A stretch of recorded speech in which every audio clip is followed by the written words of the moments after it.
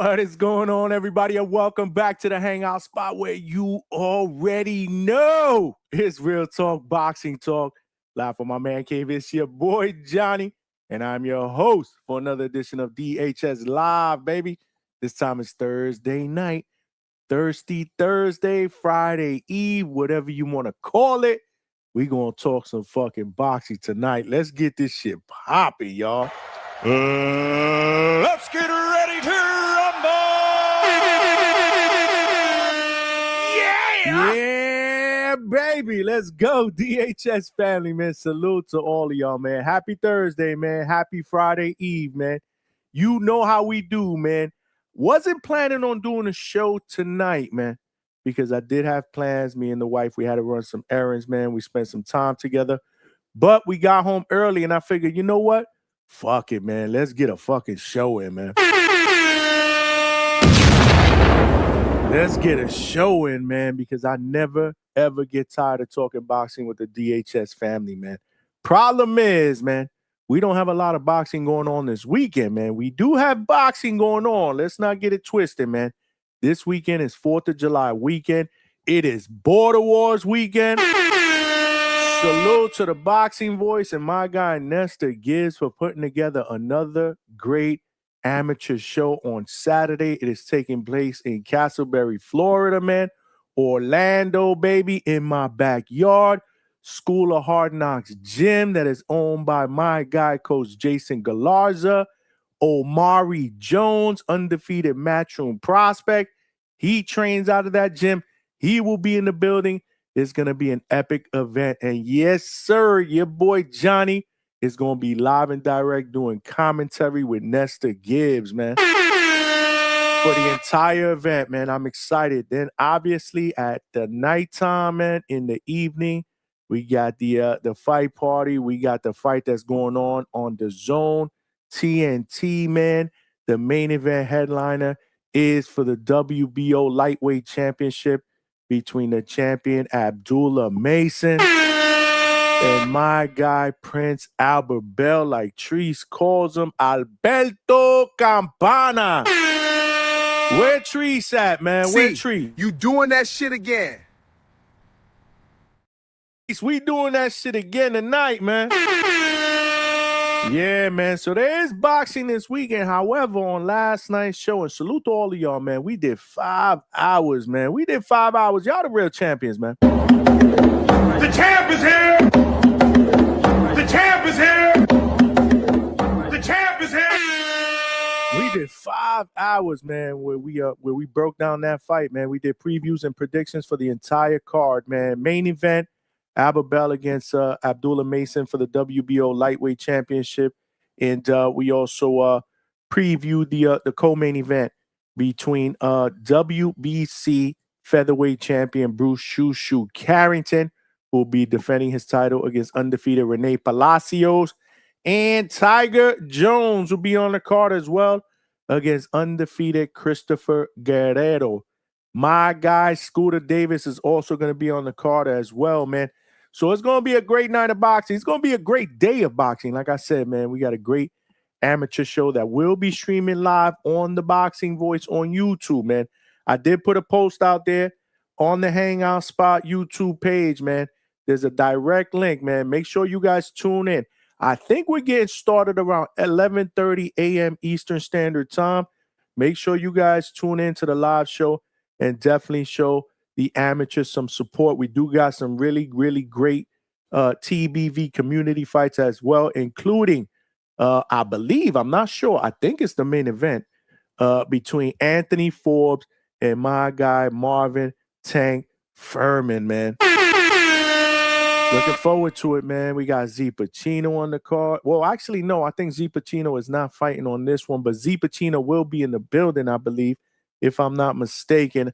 Salute to Z Pacino. But we got old Wizzy. He going to be on the card. Yeah, man. So it's going to be a great day of boxing over in Castleberry, Florida. And like I said, then we got boxing in the evening, man. This is going to be the first DAZN/TNT broadcast, man. And I think the main event is going to be a banger, man. The main event is going to be a banger, man. So salute, man. But yeah, yesterday we broke down that card. We also opened up the panel, man. We had some good discussions. Y'all know the deal, man. We had Stock Chasers, we had Ace Town, and we had G Vaughn all crashing out on each other, man. It smelled like a toilet full of nasty ass shit, okay? But it was very, very entertaining, man. We had Stock Chasers yelling and screaming like this, man. So then what the fuck are we talking about? Salute the Stock Chasers, man. So then what the fuck are we talking about? Yo, these brothers was screaming and yelling at each other, but it was a good time. Like I said, we did 5 hours, man. So salute to all of y'all that rocked out last night, man. So I was a little hard pressed, man. I'm like, yo, what are we going to do as a topic, man? Again, man, we spoke about the fights that are going down on Saturday. So I figured, you know what? Let's just do open panel discussions, right? Let's just do open panel discussions. And then I thought of a topic. And again, you know, we can kind of veer to the left. We can veer to the right if we need to. You know the deal. This is the hangout spot. We're here to just talk boxing, you know, open panel discussions, you know. But I figured, inspired by this weekend's battle between two undefeated fighters in the main event, you got Abdullah Mason, who's undefeated. He's a champion. You also have my guy, Albert Bell, who is undefeated, you know, trying to win his first world title.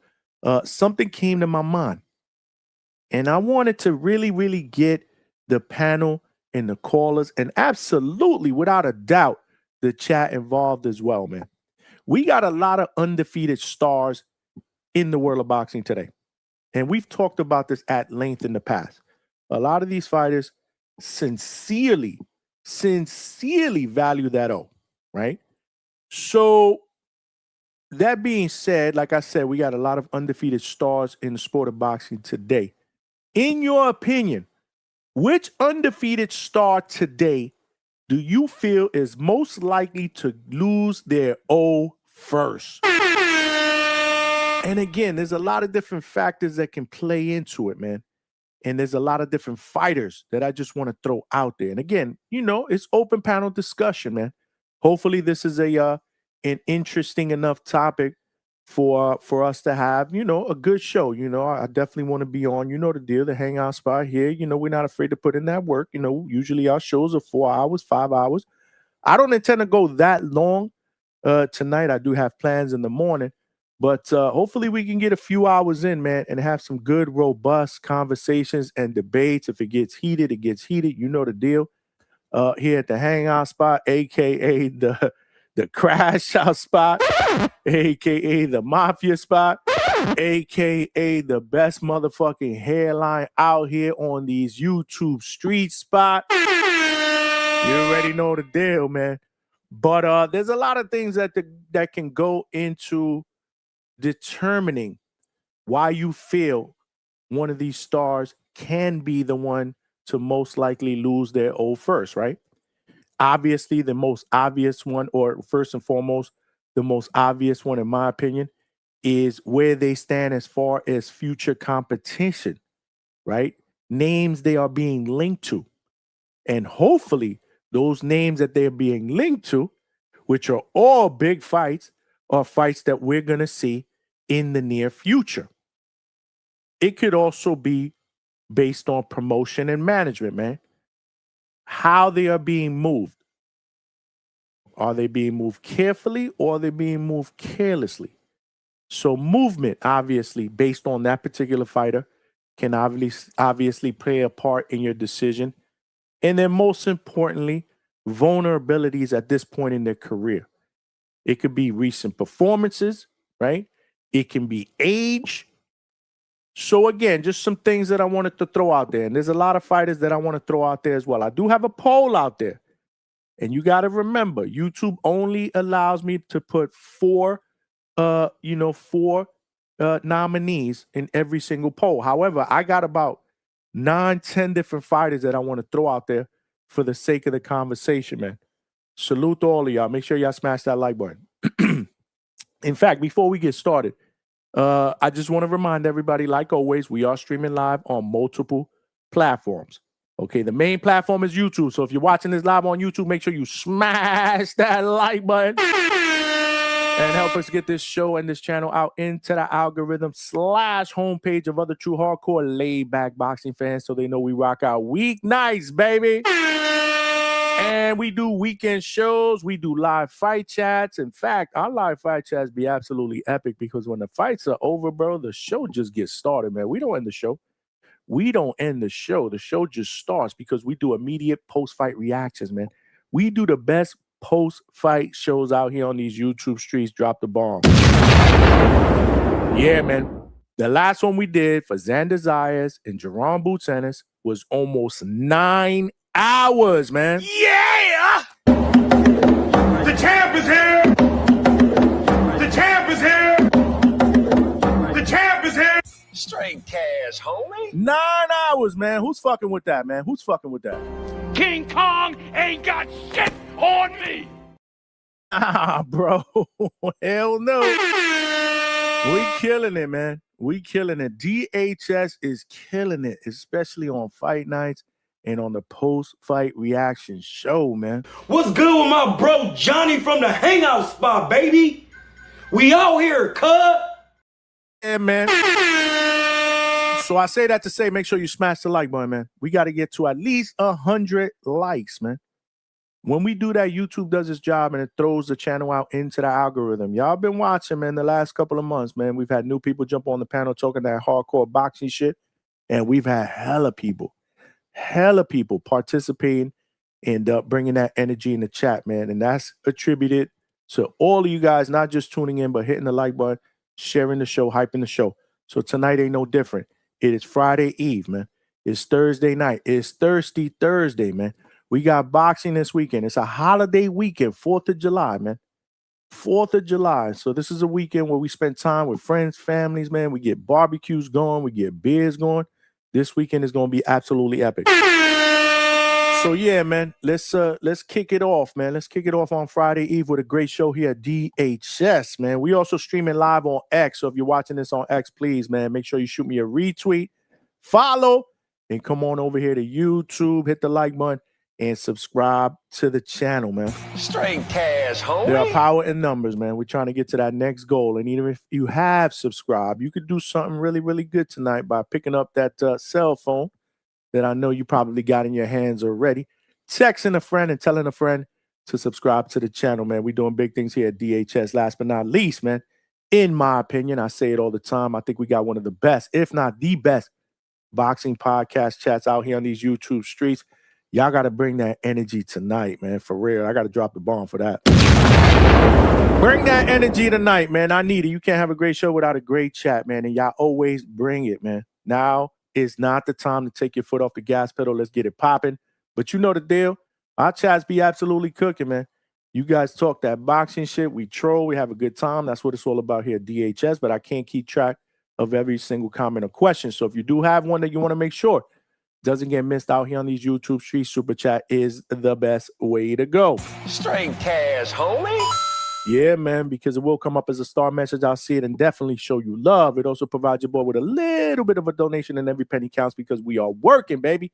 We putting in that work. We are the late night spot for the second shift and third shift overnight workers. Let's play the woo, baby. Cash rules everything around me. Green, get the money. Dollar bill, yo. Yeah, man. Yeah, man. So help a brother out. We got a 10 Super Chat goal, man. It could be a Super Chat of any denomination, man. Let's start July off strong, man. Salute. If you guys want to make a donation, Super Chat or Cash App or Zelle, those are the ways to go, man. Everything we get goes right back in the channel for y'all, man, to continue to bring you guys the best boxing content out here on these YouTube streets, man. Salute to the DHS family with both hands, man. So yeah, man. I want to talk about these undefeated stars, man. Who do you guys feel is the star that is most likely to lose their Is it Shakur Stevenson? Yeah! Who is currently the WBO super lightweight champion, junior welterweight champion at 140 pounds via that dominating victory over Shakur Stevenson. That dominating victory over Teofimo Lopez at the end of January, man. Is it Devin the Dream Haney, who is currently the WBO welterweight champion, man, who is linked to a lot of different names, most recently Keyshawn Davis, who right now, as we speak, man, there has been a mandate from the WBO for them to negotiate a deal to fight next. They got about 18 days, bro. This shit was put out 2 days ago. We talked about it. They got about 18 days to come to an agreement, or else it goes to purse bid. That shit is a 2-pack of ass. We don't want that, man. We want both of these dudes to sign that contract. The sooner the better, man. And hopefully they'll both be compensated in the process, man. Is it the Japanese monster, Naoya the Monster Inoue, who is currently the undisputed super bantamweight champion, man? Is he the next in line to possibly lose his own? You know, he's been linked to a possible fight with another pound-for-pound fighter who is undefeated, Jesse Bam Rodriguez. And that takes me to Jesse Bam Rodriguez, who just went up a weight class and became WBA bantamweight champion. So if these two guys are on a collision course, somebody's O has got to go. Let's go, champ. Yeah, man. Is it David the Mexican Monster or El Monstro? David Benavidez, man. He's undefeated. He's now a unified cruiserweight champion. He's being linked to another undefeated fighter that we all want to see him get in the ring with and get shit shaken with. That's Jai Opataya, man. So salute the Jai, man.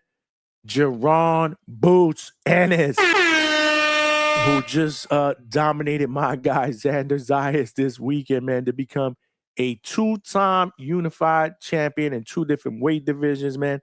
Is he next in line to lose that? Oh, he is being linked to a couple of tough fighters, man. And when I say tough, I mean tough. One of them being the Towering Inferno, Sebastian Fundora, who is currently the WBC champion. And another one is Virgil Ortiz. The fight personally that I want to see. So is he that next undefeated star that may take an L? What about Gervonta Tank Davis? Yeah! We haven't seen him in the ring. We haven't seen him in the ring since that Lamont Roach fight where he took the knee. That shit is a 2-pack of ass. And most people thought he lost that fight. However, that fight was did result in a draw. So he doesn't have an official loss on his record. He has a draw on his record. But if he does come back, and again, that's a big if. We're gonna play hypotheticals. We're gonna play hypothetical tonight. We're gonna say that Gervonta Davis at some point in 2026 will make his return back into the ring. He is being linked to a possible fight with Floyd Schofield. Well, actually not. I think Floyd Schofield now is being linked to a fight with Lucas Body for Tank's WBA title, because right now Tank is champion in recess at lightweight. But let's say shit with Keyshawn Davis falls apart, or let's say Devin and Keyshawn get it popping, and Devin wins. He is being linked to a possible fight with Devin Haney. So is Tank Davis that next guy to lose his old? So again, I threw a lot of names out there just for the sake of the conversation, man. We do know this weekend somebody's O is going to go between Abdullah Mason and Albert Prince Bell. Both of those guys are undefeated. Salute to both of them. Salute to my guy Albert Bell for taking that fight on short notice and fighting Lil Bro. Because again, there's a relationship there. Both of those guys know each other very, very well. They've sparred together on numerous occasions. They are actually friends, man. But again, this is the business of boxing, man. This is an opportunity for Albert Bell to become a world champion. So salute to both of those guys for putting that friendship, to the side for the sake of the business of boxing, man. And yeah, man, I couldn't be more excited about this fight, man. They did have a press conference today. And, I didn't expect any fireworks in that press conference. Y'all know the deal. I like my press conferences spicy, but, I guarded my expectations for this one because I know both of these guys, we're going to be professional. Again, they're both friends. But on Saturday, I'm sure, they're going to give us a good show. So salute. So, again, that's the topic. But, open panel discussions if you guys want to bring up anything else. I know that there was a lot of people that did not jump on the panel that are usually regulars that jump on. If you want to jump on and you want to talk about this weekend's fights and give me your breakdown and predictions on Albert Bell and Abdullah Mason, or Shushu's fight, or Tiger Johnson's fight, or if you are a Border Wars fighter, you know, and a TBV family community member, and you want to jump up here and chop it up and talk about your fight on Saturday, you can do that as well. It's Thursday night, man. It's Friday Eve, man. Let's get shit shaken tonight. The only way we know how to get shaken here at DHS, man. I'm the most brutal and vicious and most ruthless champion there's ever been. There's no one can stop me. Lynx is a conqueror. No, I'm Alexander. He's no Alexander. I'm the best ever. There's never been anybody as ruthless. I'm Sonny Liston. I'm Jack Dempsey. There's no one like me. I'm from Nairclaw. There's no one that can match me. My style is impetuous. My defense is impregnable. And I'm just ferocious. I want your heart. I want to eat his children. One of my favorite sound bites, man. One of my favorite sound bites, man. Ain't nothing like Iron Mike Tyson getting us started. And let's not forget my guy, Bomb Squad, who may be getting a shot at Alexander Usyk next, man. And not that back then, to this mother day. Yeah. Let's bring that fucking energy, man. Chad will jack your dog. Junkyard dog, G.R. dog. Jack. Who's out there on these DHS streets early, man? We actually got started early today. We usually get started at 9 o'clock. We got started at 8:30, man. Let's get shit popping. Let's get shit shaking, man. Listen, man, no offense, man, but I got to salute my guy, White Mike Beats, first and foremost, getting us started early with the super generous $50, man. Cash moves everything around me. Green, get the money. Dollar bill, yo. We got to drop the bomb for my brother, man. For real. Matter of fact, we got to drop it again. And maybe one more time. You're loyal. You're grateful. I appreciate that. Mike, man, I can't tell you enough how much I appreciate that, man. Salute, man. Not only did he get us started with the first super chat of the night, man, but it's a 50-piece, man. Let's go, champ. Let's go, champ. Salute, Mike. He said, yo, Johnny, I'm trying to make this show worth it. We appreciate you because this is how I love to spend my time listening to boxing talk and talking that talk. There's no show like the Hangout spot. This is where the hardcores play, man. Man, that means a lot to me, Mike. It really does, man.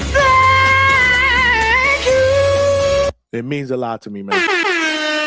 And I couldn't have said it better myself because there's no other place that I'd rather be right now, man, than to be talking boxing with my DHS family members, man. So salute to Mike for getting us started early with the super chats. That's the first one. We need 9 more to get to our goal, man.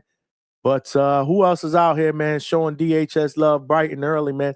My man, D-Terminology, was the first in the building. Said salute Johnny and DHS family. My man. Let's go. Let's go, champ. Salute D-Terminology, man. I appreciate you rocking out on this Thursday night, a.k.a. Friday Eve. Miss B in the building. Yeah. Said I already seen 3 of them lose unofficially. Well, which 3 are you talking about? I know Devin Haney is probably one of the 3. I'm assuming you. The second is Tank Davis. Who's the third one? Who's the third one? Or is there somebody else that I missed? Or maybe she was talking about Usyk. Because actually, Usyk did not win, and that fight didn't go to the scorecards. Usyk actually packed up Rico, so it can't be Usyk. So who's the third one, Miss B? Holla at your boy. Holla at your boy. Now, again, key word there, unofficial. I got to go by the record, the official record. And all these cats that I threw out there, Shakur, Dev, Naoya, Bam, Benavidez, Boots, all these dudes are undefeated. All right, all these dudes are undefeated because I already know what's coming. And that is what is coming. Alberto, my man in the building. But I knew that was coming. Alberto, all the way from Cali, said Devin already lost his Johnny. Hello. Yeah. Well, that night he lost, but we all know what happened after that, man. Your boy popped for a PED, man, and the loss was taken off of Devin Haney's record. Therefore, officially, he is undefeated, my brother. No lies spoken, man. Alberto said Devin Haney's mom fainted when he got knocked out and lost. Oh man, here we go with the Dev hate. DHS, the Devin, the Devin hate spot, bro. That's what a lot of you dudes call it out there. That shit is a 2-pack of ass. That shit don't come from me because I don't be hating on Dev like that. Alberto said he gonna be back around 11 p.m. Florida time. Salute. We'll be here. You know the deal. VLM in the building. Salute, my brother. My man. Salute. White Mike B said, is that Omari Jones or Amari Jones? Oh, Omari Jones, the undefeated prospect from Matchroom. The 154-pound prospect from Orlando, Florida. We've had him on the show at least 3 times. Mike, you know who I'm talking about. Omari Jones will be in the building because he trains out of that gym with Border Wars is taking place tomorrow, man. Speaking of Border Wars, my guy Z Pacino, salute. My man. Z, oh, okay. So Z said he will not be in Florida. Damn, that sucks. But it's all good because I actually got a chance to meet Z Pacino and chop it up with him on the last Border Wars we had in March. Z, a real one, man. He fought, gave it his all, man. And then after that, man, we had a good time in the after party, man. Salute, man. Z, my guy, man. That's my brother, man. Heavy Chevy guy said, yo, LOL. You talking about stock chases a soundbite? So then what the fuck are we talking about? Bro, they were giving me a headache, man. So then what the fuck are we talking about? Stock wasn't playing, bro. Stock was on one yesterday, but Stock, and you know Stock come up here with that energy, but he was all over the place yesterday, man. These dudes, if you ain't watched the last hour, I would say about the last hour and a half, because y'all know the deal here at the Hangout spot. If we do 5 hours, usually shit gets crazy after midnight. Y'all know what I say. After midnight, the crazies, the freaks come out, man. It smell like a toilet full of nasty ass shit, It just never fails, bro. The craziest moments at DHS always happen after midnight, bro. I don't know what it is, man. When the clock strikes midnight, that's when the crazy shit happens. That's where the crazies come out, man. Stock was all over the place, man. These dudes went from this topic to this topic to that topic to this topic to that topic. I mean, it was insane. It was insane. I was enjoying it, to be honest with you, man. Yeah, man, Stock wasn't playing, man. Juso, only a select amount going to take on top competition. That's what I'm talking about, right? Because a lot of these fighters, they value they owe. You know, that's why I salute guys like Xander Zayas, you know, at a young age, man, willing to put it all out in the line. Not just the undefeated record, but his 2 titles that he did have at 154 pounds. That was a fight he didn't have to take, especially the way the business of boxing is dictated today in the year 2026, man. Dudes are usually trying to get a soft touch or, you know, a Mando in front of their home crowd that many people believe could be a walk in the park to, again, you know, find an angle to keep their title, make some money, and continue to pad their undefeated record. It's the way it works, man. I'm just calling it what it is. Xander, again, he put it out on the line, man, against a beast, man, a guy that clearly was levels above him. But, you know, this is the type of shit that personally I applaud, and I'm not just saying it because it's Xander. I would applaud any fighter that puts it out on the line because if they're trying to fight for legacy and they believe they're ready, fuck it. You know what I'm saying? I salute them, man, because there's a lot of other fighters that don't look at it that way. You know, they're not looking at the risk. You know, or I'm sorry, they are looking at the risk, you know, and not so much the reward being legacy. You know what I mean? So again, man, you know, it is what it is. My man Pap in the building. My man. Educate me on Abdullah versus Albert, man. We actually went over that yesterday, Pat. We went over that yesterday, man. So, you know, Abdullah, 22 years old, the youngest champion in boxing, just became a champion. This is actually his first title defense at lightweight, man. He won that title, in my opinion, in very, very impressive fashion, man, because he fought to win that title, man. He didn't take his foot off the gas pedal. Many believe that he could have boxed and made that fight a lot easier. He chose to bang it out with Sam Noakes, man. He wanted to win that title on that big stage, and he did that. He's a beast, man. He got a lot of dog in him.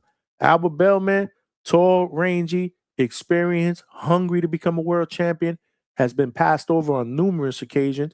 Stylistically, this is not going to be an easy fight for Abdullah Mason. You got, you know, the young phenom who obviously has that power factor, and then you have the veteran that's actually very, very crafty and can box and can use his height and his length to his advantage. And there's familiarity with both of them because they're both close friends and they sparred numerous rounds together throughout the years, most recently last year.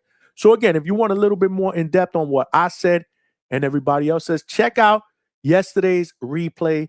It's on the Hangout spot on YouTube. And if you haven't subscribed to the channel, make sure you do so. This is how we rock, man. Round one, the DHS round one in the building. My man. The Ecuadorian Sasquatch is the next to lose his. Oh, he's talking about David Benavidez. Okay. Okay. Salute. David El Tramposo Benavidez that's ran Sholo. What's that? Rancho Los Amigos. Rancho Los Amigos said David El Tramposo Benavidez, which means David the Cheater Benavidez. Oh shit. Everybody going in on David. So y'all believe David the first one to get that old snatched? All right. I hear y'all, man. Make sure you guys hit the like button, man. How we got over 40 people up in here? And it's still early, man. Usually as the night progresses, we get either close or over the triple digits. But it's early, man. We got over 40 people. We only got 30 likes up in here, man. We got to do better than that. It is free to hit the like button. It's also free to vote in the poll, man. And it'll also help us out with some dialogue when we open up the panel, man, so that we can talk about what the voters are thinking, man. I could only put 4 nominees, man. I could only put 4 fighters on the YouTube poll. So I put the 4 that I believed would garner the most attention. Would garner the most attention. And that is Shakur Stevenson, Devin the Dream Haney, David Benavidez, and obviously Jerome Boots Ennis. We only got 25 votes in. No bueno. I don't like to look at the poll or talk about the poll until at least we got close to 100 votes up in there, because that's when you get a true gauge of what the community is thinking. So make sure you guys vote in the poll. It's free. It's also free to hit the like button, and it's free to subscribe. We're trying to get to that next goal. We need about 130 more. I believe 130 more, some odd, or 160. I don't know, something along those lines to get to 4,000 subscribers. Let's get it, y'all. Let's get that shit, man. For real, man. Salute. Someone send a super chat. We actually got to change that. If somebody hit the like button. Salute. My man, Young Cam, who's always rocking out here at DHS. Salute, my brother. My man. He said Devin Haney lost to Ryan, and then Boots fights Haney. He is packing Haney the fuck up. Salute, DHS family. Always a great time watching the show, man. Always a great time having you on here, my brother, and contributing in the chat, man. Salute. Yeah, man. I know a lot of y'all going to say that Devin Haney lost already, so he should not be mentioned in this list. But let's be real, man. Technically speaking, he still has his own, man. Ryan popped for a PED, man, whether you guys like it or not, man. You know, rules are rules. He popped for a PED, Osterine. And because of that, he was suspended for a year, and the loss was taken away from Devin Haney's record. It is what it is. You may not be happy with it, but I'm looking at what the records are today. And reality is Devin Haney is undefeated, so we had to include him on this list. But I know I'm going to get a lot of shit over that. But let's just keep it literal. You know, we're going to be Captain Literals today. You know what I mean? So salute. Subscribe to the channel, man. Tell a friend to tell a friend. Tell a friend to tell a friend. Everybody gets clipped here, even your boy. So then what the fuck are we talking about? Stock chasers, man. Salute. Let me put the link out there, man. Let's get some dialogue going on. I need to hear what everybody's thinking. I'm reading the chat, and a lot of you guys have called out David, Devin. You know what? I think I'm going to look at the poll real quick. I'm throwing the link out there, man. I'm throwing the link to the StreamYard out there. I'm going to pin it to the chat. But currently, right now, before I pin the link to the chat, man, keep in mind that the current link that's pinned to the chat is the DAZN DHS link. If you have not signed up to DAZN, please use that link and sign up, man. Do yourself a favor and sign up. We're boxing fans, man. And, you know, DAZN is giving us the closest thing that we've ever seen. The closest thing that we'll probably ever see going forward to a one-stop shop. Multiple promotion companies are fighting under the Zone banner. Matchroom, Queensberry, Golden Boy, Top Rank. You sign up to the Zone and you get access to all of these fights that they're putting out weekly, monthly, and so forth, man. You know what I mean? There's different subscriptions, but if you do sign up for the ultimate package, which is kind of steep, I ain't gonna lie. No pressure. I'm just throwing it out there. You sign up to the ultimate package, which is about $45 a month. You get access to everything, including all pay-per-views. You don't have to pay extra. So if you are interested in signing up for the Zone, please use that link right below, man. We trying to do some big things, man, with this little partnership that we got going on with the Zone. That being said, man, that is the link. I'm going to replace that with the StreamYard link so that we can start to generate some caller and panel conversation. Salute. Ms. B said, okay, I read that. My bad. Where we at? Battle Rap Rob in the building. My man. Salute. What's good? Salute to you, champ. Appreciate you. He said, Bam or Inoue will lose their first. Oh, put the fight on. Let's go. Well, yeah. I mean, if that's the next fight that happens, which I don't think it'll happen this year. If that fight were to happen, Robert Garcia has been very vocal. He'd like for that to happen in 2027. But if that fight does happen sooner than later, then yeah, it'll be one of those two guys. You know what I'm saying? It'll be one of those two guys. But what about Devin Haney and Keyshawn? I didn't put Keyshawn on the list, but Keyshawn technically should be on that list. He's undefeated. If that fight happens, then boom, we got somebody's that's going to go. If Shakur and Dev ever find a way to get shit popping. It smelled like a toilet full of nasty ass shit, okay? Which doesn't seem to be the case. Somebody gonna go there. If David Benavidez and Jairo Pataya ever get shit shaken, yeah, somebody's always gonna go there. So again, man, you know, just for the sake of conversation, I'm throwing all that out there, but I need everybody's opinion. A lot of factors go into it, man. Let's open up the panel, though. We got my man White Mike in the building. My brother, I appreciate you, man. Salute. Yeah, always, Johnny, man. You know, I'm going to support the show, man. I want to make this show worth it. You know what I mean? I want to feel make you, this man. time getting on worth it. You know what I'm saying? So whatever I can do to help, bro, like, I appreciate you always. Thank you, man. You know, you my guy, man. You know, you my guy. You familia up in here, man. Big Balls Mandalorian is up in here as well, man. Coach Heck, I don't know where Coach Heck been, man. No idea. I haven't heard from Coach Heck. But I have a question though, right? Did you watch that clip that I put up there on when Broner was talking about the Devin Haney, Gervonta Davis sparring? Oh shit, nah. You put that in the Discord, right? Yeah, play that, man. Hold on. Where is it? If I need to find it and see you the link again, I will. Hold on. Did you put that recently? Yeah. Because I did see it, but I don't know if it was was it today? It was today. It was either today or yesterday. We can find this. Hold on. Give me 1 second, man. I think I saw that a long time ago. Is he saying that if it wasn't for him, Dev would have got destroyed? Like he's not, but that's what I'm saying. Like I see it. Adrian Broner ain't playing about that shit. Like Adrian Broner is like he may be a drunk, right? But when it comes to boxing, that man knows exactly what the fuck he's talking about. And the way he was talking about it, like it just the clip alone, right? Mm-hmm. It shows a narrative that Tank knocking out Devin Haney. No ifs, ands, buts about it. Hold on, I'm gonna upload it now. Give me 1 second. Let's see if we can get this shit going. Whose YouTube channel is that? I won't get flagged, right? No, you shouldn't. I don't know. These dudes is weird like that. Who's Sweet Science Club? I don't know what the fuck this is. Some of these dudes got copyrights on this shit and I'll get flagged. How you gonna get copyright on somebody else on an Adrian Broner? Hold on. If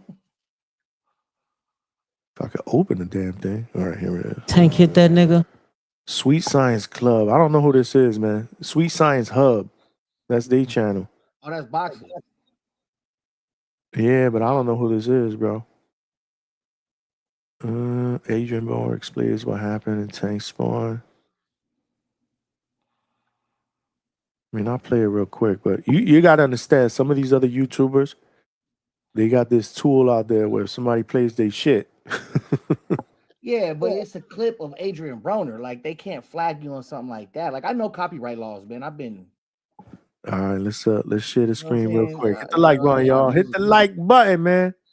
Hit the I do like. music on the side, man. I mean, I got placements with like real All right. artists. You know what I mean? I feel you. Hold on. Where we at? Where we at?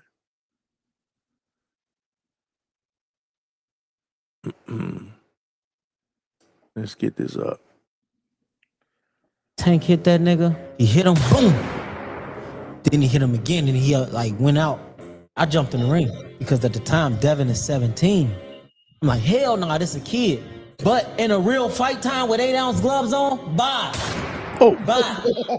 With 16 ounces on headgear, with 8 ounces on, no headgear, bro. Bye, bro. Bye. That shit would have been over with. Tank hit that nigga. He hit him, boom. Then he hit him again, and he. Damn. Hey, but he's telling the motherfucking truth. Like, you can tell. Like, there's no ifs, ands, buts about it. Like, Yeah, but Mike, another thing too. How long ago was that though? Bro, he was obviously he was 17, but like He's the way baby, Adrian bro. said it, like that shit ain't gonna change. I don't know, man. I mean, listen, what you mean? One factor has absolutely changed. The size factor, bro. The size, but Devin Haney is much more bigger than Tank today, bro. He's a full-fledged welterweight, bro. Tank doesn't even want to fight at 140, man. No, Yeah, that's old. That video. I think I seen something like that a long time ago. But it's just the way he's saying it, like you could tell, like Well, he's saying it with conviction. I ain't gonna lie. He's Yeah. saying it with conviction, but hey, man, two things could be true, right? You know, obviously, you know, back then, I don't discredit what Broner said. I mean, if he was there, he was there. And there's multiple people. Like I said, there's different videos on this that have surfaced throughout the years. But you know, if you're Devin Haney and his people, one thing that you can say is that shit was a long time ago. I was a kid. I'm not a fucking kid no more. I'm a grown ass man. You know, I've been a champion in multiple weight divisions, and I'm also much more bigger than Tank. But we Today, know and how much more Devin skilled. Haney fights, though, right? Devin Haney is I'm gonna start fast, get up on the points, and then I'm gonna fight on my back foot. And every time you engage, I'm gonna clinch you. I'm gonna move you, and then I'm gonna bang you out in the clinches. Right? So fighting a Tank like that is different because Tank's power is fucking real. like severely real. So if you're engaging in a clinch with Tank, you need to prepare to be able to take those shots. And we know Devin Haney, he gets knocked down. Like, I don't care what anybody says. Ostarine, no Ostarine, that does not alleviate you blocking a left hook. And Sabril Matias also popped for Ostarine, and he got knocked the fuck out. That's true. That is true. So sometimes fighters just have fighters' numbers. The styles makes the difference. Like if a Tank go like let's say if Devin Haney wants to go up to 154 and fight Boots, right? Like everybody's asking for it now, right? Like I heard on TV today, I listened to a little bit of it. All it is everybody calling in. I want Devin Haney Boots. I think Devin Haney whoops Boots and da. Right? That's all I heard all day while I was listening to that show. So what show was that? What show was that, Mike? TBV. Oh, TB. Okay, I didn't get a chance to listen to TBV today. So that's what they were talking about. Huh?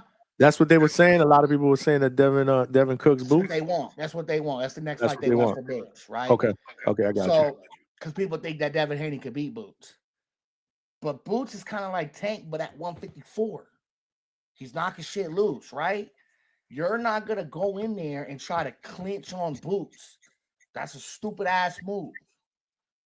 Ask Xander Zayas. He tried to bang in with Boots. He tried to go in the inside, and you see what happened. So you're not going to do that against Boots. You're going to have to outbox Boots, right? And I know Devin Haney is a good boxer, but that's not his fight. You get what I'm saying? That's not his fight. He's going to try to clinch you. He's going to try to lean on you, and he's going to get caught. So I can see Devin Haney getting his 0 taken before anybody else because depending on who he fights, it's it's gonna be dangerous. No, Devin Haney, he's pulled out some good fights, man. Like the kid knows how to win in the later rounds, especially against Lomachenko, right? How he came in the later rounds and he stole those last rounds, you know what I mean? And it gave him the fight. And everybody thought that Lomachenko got robbed, but it was because when it came down to 10, 11, and 12, Devin Haney was on point, right? So I just don't see anybody else like if Bama in a way fight, that's cool, right? I really, I want to see that fight just like everybody else, but I don't think that fight's gonna happen. It's gonna be hard for Bam to come up to the weight that in a way is that, right? Like he's not Well, as big as I don't see it happening in the near future. Robert Garcia has older, right? Like how old is Inoue? What, 33? Yeah. Anyway, he's about 33, maybe 34. I gotta double check. He's definitely no spring chicken, but he hasn't really shown a lot of signs of vulnerability, man. I mean, that performance against Junto was dope. It was good against another pound for pound fighter. He did what he needed to do. How old is Bam? What Bam is 28, 27? Bam, a young buck, man. Hold on, let me let's check. Let's check. Right? I don't even think he's 26, bro. Hold on, let's see. Jesse Bam Rodriguez is 26. Okay. So he's 26 years old, 24 fights in, undefeated. In a way is so if you're talking about another year, 2 years, that means in a way would be what, 35, 34. He'll be 34 next year.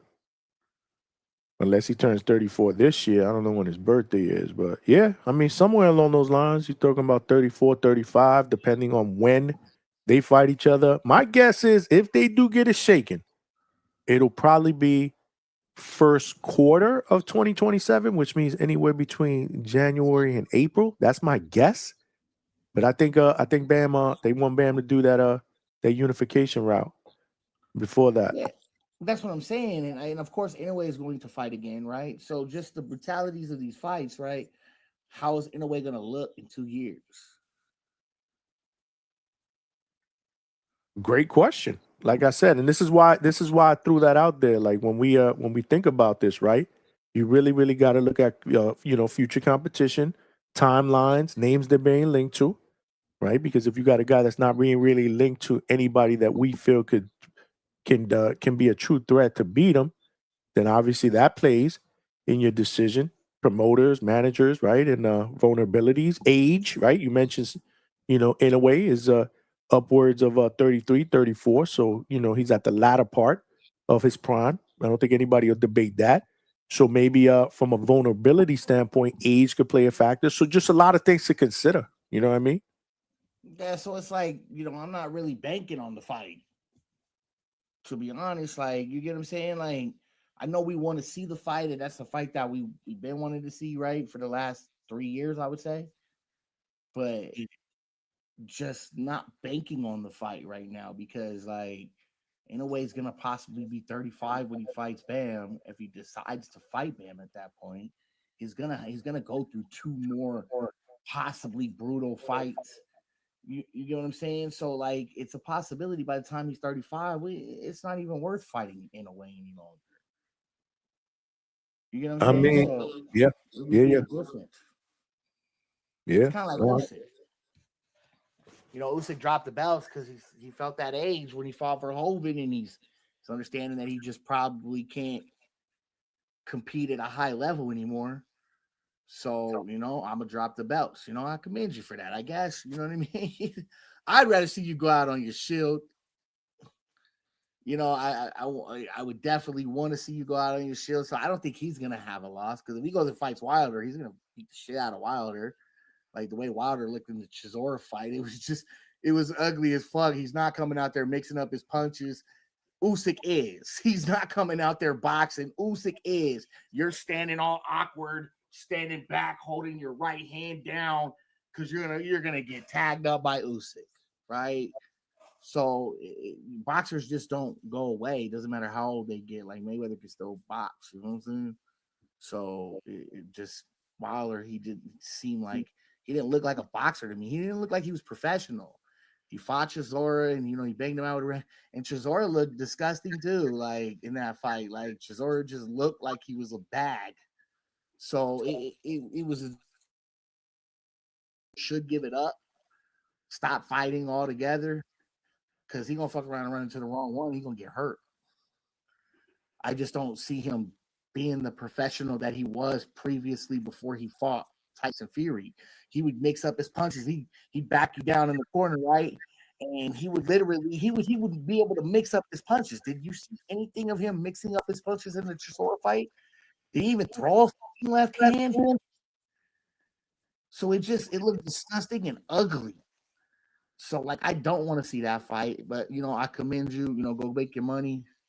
It's not something that I'm probably gonna watch. You know what I'm saying? You gonna watch it? Stop lying. You know you're gonna watch it. Nah, I'm gonna definitely watch it, but I'm gonna be disgusted while watching it. I'm gonna be talking shit. I'm gonna be, you know what I mean? But probably not gonna really be engaged like I would be in a good fight, like a Boots Fundora fight. That's what I want to see. And I'm pretty sure people think Fundora can beat Boots. I just don't see it. Boots he boxes in on the inside, so and Fedora's too big not to be able to back him down. I mean, Fundora's stylistically, man, with the height and the length, and if he uses that, he's a problem for anybody at 154. Now, that being said, but with length, Johnny, right? With length, right? If he uses it to his advantage, but he's fought better. Like everybody seems to be holding on to the Fundora before the title fight with Zoo. After he won that title, man, he started to use his length a lot more to his advantage, man. Before that, he was fighting inside, bro, Mexican style, bro. Okay. He's he's fought a lot. He's fought a lot more smarter, using his physical advantages to his using his physical strength to his advantages the last couple fights. Granted, they've been against Booker, they've been against Tim Tszyu twice, but I think Sebastian is coming into his own. And like I said, physically, man, with that height, that length, if he uses it to his advantage, he's gonna give anybody problems. But this version of Boots that we saw this weekend, how do you bet against him, man? But Boots knows how to get under those hooks and get inside. He has to, bro. he has to. Body bagger, so he's gonna body you all night long, right? Like I believe that's how he would fight Fundora. He'd go in there and he'd bang his body out because it'd be easier to get under those arms, right? And it's gonna be hard for Fundora because you're gonna have to be throwing short, compact punches. Now we see the short, compact punches against Thurman, but that's Thurman. Thurman's on his way out. Thurman just looked horrible. He looked flat-footed. He looked like he was just running around the ring. Like he didn't look like Thurman. You get what I'm saying? So he wasn't in a position to be able to do that to you. But Boots is 29 years old, right? In his prime, and he's very athletic, and we know he can box because he showed it in his last fight against Xander. When he came out, he was throwing the jab. He was using his head movement. He was, banging him that way. You know what I'm saying? Using his defense. So getting under those long punches, Boots, right? Bro, he's going to kill him. He's going to kill him. And I could just see it. Like, and I look, I'll put my money where my mouth is when it comes to the Fundora fight. I will. I got 50 on it. So, absolutely. All times, right? If anybody want to call me out, you know what I mean? Put $50 on it. You know what I'm saying? And we could definitely do that. And it's all good. According to the vote that we did that night, potential Boots opponents, man, I think like 65% of the community that voted want to see that Fundora unification. Not gonna happen next though. I think so Fundora's taking that Mando, right? Yeah, he's gonna take that Mando. I think Samson said they want to do the Mando and then possibly Boots in early 2027. Yeah. Robert Garcia, I saw the Robert Garcia interview and I was just like, ugh. Like Virgil don't want to fight. Like you keep cutting off. You're low again. I don't know what's going on with your mic, man. Probably me, bro. But I It got a goes brand up new good and phone, down, bro. I up probably just and got to hook up to down. my interface. And it's just you, nobody else. That's the crazy part. This is why I don't think it's StreamYard, because it would have been multiple people. So it's me? It's gotta be. Oh, you can hear me now, though. Yes. Okay. So can you hear me now? But again, it goes up and it goes down. But the crazy part That's is me moving the phone, bro. the crazy part is it's just me because everybody. Oh, what? You did that on purpose? Well, no, it's just because I'll bring the phone back. I'm getting comfortable as I'm talking, so I'm taking the phone away from you my. need to get a pair of AirPods or something like that. So you ain't gotta. What do you do? some You at hold the work, phone in your but ear when you bring them talk? home. Huh? What do? You hold the phone in your ear? No, I hold the phone right here to my mouth. Lord have mercy. I don't know what's going on, man. It comes. I don't know why you You have can't me on. hear me, You have though. me on Like your everybody speaker. else says they can hear me, though. That's what I'm trying to tell you. It's weird because the chat doesn't complain about it, but me, I hear. Maybe it's your you be headphones. talking- Maybe You be your talking. headphones got a short No, wire. it's not my headphones. you got a short wire. No. You sure? It was last time. When was the last time you changed your wire? These are listen, man. This is top of the line shit right here, bro. This What are they? Which ones are they? Audio, The technical. Audio Technicas? Yeah. Oh, okay. These are Audio Technicas into probably one of the best mixers out there, bro. It's I know definitely, who audio, definitely bro. Look, I'm an audio producer, bro. you know the deal, man. This shit is quality what Audio shit right Technicas here, bro. But I got a microphone, man. I just gotta get the stand for it, man. And I got the interface and all that I need. You jump on here so much, you might as well just set yourself up with some so we can hear clearly. At least see, Cam say he is kind of low. Cam, the crazy part is he'll be talking like this. I'm gonna tell you how it sounds. He'll be talking like this, and all of a sudden, well, that's me, though. Like, I get it. I get it. Weird. Then I can't hear like different, different parts of what he's saying. But then everybody else is like, well, we hear him, but we hear him low. But when everybody else that jumps on, it's never an issue. Now, the only one that gives that now has been fucking up lately is Big Money, but that's Big Money's mic. I keep telling you, you got $1,000 fucking phone. I don't understand how. You got an iPhone probably, right? No, I got a Pixel 10. Oh, okay. So yeah, I don't know. I don't know what it is, man. But if you had a pair of AirPods or something that you could just speak into, it'd probably be better, Nah, man. I just got to get a mic stand, man. I'm probably gonna hit Guitar Center. How you say you got all this equipment and all this other stuff, and you don't have a little mic? Because I don't rap, bro. I just make instrumentals. So I got my keyboard set up, I got my laptop, I got my audio interface, and I got my headphones. I don't need that much. I make beats, fam. Mm-hmm. And you make good beats, man. I heard your beats. Salute to Mike, man. He be killing it, man. Salute. Hit the like button, y'all.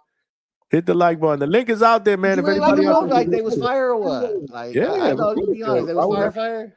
Yeah, hell yeah. Good beats, man. Hell yeah. Absolutely, bro. Absolutely, man. I ain't really fucking with no artists, bro. Like a lot of artists, they just like, especially when you're dealing with local artists, they don't want to work, and then it's like you can get an artist, bro. Exactly, selling man. beats is like. Bless them with them beats, man. Just everybody makes beats now, you know what I mean? So like it's such a over-exhausted market, you know what I'm saying? Like selling beats, you know what I'm saying? And you're not really gonna make any money selling beats. And I don't want to just throw away my music to just anyone, right? And then next thing I know, I'm hearing something that I just like, oh, that's just disgusting when it's on my beat. Nah, man, keep your library, your library intact, bro. Again, everything happens for a reason. It's about timing, man. It's also about timing. When you least expect it, boom. You know, yeah. But I got a huge folder of finished beats. I got them sorted. I got stems if people need them. Maybe some artists in the community that might want to work with me. You know what I mean? Let me know. You reach out to Mozzie? Yeah, I sent Mozzie some, but then Mozzie was on TBD. He said he wanted to use one of them, but he didn't. He never hit me. So I wonder if Mozzie's going to show up this weekend. He usually pops up on these border wars. I don't know if he's going to show up this weekend. No, Mozzie gonna be there. He will? He should be. Oh, okay. So yeah, I'm gonna see Mozzie over there. Or he might not be. I don't know, but I know he's been to. How many has he been to? He's been to He's every been one, to, right? he's been to a few of them. Yeah. No, I met Mozzie at the one in ATL. Cool dude, man. Oh, okay. Really, Did you go really to the one in cool. Wisconsin? No, I only been to two. I went to the one in ATL because I ended up killing two birds with one stone because I got there a day early and I spent the day with Brian Norman Jr. at the gym. And then the next day was when all these dudes got in, and then Border Wars was on Saturday. So I did the Atlanta one, and then the last one in Castleberry. This will be the third Border Wars. Hey, Tone be crazy, bro. Tone kill me. Who? Because what he said about I can't hear you. You said Tone? I said, yeah, Tone be killing me because what he said about Brian Norman and going to Atlanta before his fight. Yeah, I know. He always talking shit, Tone. He said it was my fault. No, he said it was Ness' fault. He said Ness set him up. He said it Ness was part of the DHP. He said Ness set him up. Well, he said at one point he said Ness set him up. Then he said it was my fault. Then he said it was what's his name's fault. Oh, Brim's fault because Brim ended up stopping by at one point just to say what's up. He said we all set Brian Norman Jr. up at one point. Yeah, that's crazy. I told him. I think he did that shit on his live one time. I was listening. I texted him. I was like, "You ain't shit, Tone." Yeah, Tone don't give a fuck, bro. He's super villain. That's my guy, though, man. Salute. Yeah, but Border Wars is gonna be lit, man. I can't wait, man. I can't wait for Saturday, man. Yeah, I thought something happened with K Bang and he pulled out, huh? Yeah, unfortunately, he had to suddenly move. So, obviously that's a big expense. And going to Border Wars, that's not cheap, right? You gotta pay for flights, hotel, and if he were to do it the same way he did it the last time, K Banger don't travel lightly. He travels with a group. Like he had literally a section in the gym, just family and friends, bro. All K Banger t-shirt. It was dope, man. They were loud. Yeah, I think Florida's they all left. I think because I watched when I started, I watched Wisconsin, I watched Atlanta, and then I watched the one in Florida, right? And I think Florida, like as far as the fights were concerned, was probably the best one. Florida was lit, man. Yeah, well, Florida was really lit. Florida was lit. It's disappointing. Like I said, I wish K Bang would have fought. Z Pacino fought on the last one. I wish he would have been in this one. Vega, I was at Vegas first. When Vega fought Forbes, I was there. But actually, that was in Florida. That was the one in ATL. So I wish Vega would fight. So I think I said it. I think I said it yesterday when Vega was on the panel.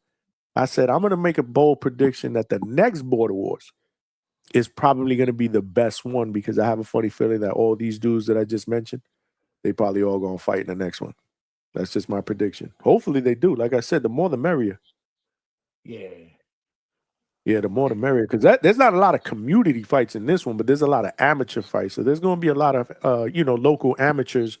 But that's what made it good, bro. Some of those young people we saw, we might see stars, bro. Like that Sophia, what's her name? Sophia Martinez, or what is her name? Garcia, I think it is. Yeah. Oh my God, bro. She's gonna be a star. And then there was one other kid. I think his name was Joaquin or something like that. Mm-hmm. He fought out there. He was a young dude. He had to be like 15, something like that. But he was very young, bro. But he looked like a pro. Like he looked really, really good. Yeah, no, listen, man, I enjoy it. That's the that's the part that I enjoy the most, man. Calling these fights, these young amateurs that you don't know if any of these guys, is going to be a future, Manny Pacquiao, future Oscar De La. You just don't know.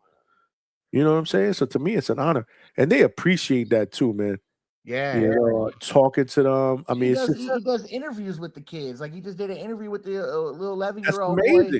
That's amazing. Yeah, he holding his TBV belt. You know what I mean? He's doing an interview with him. It was like a 6-minute interview.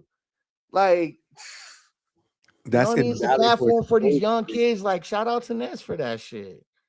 Yeah, man, I love it, man. Hopefully, we'll be able to do some on the spot, like maybe after fights, they sit down with us real quick. I like that type of stuff, man. I really do. And they enjoy it as well, man. And it's a good atmosphere. There's good food. The last time they had really, really good food, like Spanish food. And now and supposedly they're gonna have alcohol for people that want to get alcohol. So it's gonna be lit, man. I think it's gonna be It's really gonna lit. be crazy. There's gonna be fights outside the ring. Nah, but listen, man, it's Some just people not get that drunk, type don't of know vibe, how bro. to act, It's man. not that Like, type of vibe. It's like weird. It's like family type vibe. Like I everybody's. don't know, man. You never know because some people get drunk and they just don't know how to act, Johnny. Like, I mean, I don't know if they're gonna have. I don't know if they're gonna have like alcohol like that. You know what I mean? Like, probably have beers and shit like that. But I don't. I mean, if somebody's gonna go there to with the sole purpose to get lit like that, I don't know if it's gonna be that type. That type of and it's gonna be hot in that gym. Motherfuckers gonna be drinking this shit. That is true. It's hot as fuck out here. I ain't gonna lie. It is hot. Today was the first day. Today was the first day in about 2 weeks that we didn't get a thunderstorm, because it's so hot and humid that we get at least one thunderstorm, possibly two, a day. And today we didn't get any rain. Knock on wood. I bet you now tomorrow. I said that we're gonna get fucking two thunderstorms, and we actually got plans. Like I want to get out of the house tomorrow because we have not. Today was the first time that me and the wife was able to get out the house for at least a few hours because, we haven't been out of the house because of the dog, because of Kobe. Yeah. We can't really leave him alone, but he's doing a lot better. He's walking and he's, he's close to being his normal self. So we were like, you know what? Let's just put the camera on. We'll close the bedroom so he doesn't try to jump on any of the beds. We can't do that because, we don't want him to try to jump and get hurt or fall off because he's still a little, he's not totally there yet, even though he tries to be totally there. So today was the first day that we actually got out of the house in over a week, man. Yeah, that's crazy. Yeah, man, I'm telling you, man. This whole shit with my dog is like taking care of a baby, all over again. It's like starting at the finish line. But that's like my little baby right there. So it is what it is, man. Did you see salute to everybody? Make sure you guys hit the like button. If anybody wants to jump on, man, and give their or talk anything related to boxing, if you guys want to talk about the fights, like in the beginning of the show, I try to like go on Twitter.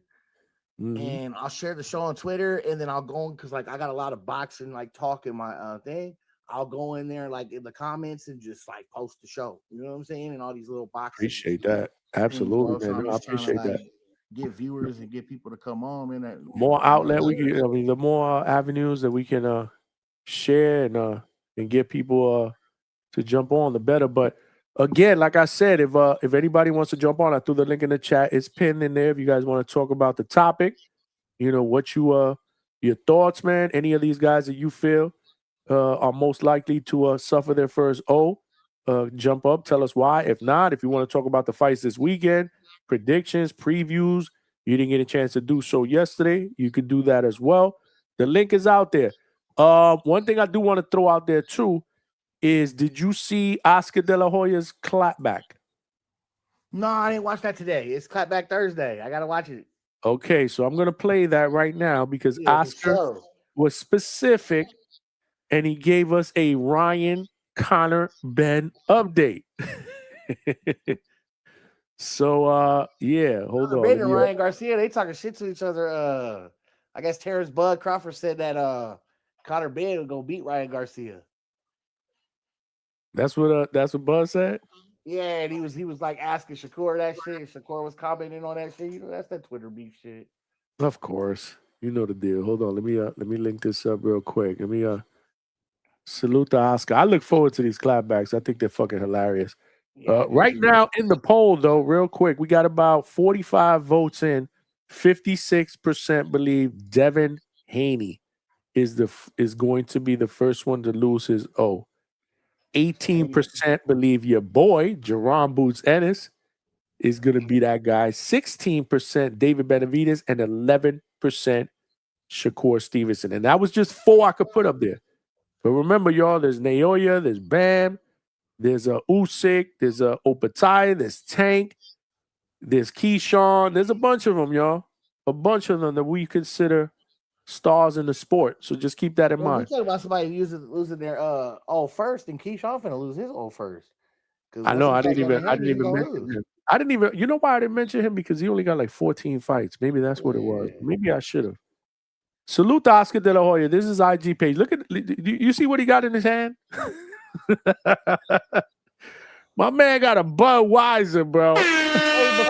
He's an old school Chicano, right? So like Bro. his parents were from Mexico, and he was born in the United States, but like his parents were from Mexico, so he grew up in that sort of like tradition.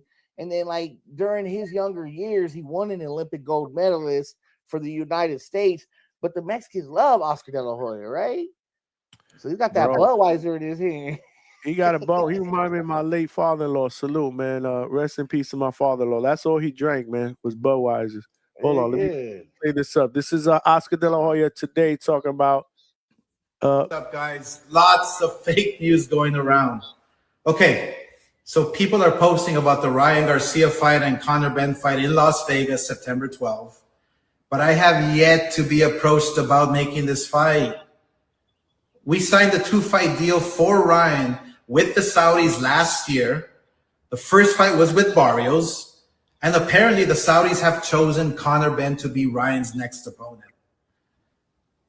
Nobody's asking for this fight. The fans are definitely not wanting this fight. And if it were up to me, I would have picked Devin Haney for the rematch. That's a much bigger fight. But because Turkey owns Zuffa and wants to help them out, he picked Conor Benn. But whatever, that's fine. I mean, look, you can't just make fights without Golden Boy and DAZN. I know Paramount wants the Ryan fight on their network because their regular Zuffa fights do a few thousand views. Oh, I can't imagine how fucking disappointed Paramount is. But there are contracts in place.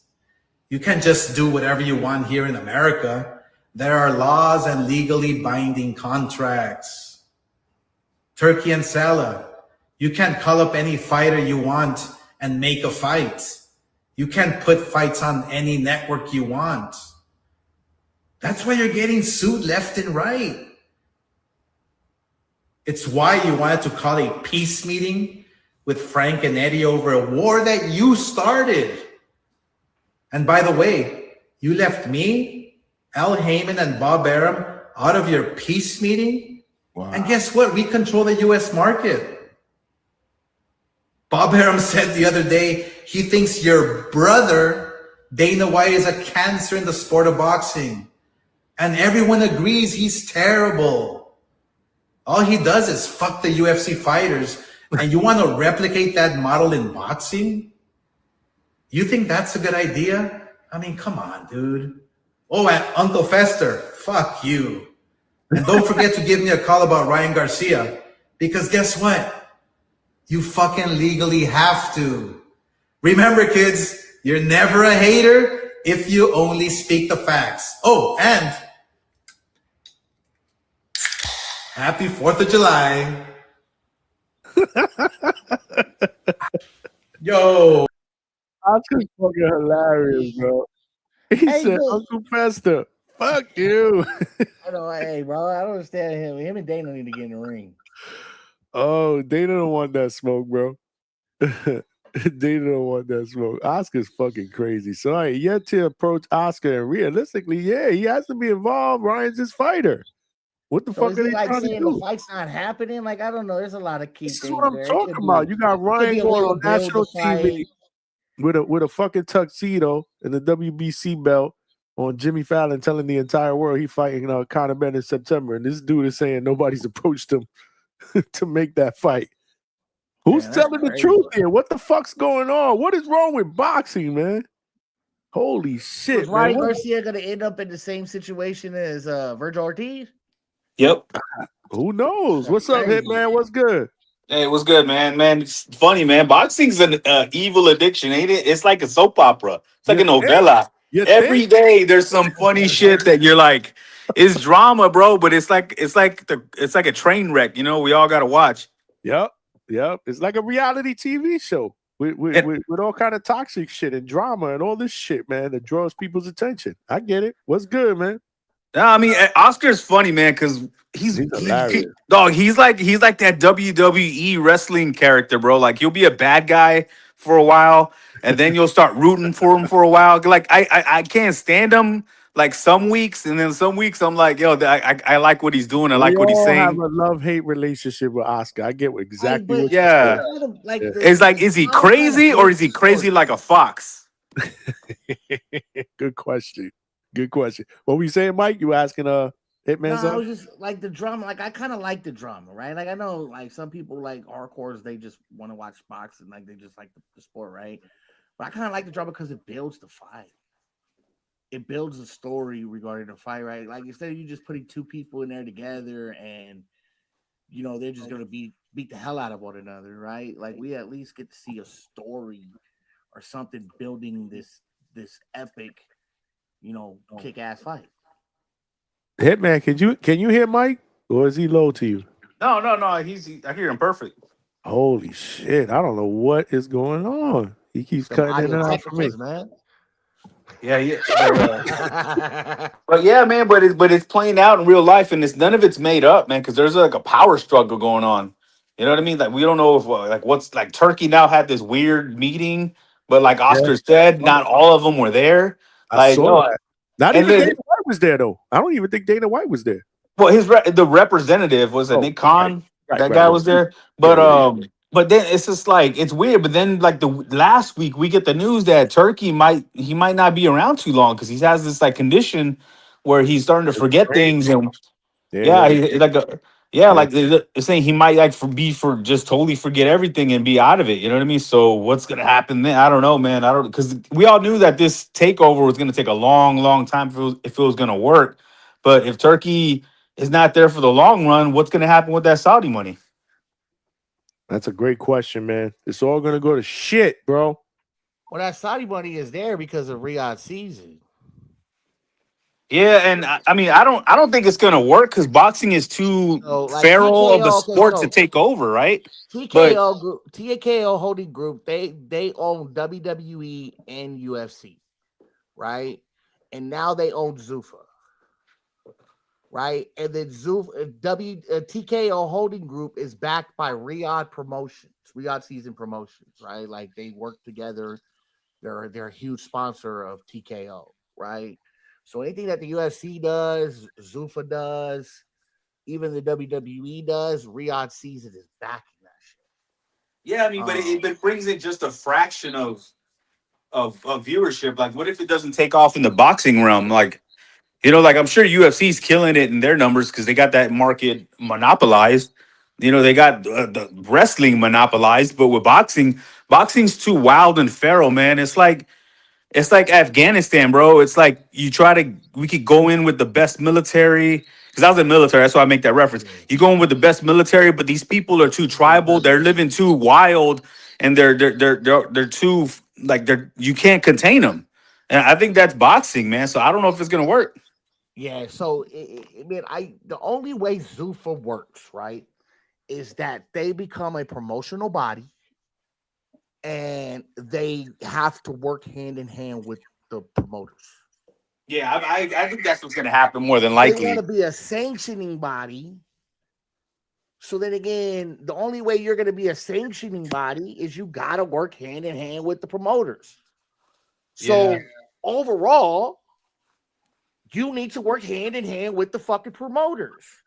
So Dana White and Oscar De La Hoya, them beefing, right? We're not going to be able to see a Conor Ben Ryan Garcia fight, right? And if Devin Haney is now with Zuffa, then we're not going to be able to see Devin Haney fight anybody but in Zuffa. And who the fuck wants to see that shit?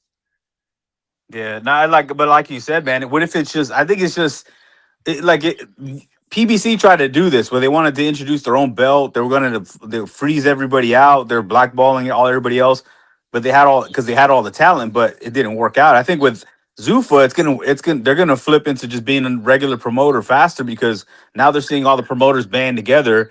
They're seeing that you can't contain it. You know what I mean? Like I don't care how much money they got.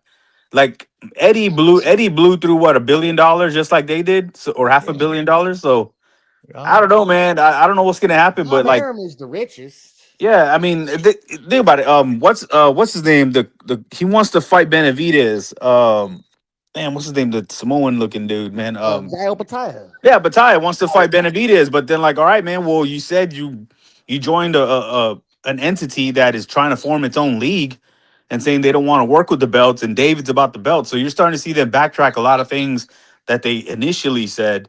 So it's like a standoff, right? It's like a standoff going on. It's like a standoff going on. That could be a ring card, and that could be for the ring belt. Yeah. Then you got Netflix who's throwing their hat in the ring, and they're another powerhouse, right? Like those guys, like yeah, you could say that Zufa. You could say Zufa has more money and more power behind them than the Zone and all the rest of those guys. That's true, and but Netflix is huge, bro. Yeah, because Netflix has a contract with TKO because they have a contract with WWE. So they show Raw live on Netflix, right? And they paid like $54 billion to like have them for like 5 years or something like that in the Raw catalog, right? Because NBC had bought it through Peacock, and they were paying for it, and then so Netflix ended up purchasing Raw after Raw's contract went out with USA. Yeah. So that's what occurred, and so with that being said, you know what I mean. They already have a hand-in-hand group. And I don't see the Zone as sustainable. I got the Zone, you know what I mean? I'm subscribed, but how much, like, as much as it costs, you know what I mean? Like, Americans aren't really buying into it. Yeah, so the $49, they gonna have to do something about that, right? Because like that's too what much, bro. Way too much. But what I've noticed with it is worth the value, right? Look at the fights that we have watched. We got David Benavidez, Zerto. We just got Boots, Zayas. We getting Abdullah Mason, Bell, and you never pay for a pay-per-view. So it's not like you're gonna just take pay-per-views and put them on there as you're paying for it, right? Like you're gonna start. Oh, well, we're gonna pay us $49 a month, but you're gonna pay for this pay-per-view because it's a big fight. You're not doing that anymore, right? You're just paying $49 a month, and I'm pretty sure you bought at least one pay-per-view a month at $70. Yeah, I mean, to us, $49 than to pay the $70 trying to watch a fight each month. You know, I paid $70 for it. You get what I'm saying?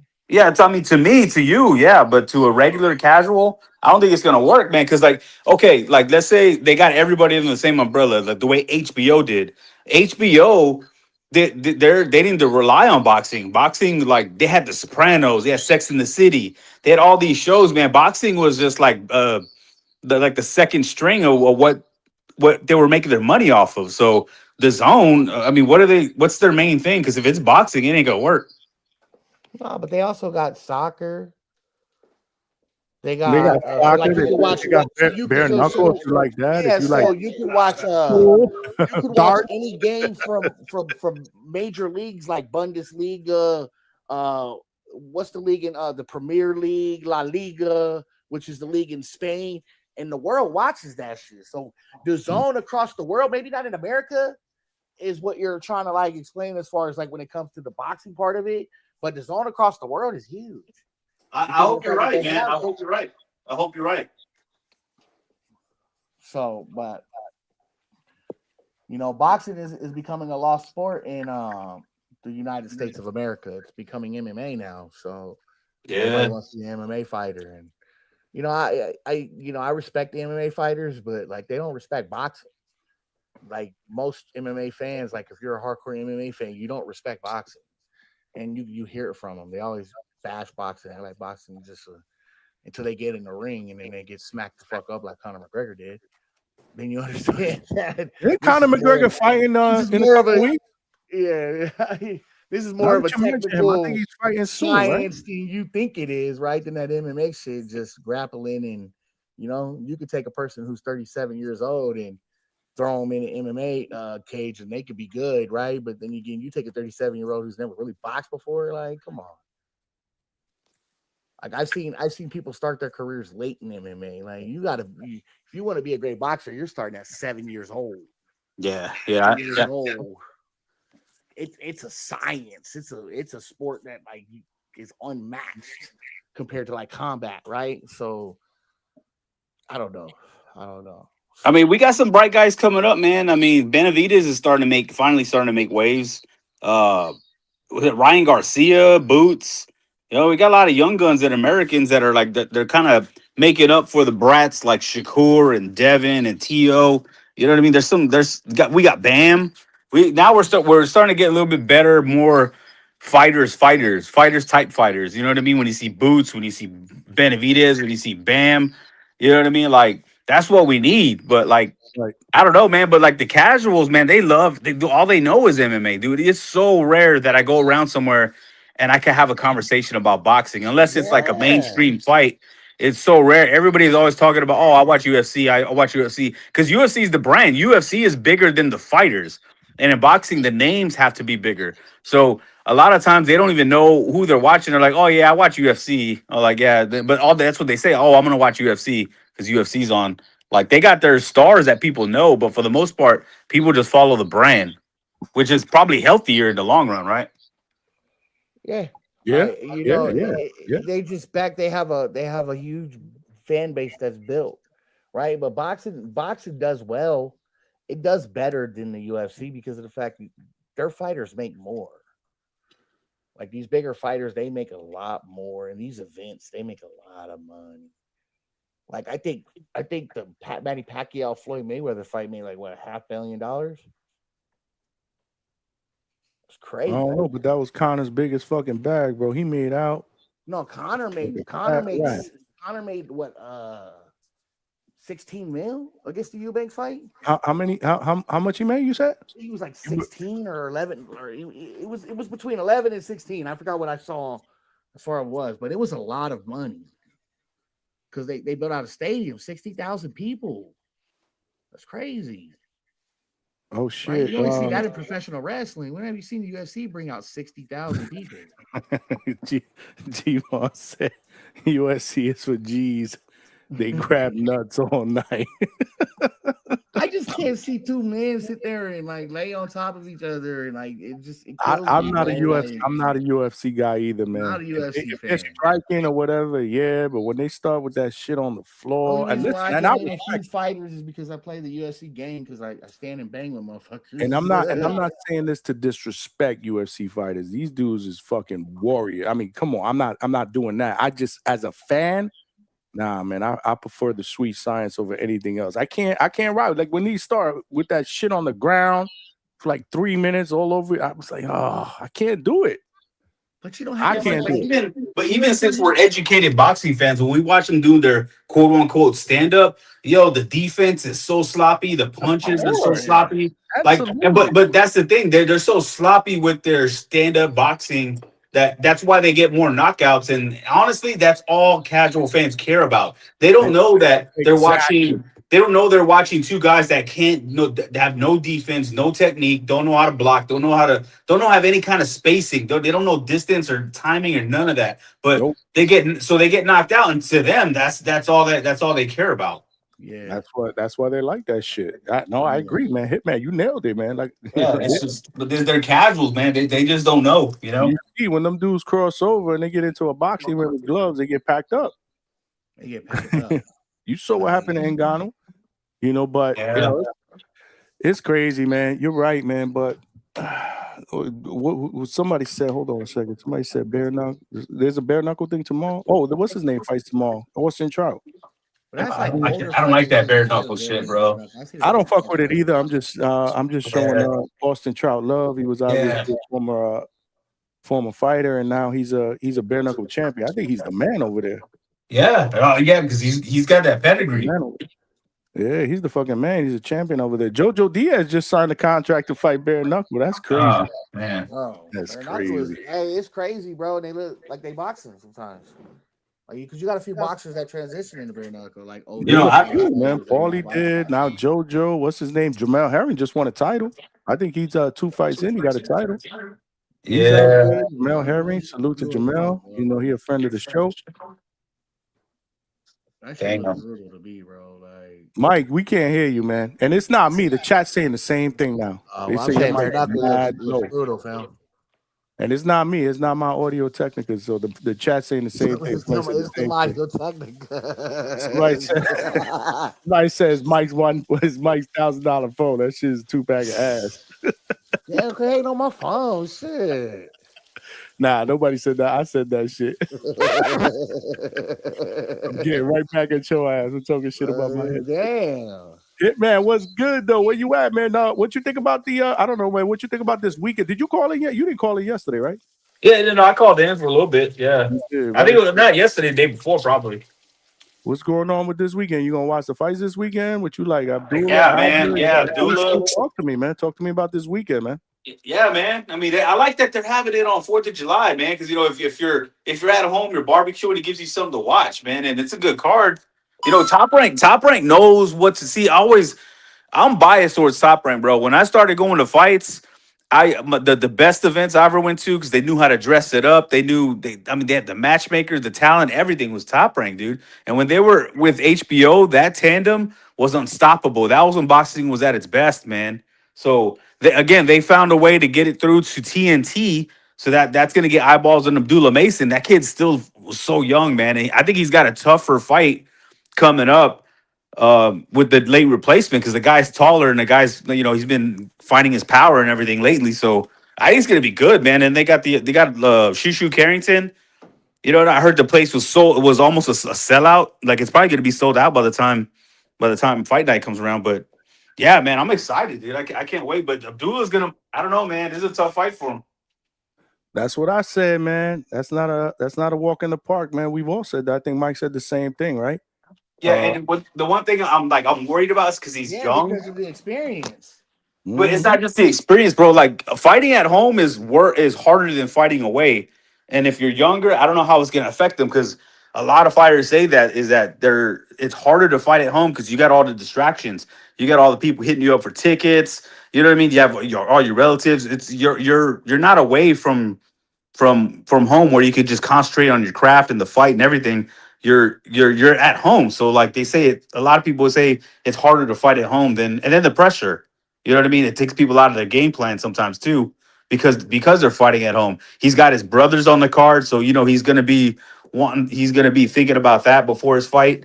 So I don't know, man. I like the kid. I think I really like the family and everything, but it's gonna be a test, man.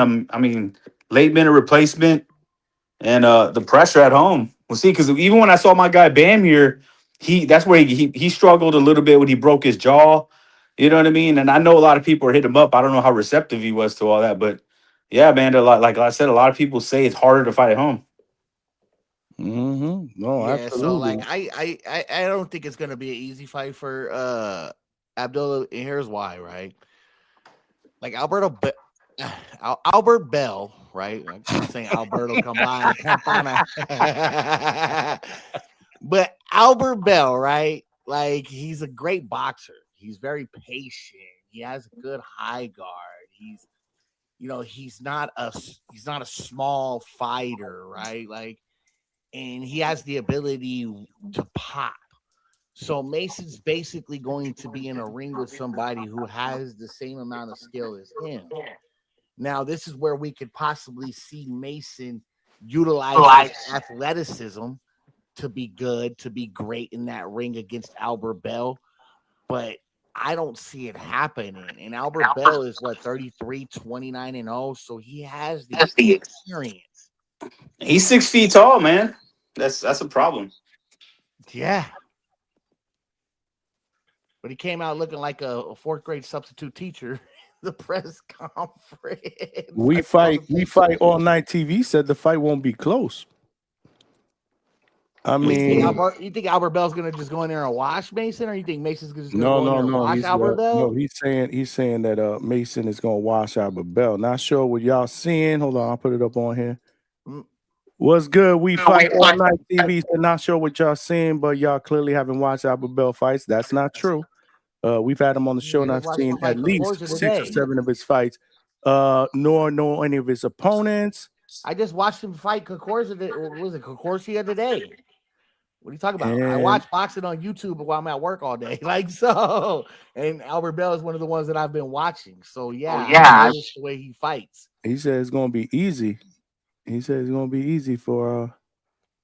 He said Albert Bell's never been 12 rounds. How many times have We saw the Abdullah Mason been 23-year-old 12 unified rounds? Though? champion get beat up by the more experienced fighter, right?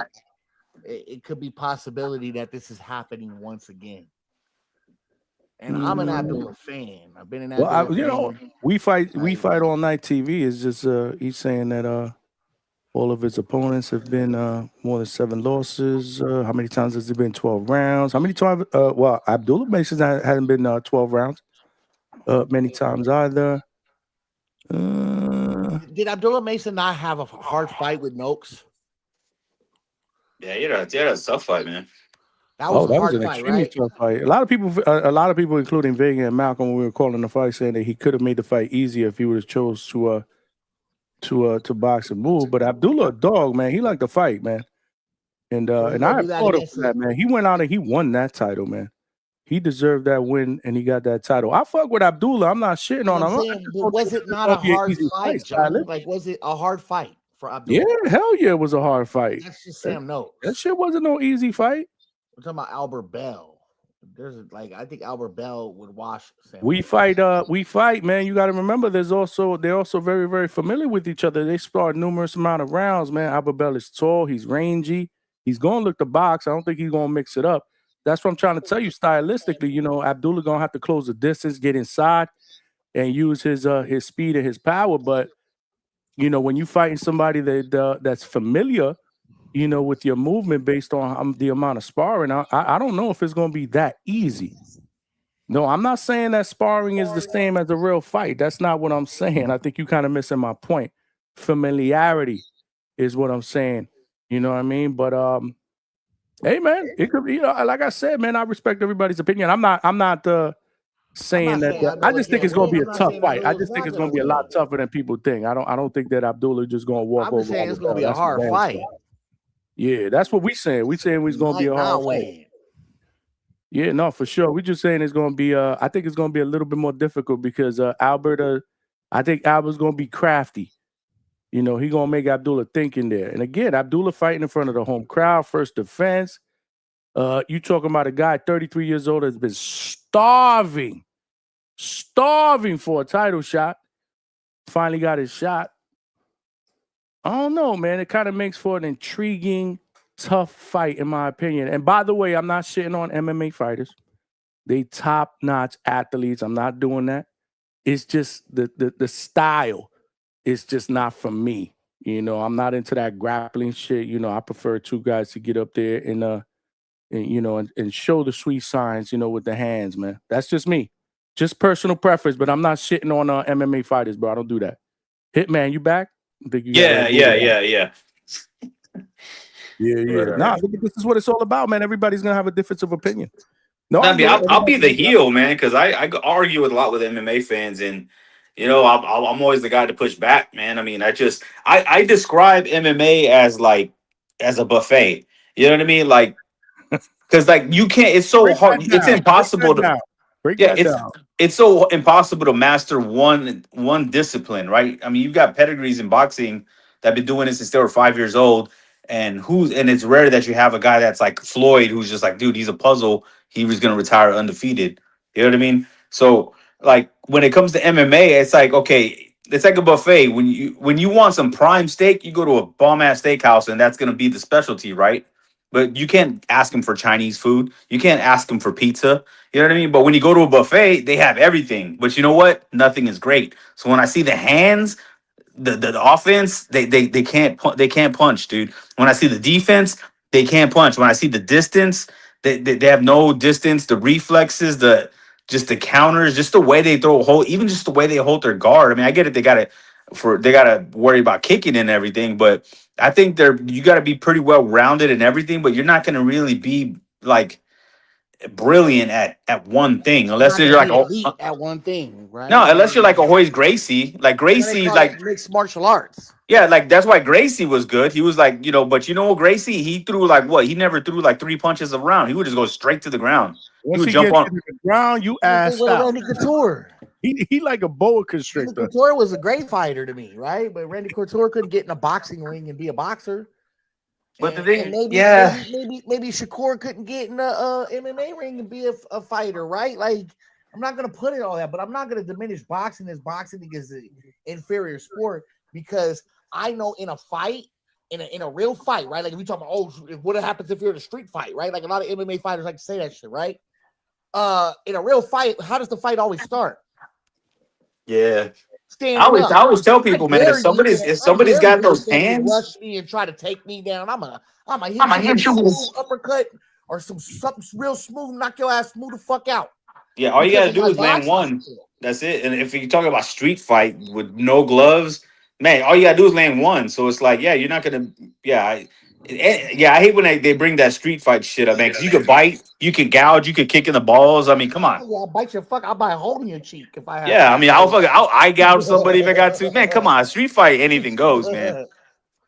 Like, but that's what a lot of them like to do, right? But I'm just saying, like, where does a fight always start? Man, y'all got a delusional. If y'all think we get in a street fight, I'm trying to box you.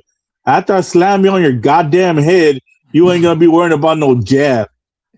Yeah, man, but think about it, man. If you're gonna grab somebody, you gonna you get gotta hit. you gotta Bro, you're all to do is tuck my chin down, put my forehead up, and dive at your ass and grab you, bro. Yeah, what Trust me, I've seen people dive and they just end up on their back because they can't. You know, I mean, I don't know, man. There's it's like I tell you what, dude, look, when I was a kid or when I was a teenager, my buddy Aldo, he's Golden Gloves, motherfucker's a bad motherfucker. We try to box, and he made me look stupid. And I had fast hands. I thought I was a bad motherfucker. You know, he made me look dumb. My uncle out We here. went outside the park, and I said, "All right, let's see what's up." And so, Damn, what the fuck happened to H-Town, bro? I ain't snipe him. Must have been his phone died or something. Oh, no. Damn, he was getting to the good part too. He's about to tell us that he got beat up. He got beat the fuck up. That's what he's about. There you go. He back. Hold on, he back. nah, my little boy trying to get the phone, bro. He want the phone. Either your phone died or Nah, bro, but hey, and he told me straight up. He goes, man. He goes now.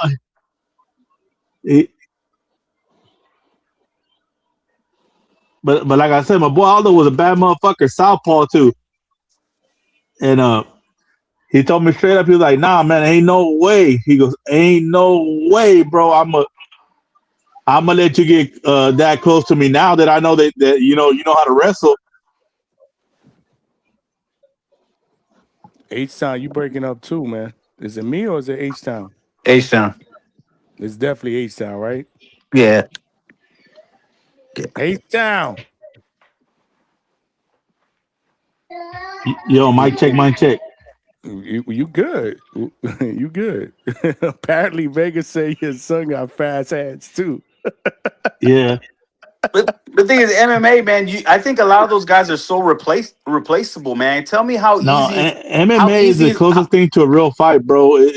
That's boxing. Boxing is the most aesthetic part of fighting. H-Town, you bad. You keep cutting in and out. No, but boxing is the most aesthetic part of fighting. It's punching.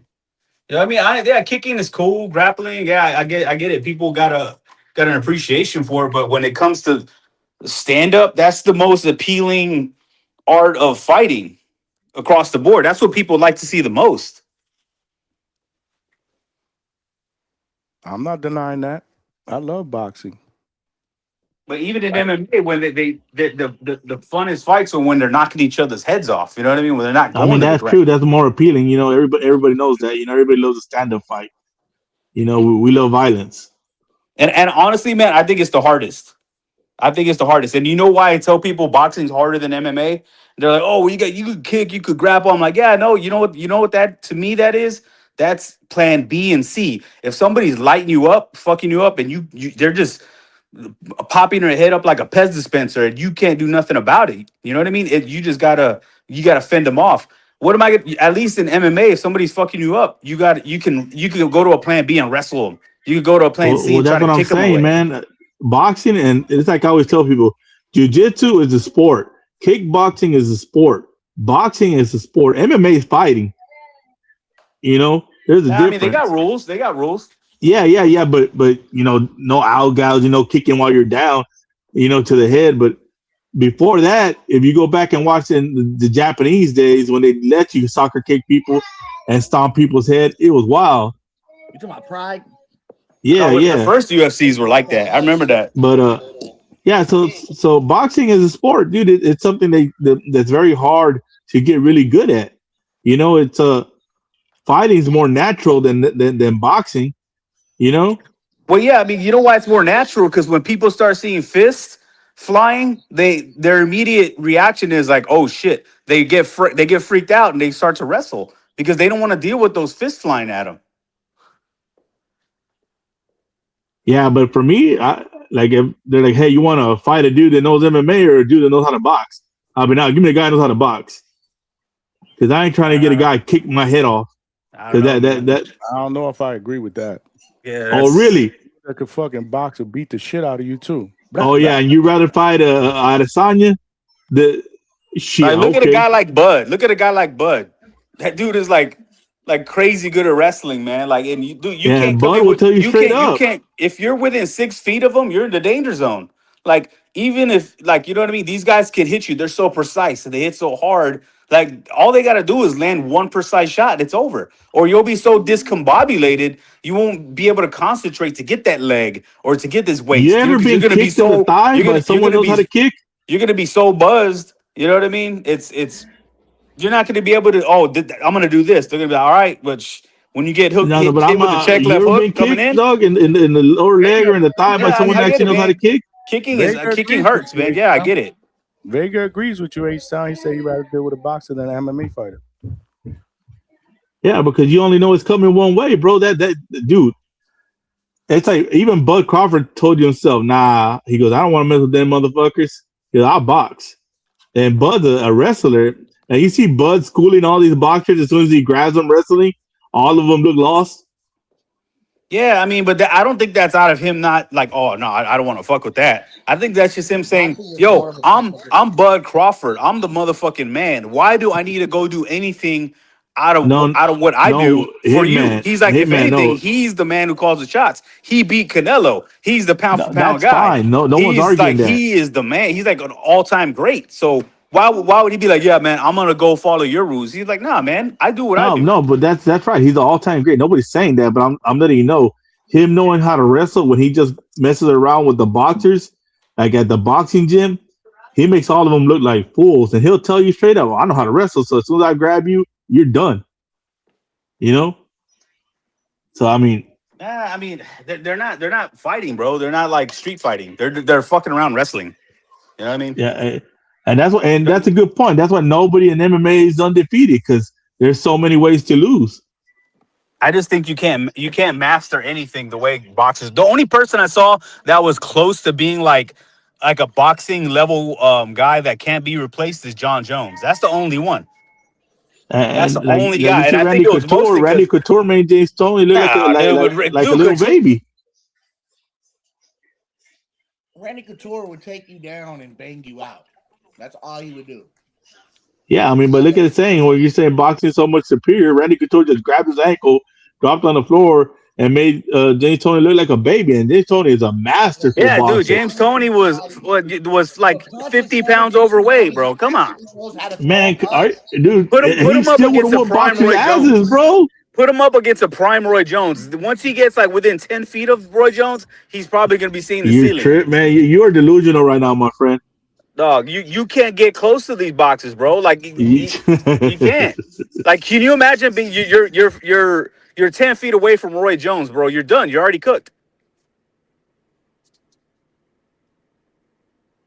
Vega, jump in here, Vega. This is the MMA spot tonight, man. I'm just telling you, it's two different sports, man. And trust me, dude, the boxing is not the king of fighting, bro.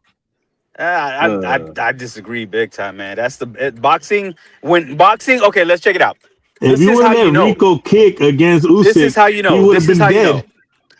You could put the best MMA fight up against the best boxing fight. The best boxing fight will always be the most appealing. Like there's nothing like it. There's nothing like when you boxing does it right. There's no better sport. Not football, not basketball, not MMA, not baseball, not nothing. When boxing puts on the right fights and we see magic, there's nothing better, bro. And I agree. Vega, jump in Yeah, here, but man. there's not the discipline that just if I know how to box, I can whoop everybody's ass. but I mean, you never know, man. That's like he there's so many what ifs. You know what I mean? What if you kick and you miss and you end up on the ground? What if you shoot and you get him down? Okay, you get him down. Or what if you shoot and you don't get him down and you just catch a knee or an uppercut instead? What if he elbows you in the head? You know, what if he kicks you on the ground? I mean, like man, when I you're just talking want about you a to street one day fight, wrestle when with you're talking about somebody a and see how street fight, dude, exhausting it anything is, can bro. happen, bro. Anything can happen. You're acting like this is some absolute, like it's an absolute science that is just 9 out of like 10 times, the wrestler would be the boxer, bro. dude, that's H-Town is pushing just it. saying that because he can't box. He can't fight. He can Nah, only bro, I could throw hands. I could throw hands, even though I'm old. I'm still pretty fast. Even if fat, old, it don't matter. hear it in his voice. But you ever wrestle somebody? Yeah, we all wrestle, bro. We all wrestle. Man, you ain't never wrestled somebody Okay, that can wrestle, bro. you out wrestled your guys cousin. been hugging each other and just rolling around the floor, bro. Oh man, see Johnny, y'all just being ignorant right now, bro. We used to choke each other out growing up, man. Come on, like we wrestled somebody that was on the high school wrestling team for like 20 minutes. The shit was insane. What was that? Say that again, Big. I'm sorry to hit it. That shit, hey, Megan, let them know how difficult that shit is. It's extremely difficult. Takes a lot of conditioning and determination. My son wrestles. It's very difficult. It's very hard for me to watch as well. Yeah, I mean, it's not entertaining, but you're talking about demanding and something grinding, bro. Like that's just crazy. It's a lot about technique.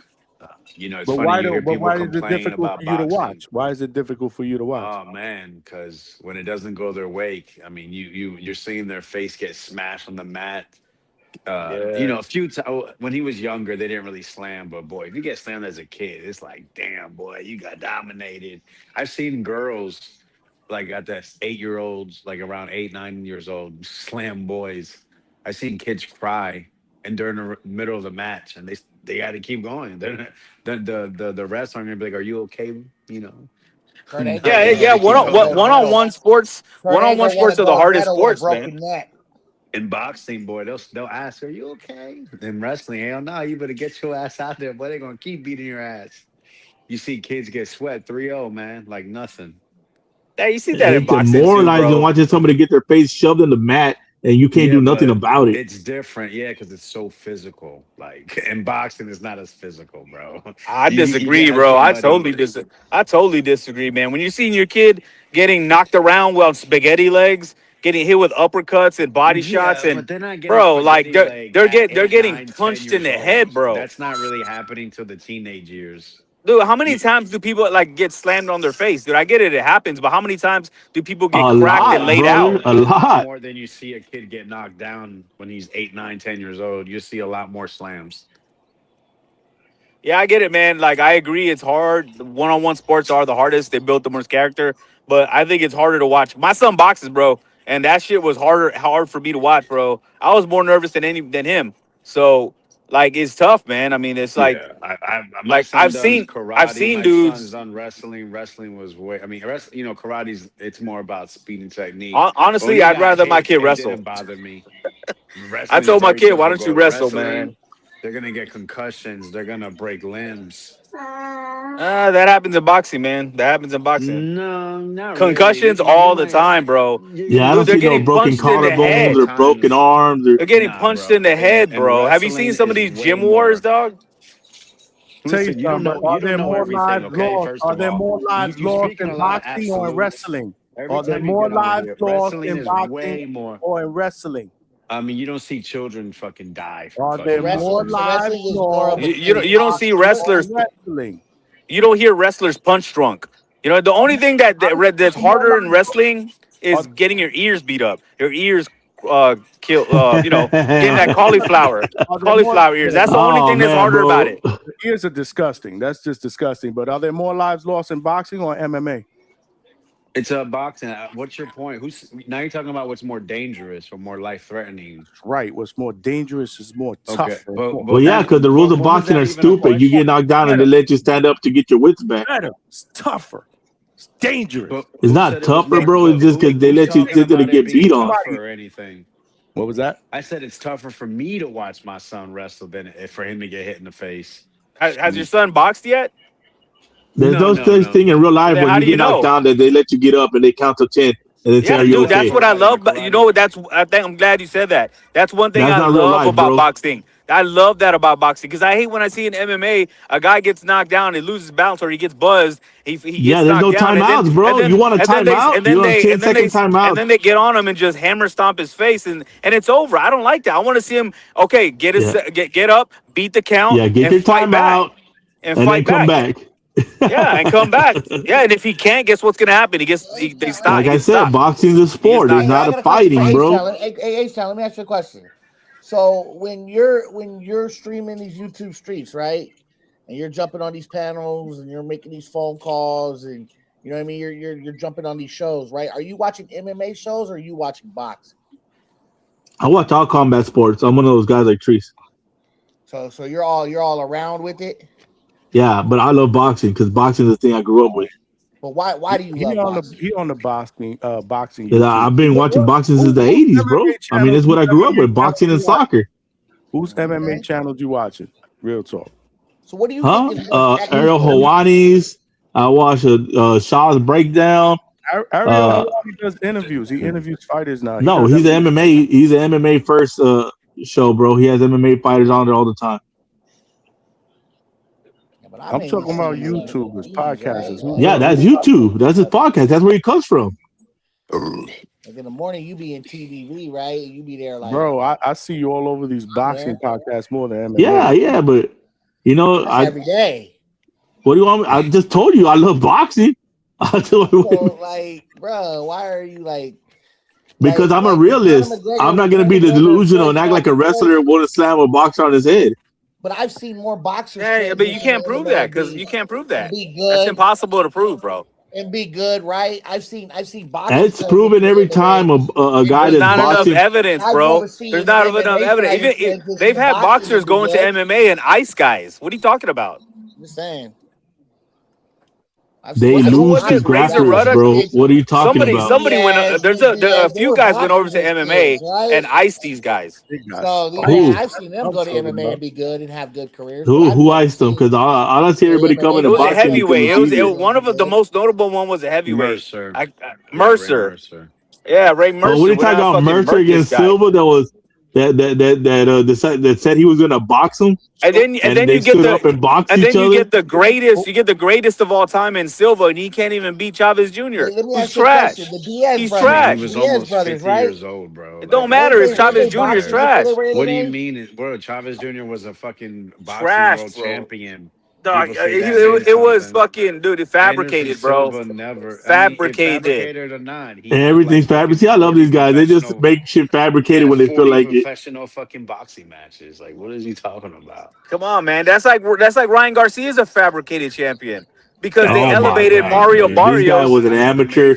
He's fought all your favorite guys and who did he win amateurs. that title from? He won it from Mario Barrios. Exactly. Period. And how did Mario Barrios get that title? He was So Mario Barrios is a fabricated box. So what you're letting me know, this sport that you love, so-called, is nothing but fabricated fighters. that's when I'm true. watching There's this a fake lot shit of- over here, there's a because lot of everything boxing is fabricated according to Hitman. Okay. So There's a lot of so why am I fabricated watching this fabricated sport, Johnny? It's so fucking hard to talk up here. Jeez, man, I'm out of here. Go for it, bro. No, go for it. It's fucking trash. Damn, bro. What the fuck? He said it's hard to talk up here. Go ahead, H-Town, go ahead.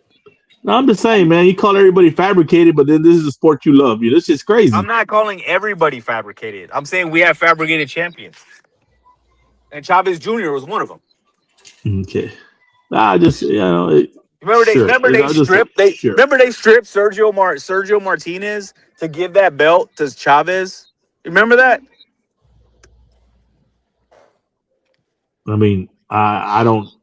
The guy fought. He's a boxer. What do you want me to do? I mean, he's boxing.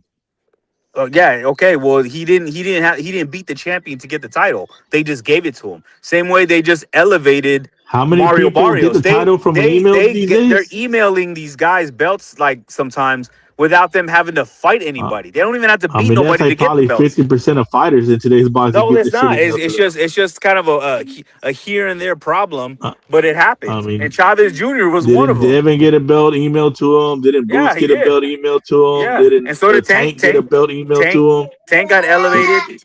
Yeah. I mean, so here we're naming all the stars that people say are special fighters, but they're all fake. They're all fabricated now because they all got email belts. No, because if you talk about a guy like Bam, I he's mean, a real but you're champion. gonna If you're keep gonna that talk center about to a one guy guy like and then take it away from everybody else who got an email belt. Inouye's a It's real crazy. champion. Usyk is a real champion. You know what I mean? There's more real champions, but I'm saying it happens. And the only reason we're even going down this rabbit hole is because I'm telling you, Chavez Jr. wasn't even a legit champion. He was pretty much given the title. Yeah, the dude with 88 though. No, he's talking about his son. He's not talking about Chavez Jr., Yeah, bro. he's almost seeing it, man. Oh, yeah, never mind. Then let me move on. Mike, remix it, Mike. Mike is remixing it, bro. That was nasty work, Mike. He said 88. Yeah, I thought he was talking about. Mike, Yeah, you need to watch MMA, bro. Chavez Jr., man. I'm too busy counting this. Yeah, y'all got Vega mad. He left.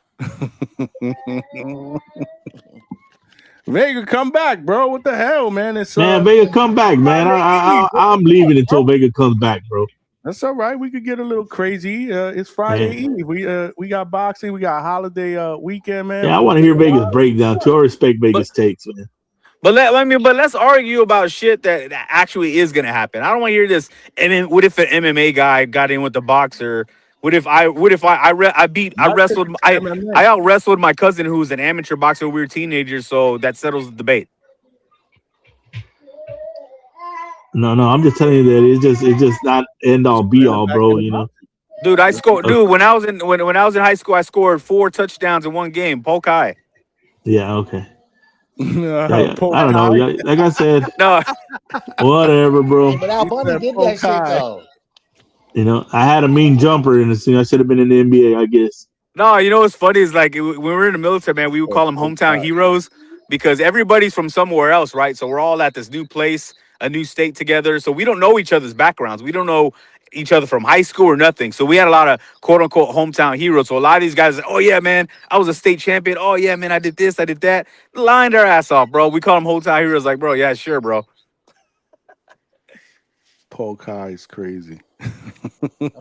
Polk High. But I gotta jump, y'all. I'll be back.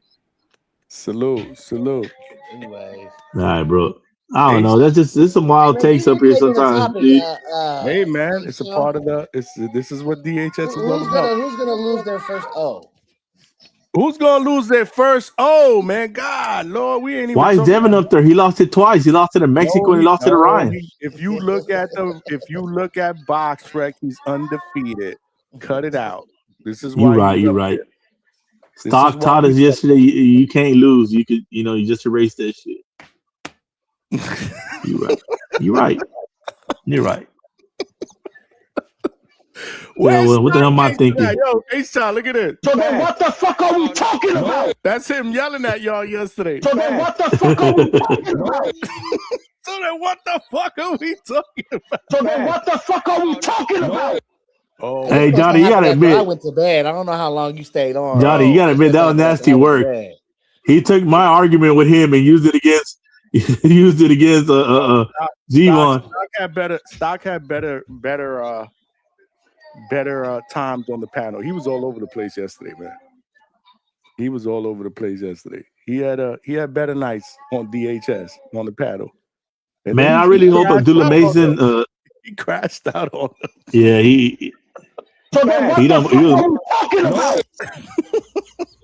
was moving the goalpost. Hell, he wasn't moving the goalpost. He was redesigning the goalpost. Well, there was about 8 different goalposts yesterday. Y'all went from here to there to that, and I'm like, well, how did y'all end up there?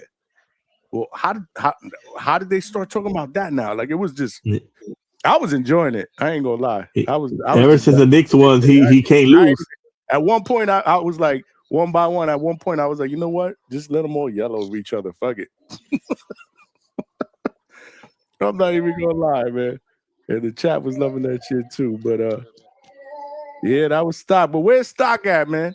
Is his boy gonna be the first one to take that? Oh, I gotta be honest with you. It could be Dev, but not for reasons why y'all think. Because Dev is willing to get in there with anybody. H-Town, you can't. As long as it's $10 million on the line. Hey, but there's a lot of fighters that are going to say the same thing. They didn't want to get in there unless the price is right. It's not. You can't just realistically. And again, I'm not trying to, because Stock can do his own thing with Dev, but you can't really just single out Dev. There's a lot of fighters that will do that in today's sport of boxing, including your guy Canelo. Canelo do the same thing. H-Town. Oh yeah, he took $400 million to fight Bud, knowing his knee was messed up, elbow, he was out old. He said, "Fuck it, $400 million." Who's getting $400 million to fight Bud? I can't. Well, that was the deal for the Bud was the first fight on the deal. No, it wasn't. It was William Skull. That was the first fight. See what I'm saying about H-Town? You sure? What's Skull the first fight? Skull, whatever you want to call him. That was the first fight on that deal. It wasn't. Damn, I forgot about that guy. Shit. However, it was probably because, again, so that Bud can fight for Undisputed. Because didn't Canelo beat Skull for that last title? Yeah, so he could fight against Bud for the Undisputed. That's what that was all about. So I'm gonna tell you what, dude. I'm gonna tell you Usyk's gonna lose his O first. Usyk? Really? The next against who? Against Wilder? Against Wilder. Oh, get the this is what I'm talking about. What? Really? It's the year of the underdog. They got Germany out the World Cup. They got the Netherlands out the World Cup. The underdog is up, dog. And Bomb Squad might be back for one last time.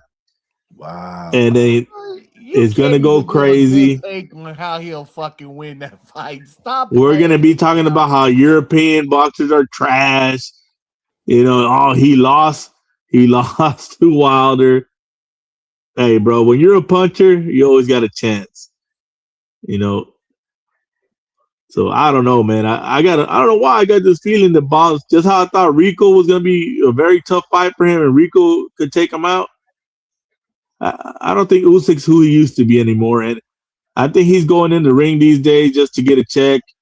He's done, and he goes in there too nonchalant, and he's gonna go in there and fuck around with Wilder and get caught. That's what I think, Johnny. Okay. And the worst enemy to a great technical boxer is a dude that's unorthodox and is wild, and that's what Wilder is. So we'll see. I would be a little bit more, if he was in his prime, if it was a prime Wilder, but this is clearly a Wilder that's out of his prime. Like, do you still feel like at this point in his career, at his age, what you seen the last fight, that he's still capable to pull that off?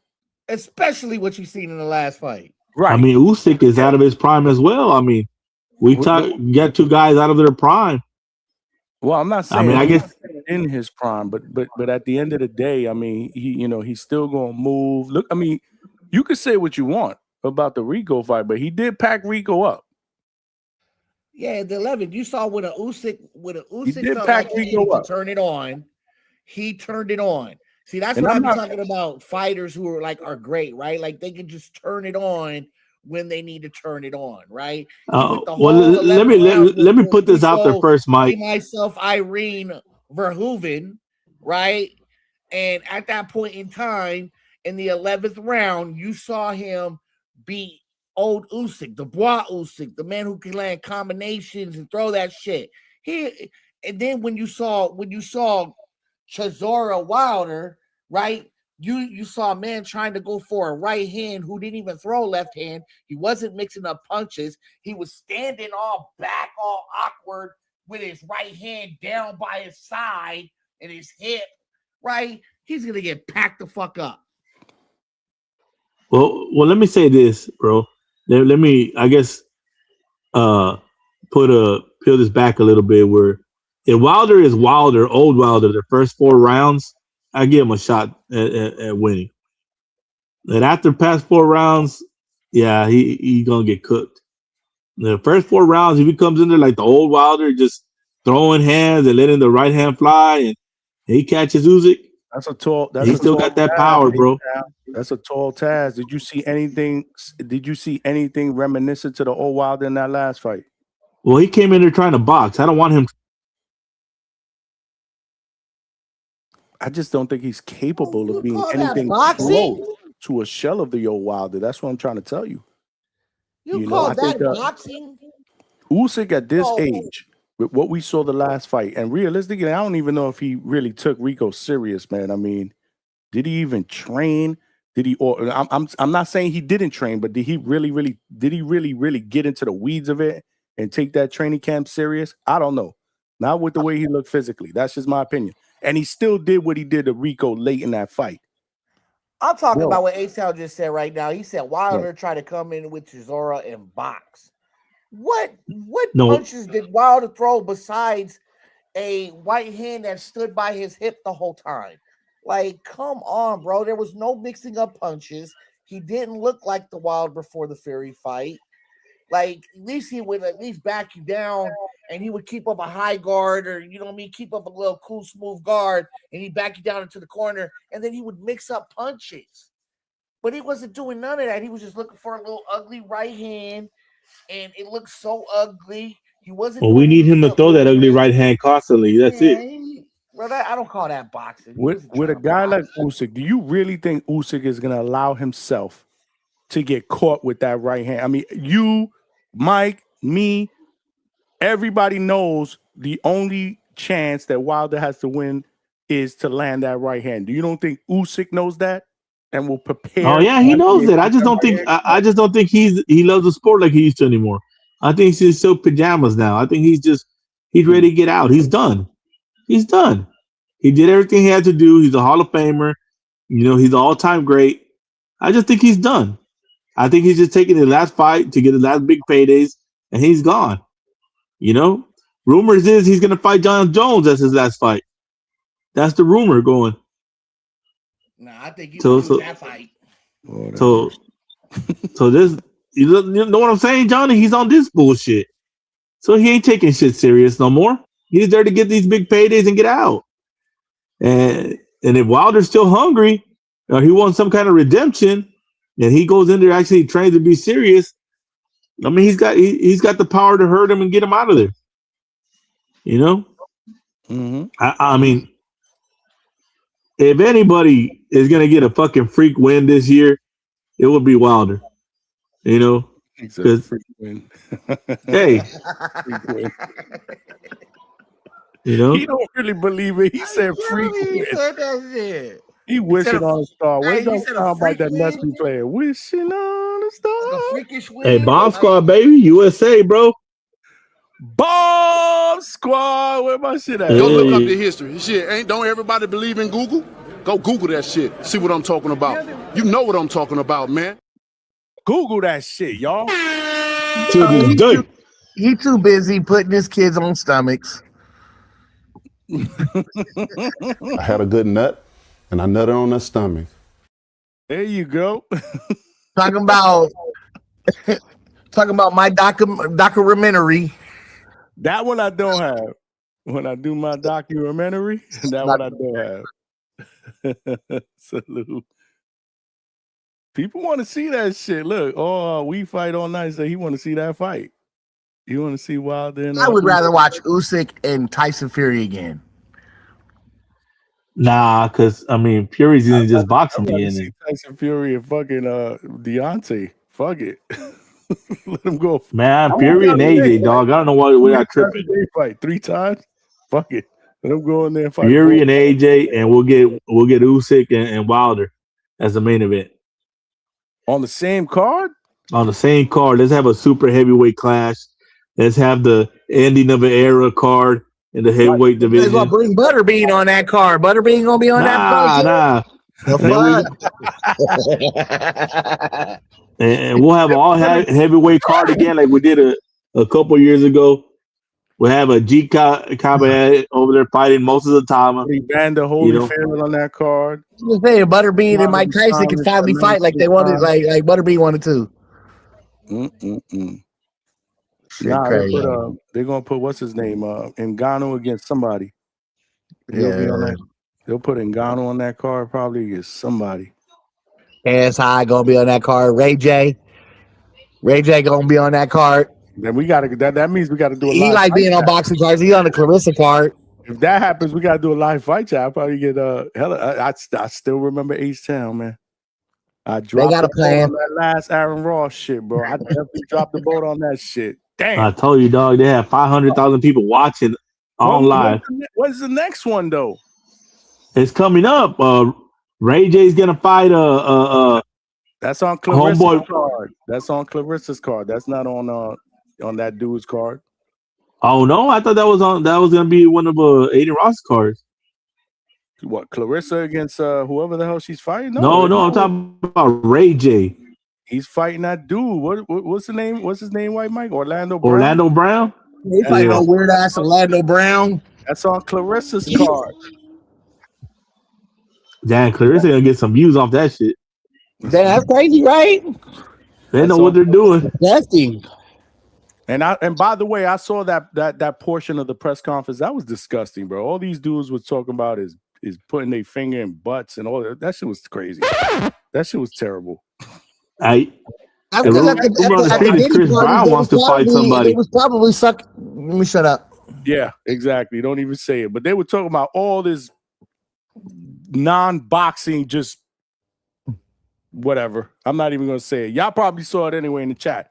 I'm glad that nobody sent me the link to put that shit on and play that shit. That shit was terrible. I was like, really? Really? This is what these dudes are doing back and forth. Screaming. You know what's so funny, Johnny? A lot of these they got a plan. R&B guys. Crazy. Gay shit. They were a lot of the R&B guys and rappers have been going to boxing classes for a couple years. So they think they could fight. They think a boxing class is a real fight, you know. And they're millionaires, so when they spar with somebody, they tell them, go light on him, go light on him. That's Chris Brown, dog. Go light on him. So they think they're real fighters now. Because like I said, Chris Brown, he wants to fight. He's like, if they get the money right, I'm down. But when that boy gets on the card, whoever's card he gets on is about to make some money. You're gonna have every little girl loves Chris Brown and woman loves Chris Brown tuning in. Yeah, bro. Hey, right. We're gonna have to go live for all those fucking cards. Right? 100% Team Breezy. I have to. I'm just bro. There was like a fucking million people on all these fights. I was like, God, what did I do, man? What did I well, first of all, I didn't know anything about it until the night of when you guys were going back and forth about it on the Discord. I was like, what the hell these guys are talking about? This boxing. And there's a couple basketball players that want to box too. I forgot who that they want to throw hands and box. You know, I think Nate Robinson. Who? Nate Robinson. Yeah, but they're gonna fight each other now. They're not gonna fight did he get Jake back Paul. up like Jake Paul? So he wants to fight again on one of those cards? No, I think Beasley wants to box somebody. No, because he fought MMA the last fight and he got choked out. So didn't Nick Young have a boxing match and got beat up? Who? Yeah. Nick Young. You don't know who Nick Young is, huh? They call him Swaggy P. Yeah, Swaggy P. We know who he is. Yeah, no. I know who he is. So he boxes too? Well, he fights. Yeah, all these guys go to boxing classes, Johnny, Shaq, all of them. See, I don't know. They all think they're boxers. Fight somebody, we definitely going live. That's Shaq had said he wanted to do a MMA fight a while back. Actually, didn't Shaq fight Oscar De La? Didn't Shaq fight somebody one time? I think him and Oscar sparred. Wrestle. He did a pro wrestling. He was on pro wrestling. No, Shaq and Oscar De La Hoya, I think, did some kind of a charity event somewhere where they. Yes. Am I wrong, y'all? Chat. Yeah. It was something like that. For Oscar, I remember that shit. That shit was. It was Oscar. It was Oscar. It was Oscar. I'm not capping. I remember that shit. I remember watching that. I'm like, what the fuck? Yeah. Yeah, man. Like I said, all these guys go to boxing classes, so they'll think they're boxers. Well, I'll tell you one thing. The next one, let me know so I could go live. I'm not missing a boat on that, man. People like to watch that. That's crazy to me. You should go live for the Clarissa fight. I'm probably gonna have to. But people gonna watch that regular shit. People gonna be watching that. Yeah, I'm gonna have to. I'm probably gonna have to. When is that fight again? That's in August, right? Hold on. August 29th, I think. Oh, let me see. Hold on, because we got August. Yeah, I can do that. Yep, I can definitely August do that. 29th, right? Yep, that's on a Saturday. We going on vacation the 30. Yeah, we going on vacation the 31st. So yeah, I could definitely do that. Okay, we might have to, especially with this raging shit. Dude, I don't remember. I don't remember it was a football player that they're saying that they want to fight Roy Jones Jr. Y'all hold it down. Yeah, Ocho Cinco. Was it Ocho? He be taking boxing classes. He fighting on there too. What's his name? Anthony Ford? Is it Anthony Ford? Wasn't Anthony Ford the one training him and stuff? Yeah. But Ocho says he wants to get on a fight. He wants to get on a fight card against somebody. Man, he just crazy. They got all these millions of dollars and they want head trauma.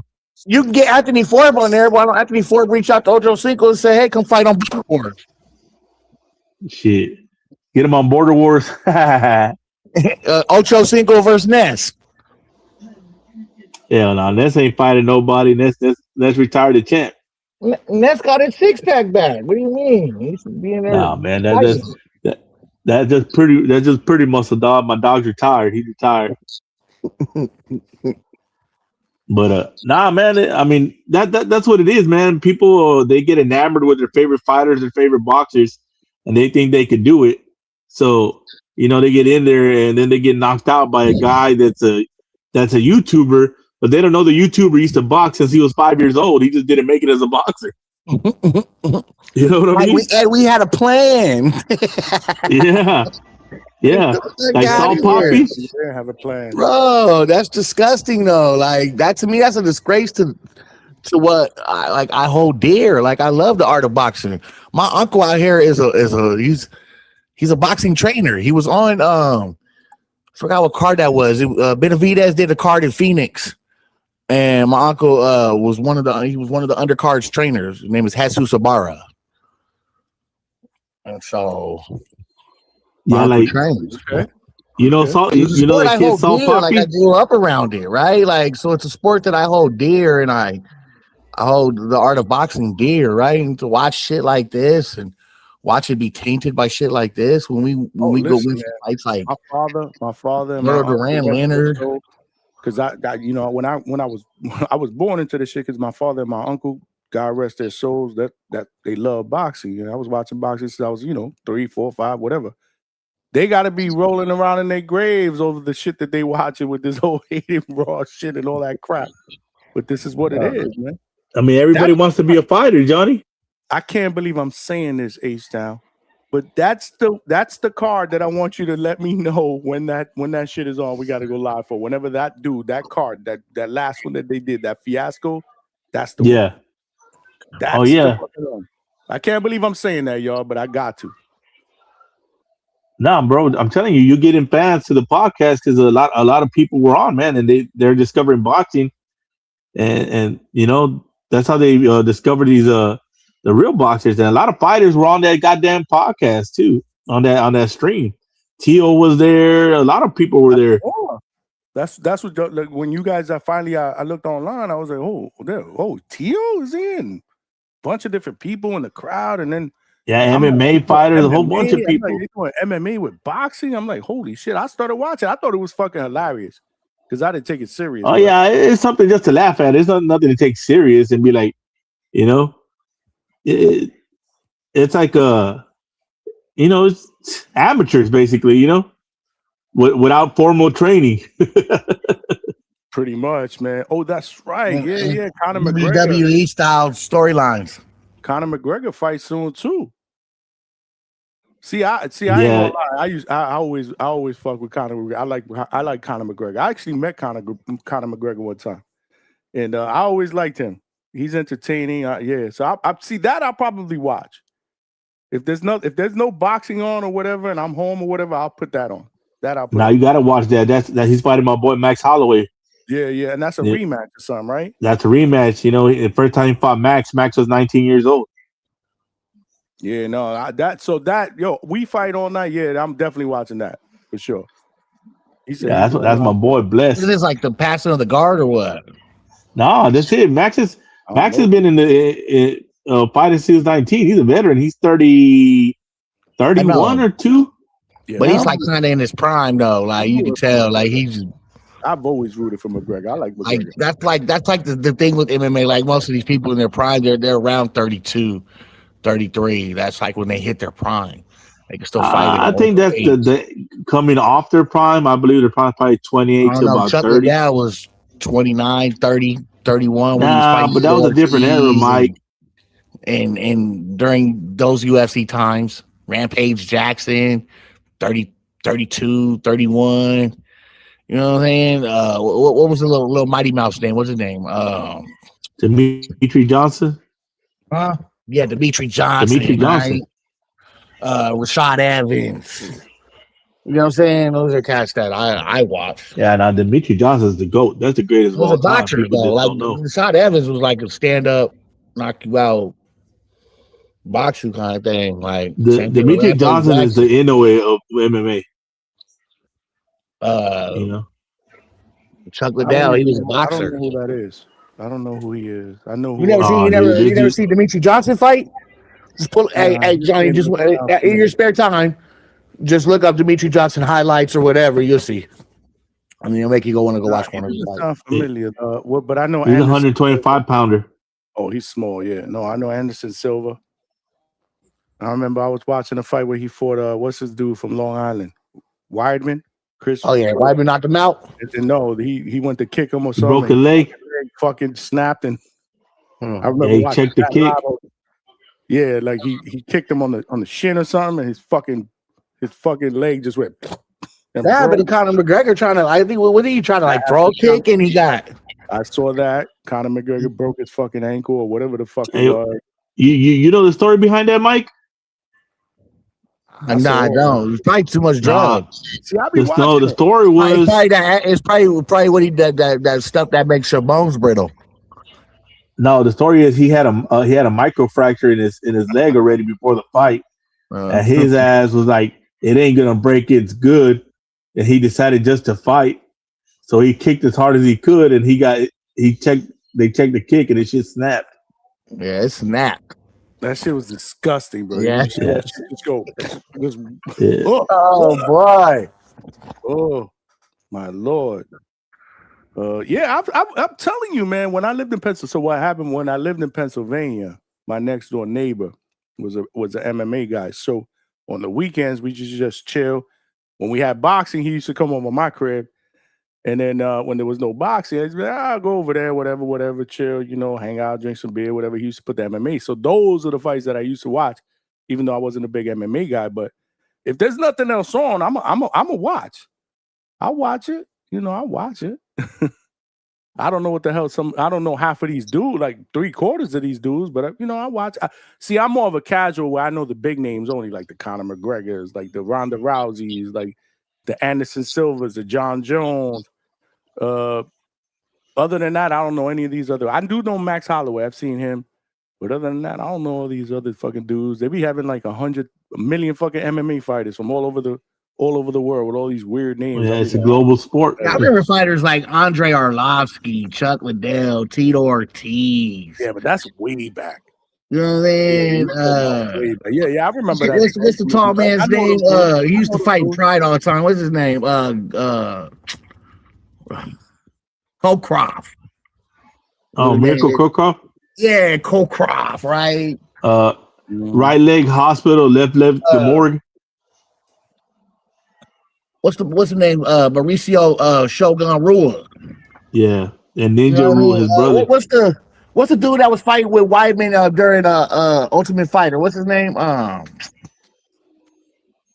Yo, tonight we've definitely been the MMA spot. He a thick headed.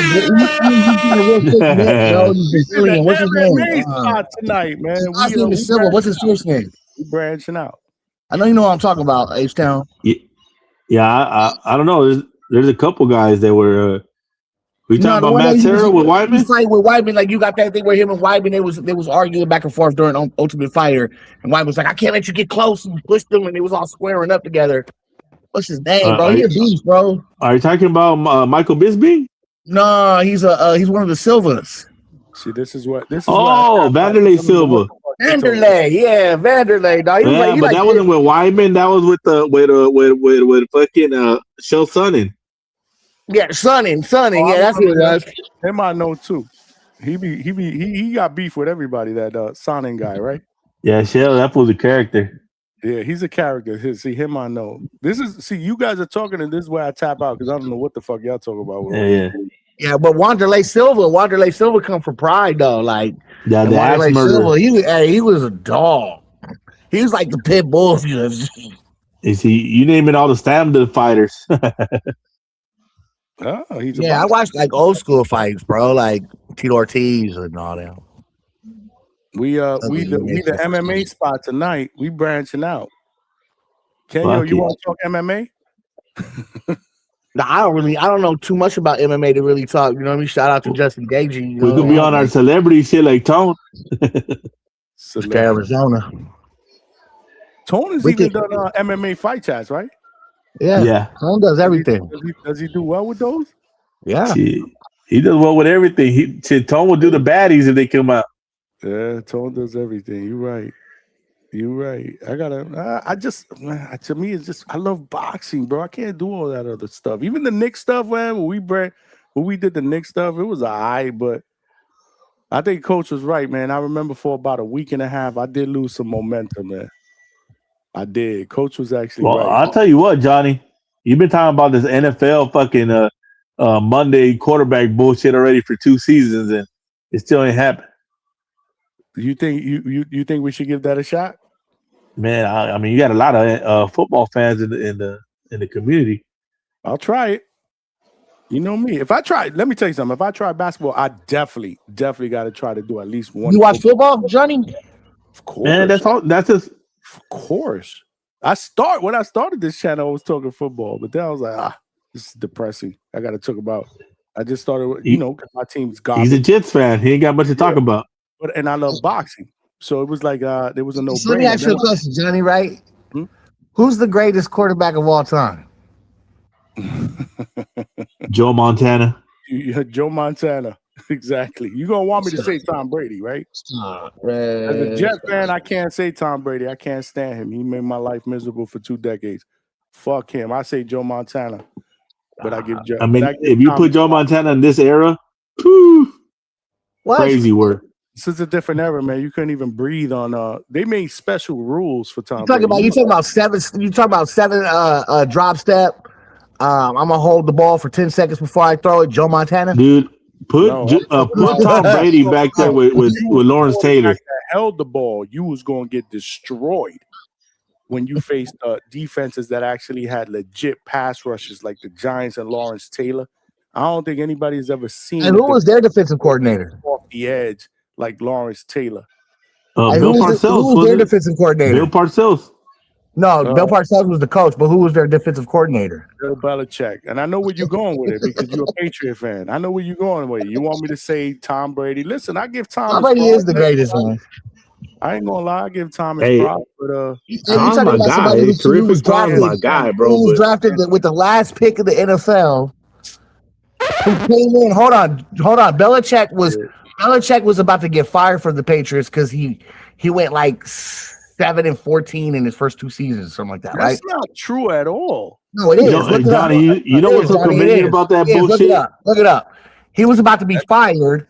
He had Bledsoe went down. Bledsoe went down, and Tom Brady won his last 14 games to win the Super Bowl that year in 2001 against the greatest show on turf. No, listen, and I remember that vividly because guess who hurt Drew Bledsoe? A fucking Jet player, Mo Lewis. I was watching that motherfucking game when we hit him when he was running out of bounds, and then all of a sudden, this fucking kid from Michigan who they drafted in the 5th round called Tom Brady comes into the fucking game. 199th pick. Yeah, it comes into the game, and this is why I can't stand him. So in the Super Bowl, In the Super Bowl, he was down 28-3. At the beginning of the fourth quarter. Why you rehashing? He went 28 for 30. Hold on, Johnny. Hold on, Johnny. He went 28 for 33. He went 28 for 33 for 288 yards Hey, Mike. and 4 touchdowns to come back and win that game.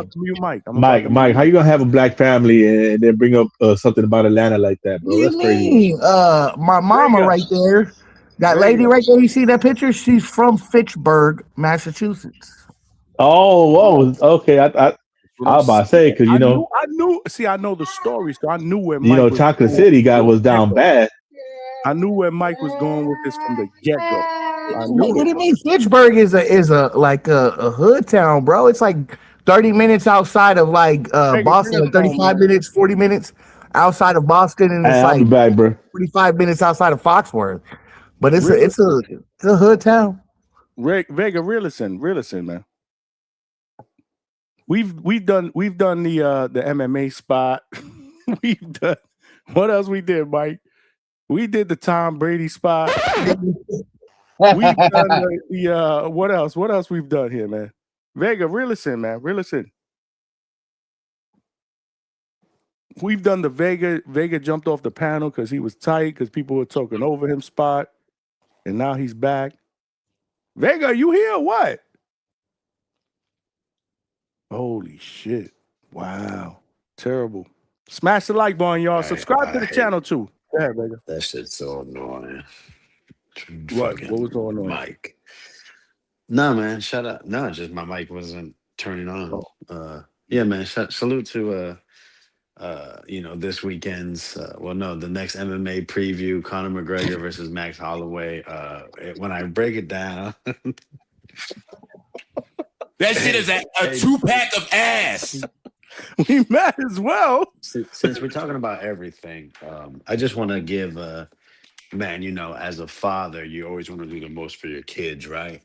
So you got LeBron not giving the Lakers a decision until his son's contract became fully guaranteed. Priceless.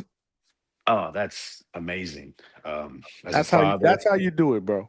That is great. I mean, nepotism at its best.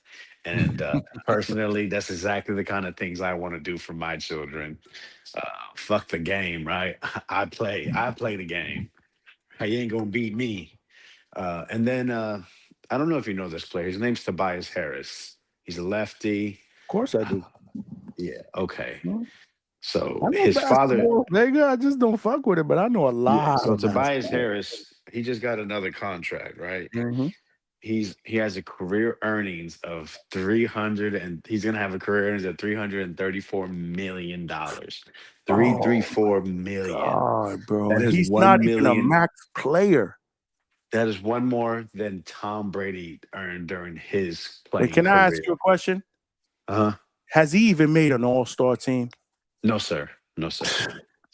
That shit is That's because Tom Brady can take that so he can bring in players to win Super Bowl. This guy hasn't even made an all-star team, bro. Yeah, Tom Brady took less. Still, That's this crazy. guy's made $334 million and has never been the best player on his team. He's never been the second best player on his team. Maybe back in Orlando or some shit. But so I bring that up. His agent is his father. So that is keeping it in-house and finding a way to get a guy that is definitely an above-average player. 1,000% he's above average, but never was the man. He said never was the Robin, and $334 million to change their generations. Generations of Harris. A role player. He's a role player. He's definitely, like I said, he's a starting player. He's a definitely average player. He's not he's a great defender player. Here's my question. When he joined Philly, he was expected to help push them to become a real title contender. When he played in Detroit, he was really good. He was a great defender. He's a good player. I mean, he's a solid player. I don't think he's even averaged 20 points a game. He's never made an all-star team. Anybody can make an all-star team in the NBA. I don't know about anybody, but Devin Booker can't. Devin Booker didn't make the All-Star team, but he missed Devin games. Devin Booker is way better than fucking. Well, Devin Booker is fucking one of the best players in the NBA. Exactly. He just, and an Olympian. Yeah, no, Devin Booker's that dude. I would take Devin Booker on my team for sure if I had Fuck one. yeah, absolutely. Tell your team to send some trades. Because it's time to get rid of. It's time to get rid of Devin Booker. He's a Suns fan. That's what it is. Getting rid of Devin Booker is crazy. It's time to get rid of Devin Booker, bro. I want to restart. I want to reset. I want to earn back some of this loss that we took for going to get punk ass Kevin Durant. Like I can't deal with it. So it's time for Devin Booker to go, and it's better for Devin Booker. Like, to be honest, like if you really want to do Devin Booker a solid, get him the fuck out of Phoenix. Right. Yeah, but you know how that works. He'll either go to the Lakers, the Heat, the what was the other? The Warriors. Yo, if he went to the Lakers, Giannis and Devin Booker is a crazy duel. He'll either go to any of those teams. The Celtics. That's what these guys. That's what they do. If Devin Booker went to the Lakers, he'd be the blackest guy on that team right now. So you heard what Stephen A. Smith said too, right? No idea. I don't watch that guy. I mean, I just see the acquisitions. Me neither, but he just popped up on my feed. He said some crazy shit, but whatever. Yeah, no, I don't know what they're doing at all. It's quite confusing. They're gonna have to win, boy. I just don't see how that team's gonna win with Walker Kessler, the other guy's name that looks like an IBF fucking mandatory. Yeah, Austin Reeves, really good player, average player. Above average player. That's has really come out of nowhere, right? Because he's from like, I don't know, where the fuck is he from? Like Wyoming or some shit. And then of course the face of white players, Luka Doncic. So I don't know. It's really interesting how so much the Knicks have shaken up the league so much, bro. The Knicks winning the championship, it's got the whole NBA in a frenzy. Everyone's trying to make trades. And honestly, though, I hate that Heat team. I just don't get it. I just don't understand how they let go of Norman Powell, who's a fucking 20-point scorer. He better have been an all-star. And then they got Wiggins, Bam, what's his name? Giannis, Davion Mitchell, and someone else. That team is gonna be very interesting to watch.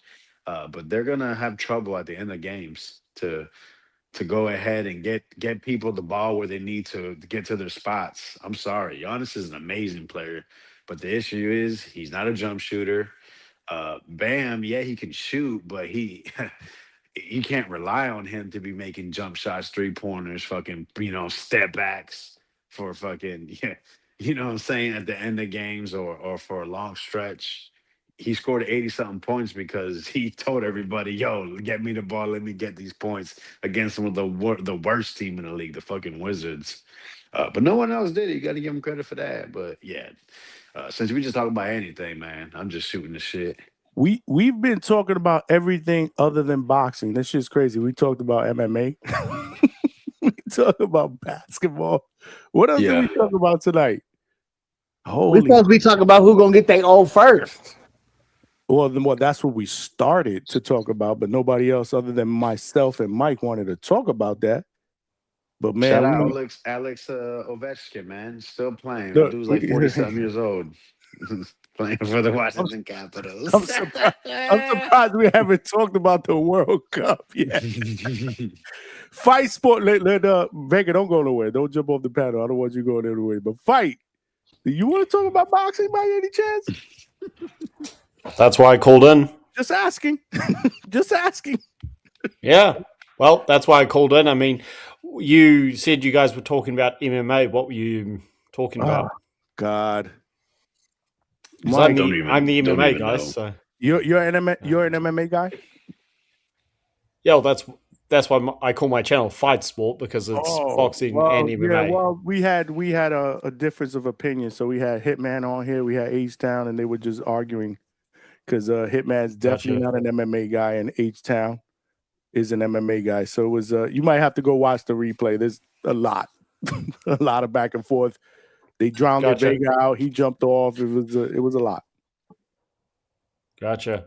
Yeah. Well, I clicked because I liked the topic. It's a very interesting. I was hoping that one. more people would If- like the topic. I guess I was wrong.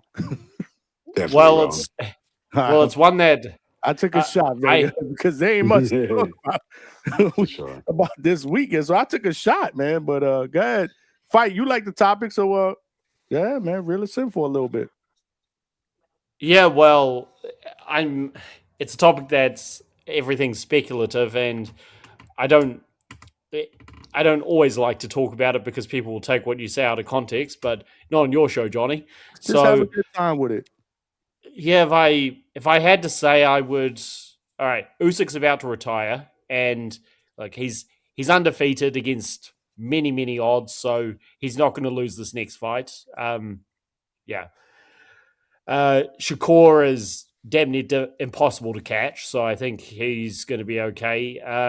Devin, I mean, if his dad's really serious about him fighting Boots Ennis sometime soon, then maybe he's next to lose. Tank Davis, well, unless he loses in court, he's not going to fight anyone dangerous enough to beat him. No, maybe he gets hair grease in his eye and he falls on his way to the ring, but I'm sure he'll be protected enough. Ennis, I'd probably pick him to beat all of the guys right now at 154, but hey, they can all beat him, which is why I just want to see these fights. So I don't know. If Inoue was to move up, and everyone knows I'm a huge Inoue guy, but huge fan.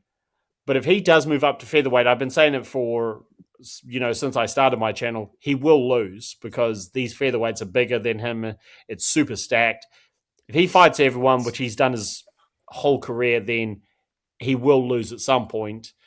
So I'd probably say him, and I don't know, maybe Devin, but the welterweight division's pretty weak to where I don't think I'd pick anyone to beat him.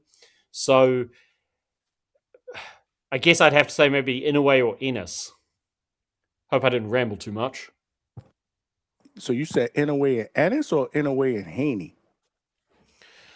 Well, you just I'll go with. I got what you're saying because you said you don't really think anybody in the welterweight division can challenge Haney. Not right now. I mean, all the top guys, Catterall, Parro, Parro was beaten by Hitchens, so I definitely say Haney can beat him. And Haney seems to have gotten over his lack of confidence after the Garcia thing. So, yeah, I don't think any welterweight's going to beat him right now. But at the same time, if he fights Shakur, I've always said I would pick Shakur to beat him, but Shakur doesn't want to take the fight for whatever reason. So, yeah, I think Haney's probably going to be okay. Ennis, again, I'd pick him to beat everybody at 154 right now, but that could easily change. And the division is super stacked, so that's definitely not a guarantee. Tank Davis, he doesn't fight anyone, so who cares? Who gives a shit about him? And Shakur, he barely gets touched. So yeah, so it's all speculation. But I'd say Ennis is in the toughest division, and if Inoue fights Bam Bam next, then I think he wins because of size and everything. But at the same time, if he does move up to featherweight, I think he'll probably lose at some point. Okay, that's pretty fair. Just to give you guys a 10-20 on the poll, we got about 85 people that have voted.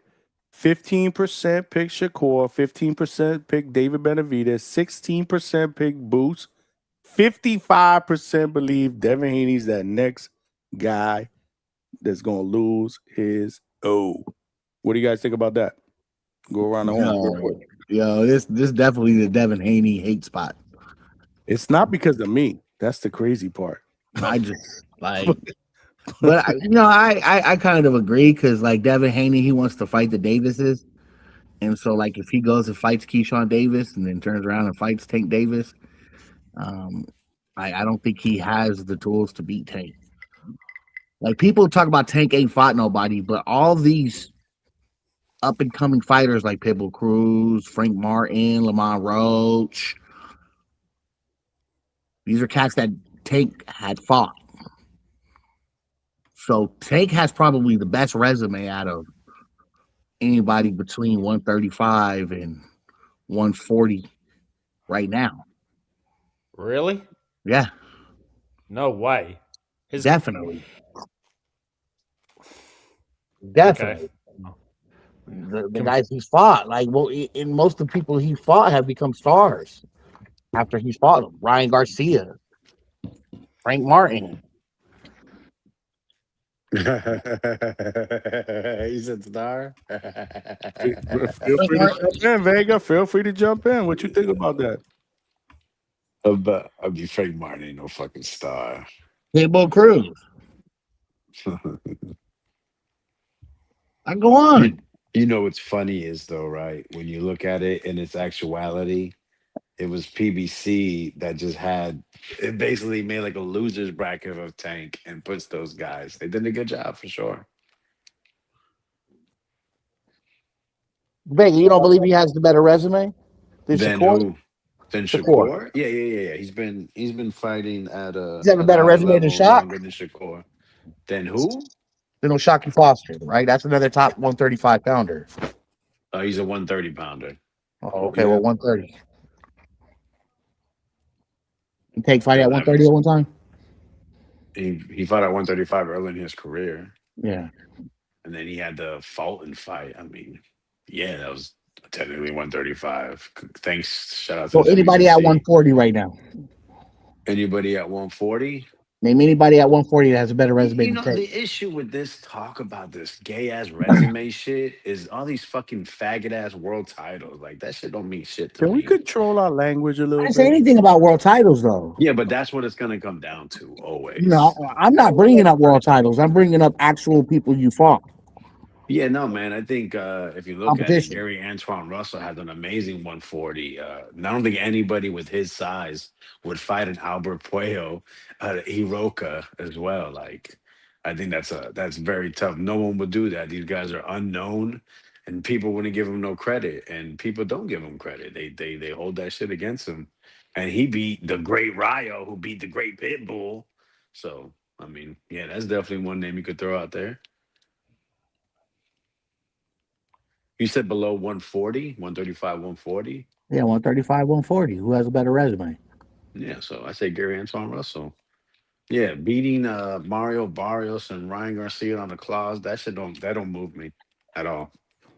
And then again, then they fought each other, and that's how Ryan Garcia got his lame ass belt.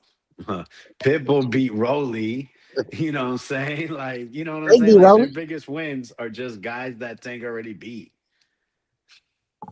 Yeah, so like everybody wants to fight your predecessors. Your predecessors are basically the ones moving up. Rolly's a champion. Ryan's a champion. See, there it goes. See, he said, yeah, I already knew it was coming.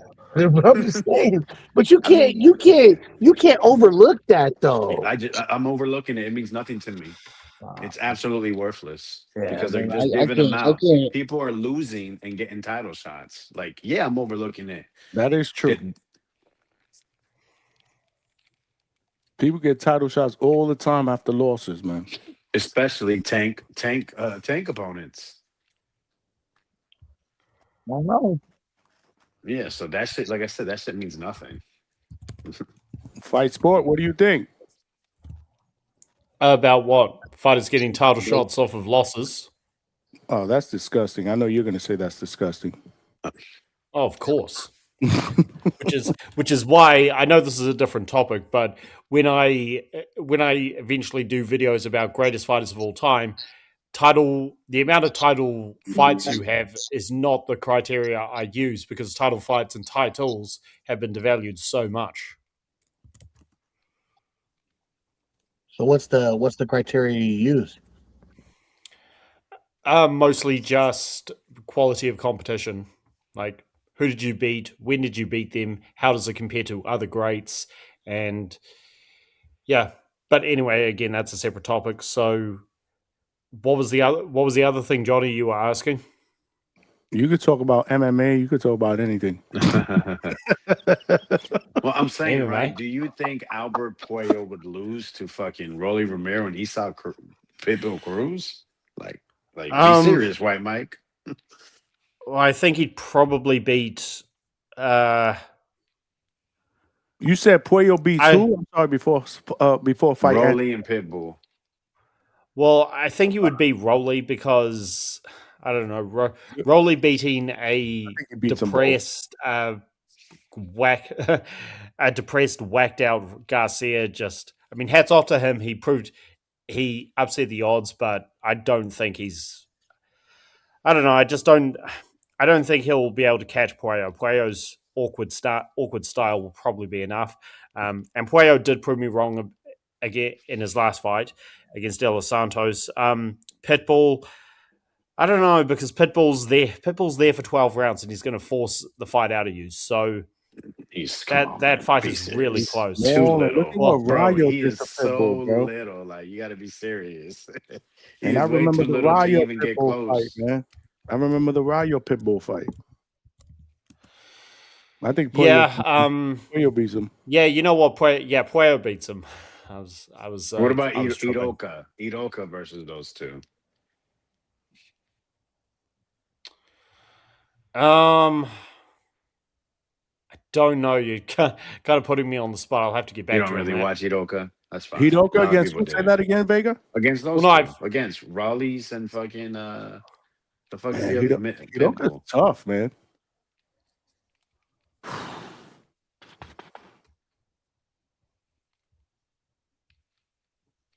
I think he. I'll take Hideko over Rolly. But not Pitbull.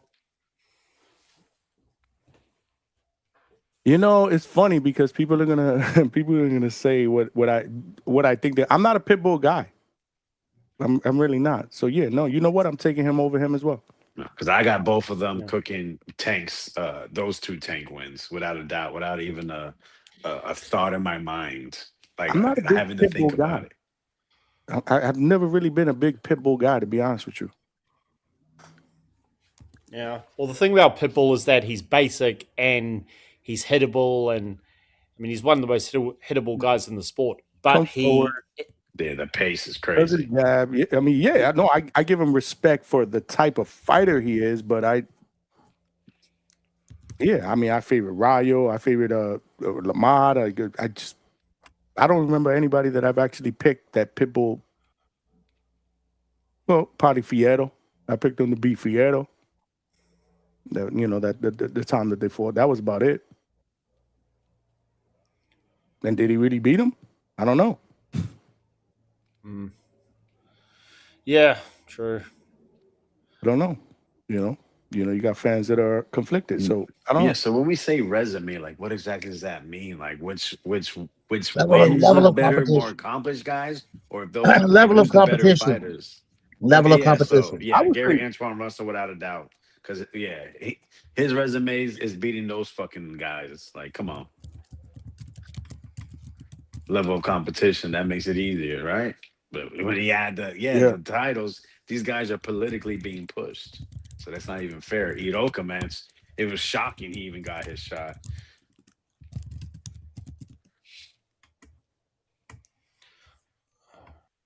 I don't see anybody else that Fight Sport left.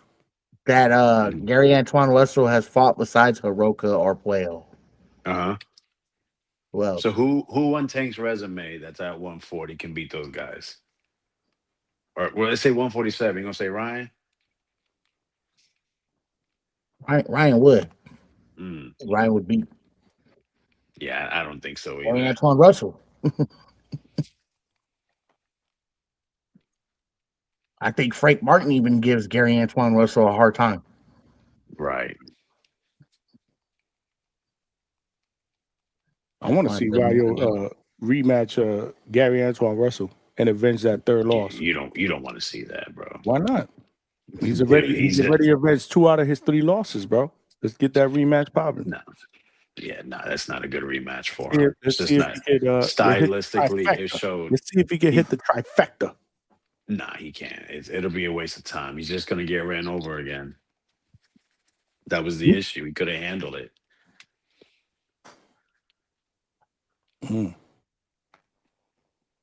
Yeah, If you rewatch that fight, he was hitting Gary Antoine Russell. It had zero effect on him. Zero. Zilch. I don't disagree. Yeah, I don't disagree. So he'll have to get some loaded gloves or something. Maybe he hit up Ryan. You know, hit up Ryan. You know what I'm saying? Get some supplements. You want to see Rayo against Shakur? Ryan Shakur? Rayo. Oh, Rayo? No. You want to see Emiliano against Shakur? When are the real questions going to start? You know why I'm asking, right? I want to see Scooter Davis versus Shakur. Fuck it. Scooter Davis to Saturday night, baby. That's what about Shushu? Shushu versus who? Shakur. In a way. Yeah, fuck it. I want to see. I want to see Bam versus Usyk. I want to see Bam and Shakur because I think Bam sparks Shakur out easily. Not even close. I'll tell you what. In regards to the topic, Hey, so Lil Nacho goes up and outboxes Stilts. Absolutely, without a doubt.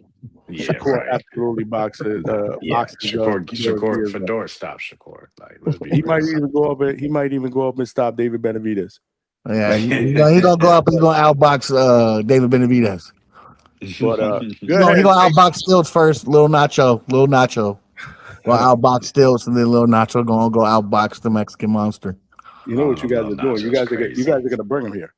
You know what you're doing, right? When you do that, when you speaketh, and I don't mind it. I like having him on here, but you guys especially Vega, be out of control. Oh, that guy's such a retard. I think he's good. He's good for the show, bro. Nobody's a moron. I mean, you can say whatever you want about him, good for conversation, but he's literally a moron. Like, he doesn't watch boxing; he reads it. That's why he does. That's why his matchups don't make any sense. All he does is read about IBO champions and guys that have some type of Latino descent. That's it. Why are you talking about my guy, man? What's wrong with you? Suleiman, yeah, Suleiman's a moron. Oh man, let's go. And I think you're a moron if you believe anything he says. Vega just called me a moron. That's fucked up. Yeah, what do you think about the topic? That's okay. You called me worse. What do you think about the topic, though? You said you wanted to talk about the topic. Yeah. So in regards to that, it's funny, right? Because it's pretty easy who's not going to lose their O first, and that's Shakur and Tank, because I'm not going to fight anyone that can beat them. So you can eliminate those two. And it's funny, people are saying Haney because Haney's more likely to fight someone that can beat him. So that's actually a good amount of respect to Devin. So salute to everyone that voted for him because they know he's more likely to give them the fights they want to see. So that's actually love. He's more likely to take on a fight that he will be the underdog compared to anybody else. And that's what boxing should be about, guys trying to prove their best. And even if they lose, I don't think Devin will be packed up. We've seen the guy have to cheat to beat him. So if someone beats him without fucking doing any type of illegal substances, that'd be pretty amazing. Hey, let me ask you a question, Vega. Right? When was the first time you ever heard about the list? Was it like before the Brian Norman fight? All right. And has Devin Haney fought anybody on that list yet? Well, no, Teal turned it down. They offered him a contract. Shakur's acting like a fucking weirdo. Keyshawn's supposed to be next. So he's had one fight. That's a little weird to me because when Teo was on the ring, him and Devin Haney were on the ring together, and they asked Teal, who's the fighter that you most want to fight? He pointed at Devin Haney, and Devin Haney was like, "Let's do it," but nothing ever came to it. So I don't know what that means. Yeah, he turned down the contract. Yeah, he turned it down. Was that after the Shakur fight? Was it? No, it was before. Yeah, I don't know. I don't never heard. That's why the Shakur fight happened because contract negotiation. He turned down Devin. Devin was supposed to fight Teal before he was supposed to fight Brian Norman. Oh, died. Fuck. Are you okay? No, my phone died. I was about to say, what the fuck just happened? You have to. He's like, fuck. What were you saying, Vega? Yeah, no. What is that? That list is like what? Maybe a year old. He fought one Easily. guy on it, and no one That else will list, accept the that fight list so far. definitely came out before the Brian Norman fight, and we were talking about the Brian Norman fight last July. We started talking about the Brian Norman fight last July because remember that whole shit went down with the they wanted him to start the drug testing early, but they had agreed to August 1st. So yeah, that list was probably definitely a year old, easily. Yeah, I'll agree with H-Town. I think Usyk, he's already proven to us that he'll go through a fight without taking it serious enough for what's in front of him. I think he's just fighting for money. Yeah, That's but how you get beat. what's in front of him though? I mean, he almost people felt like he was losing to fucking Rico, bro. Yeah, but The guy's not even a boxer. But let's be honest. Let's be honest. Even though Rico wasn't a boxer, that version of what you saw isn't better than the last version you've seen of Deontay Wilder? Absolutely not, because I didn't watch it. Well, okay. I don't watch shit shows. Okay, but I think you know where I'm going with it. You know, I at least understand what you're Rico saying. obviously, was shooting combinations. I mean, he was doing stuff that we did not see. But you did see Wilder's last fight, correct? Yeah, I watched it. And what did you see in that version of Wilder? So let's go that route. Again, so I don't think you're understanding the words that I'm saying. I'll try to say it slower. He's proven to us that he's not taking boxing very serious. Okay. So yeah, he can just not be in enough shape again to do what he wants to do to win. Okay. And you can't just always turn it up when you feel like it. It's the body starts to shut down as you age. No, I get what you're saying. Okay. No, there's no world that he should lose to Wilder, but there was no world that fight should have been competitive with Rico until it happened, right? Right. I'm looking at it like this though. I get what you're saying. It's just, man, and I like Wilder. I just don't really have a lot of confidence in this version of Wilder. You know, But it's not about Wilder; it's about Usyk. That's what I'm trying to make you understand. You can't take shortcuts in boxing. It catches up to you.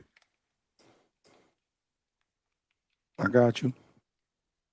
I got you. Hey, Johnny, let's try my laptop. Can you hear me? Oh man, perfect.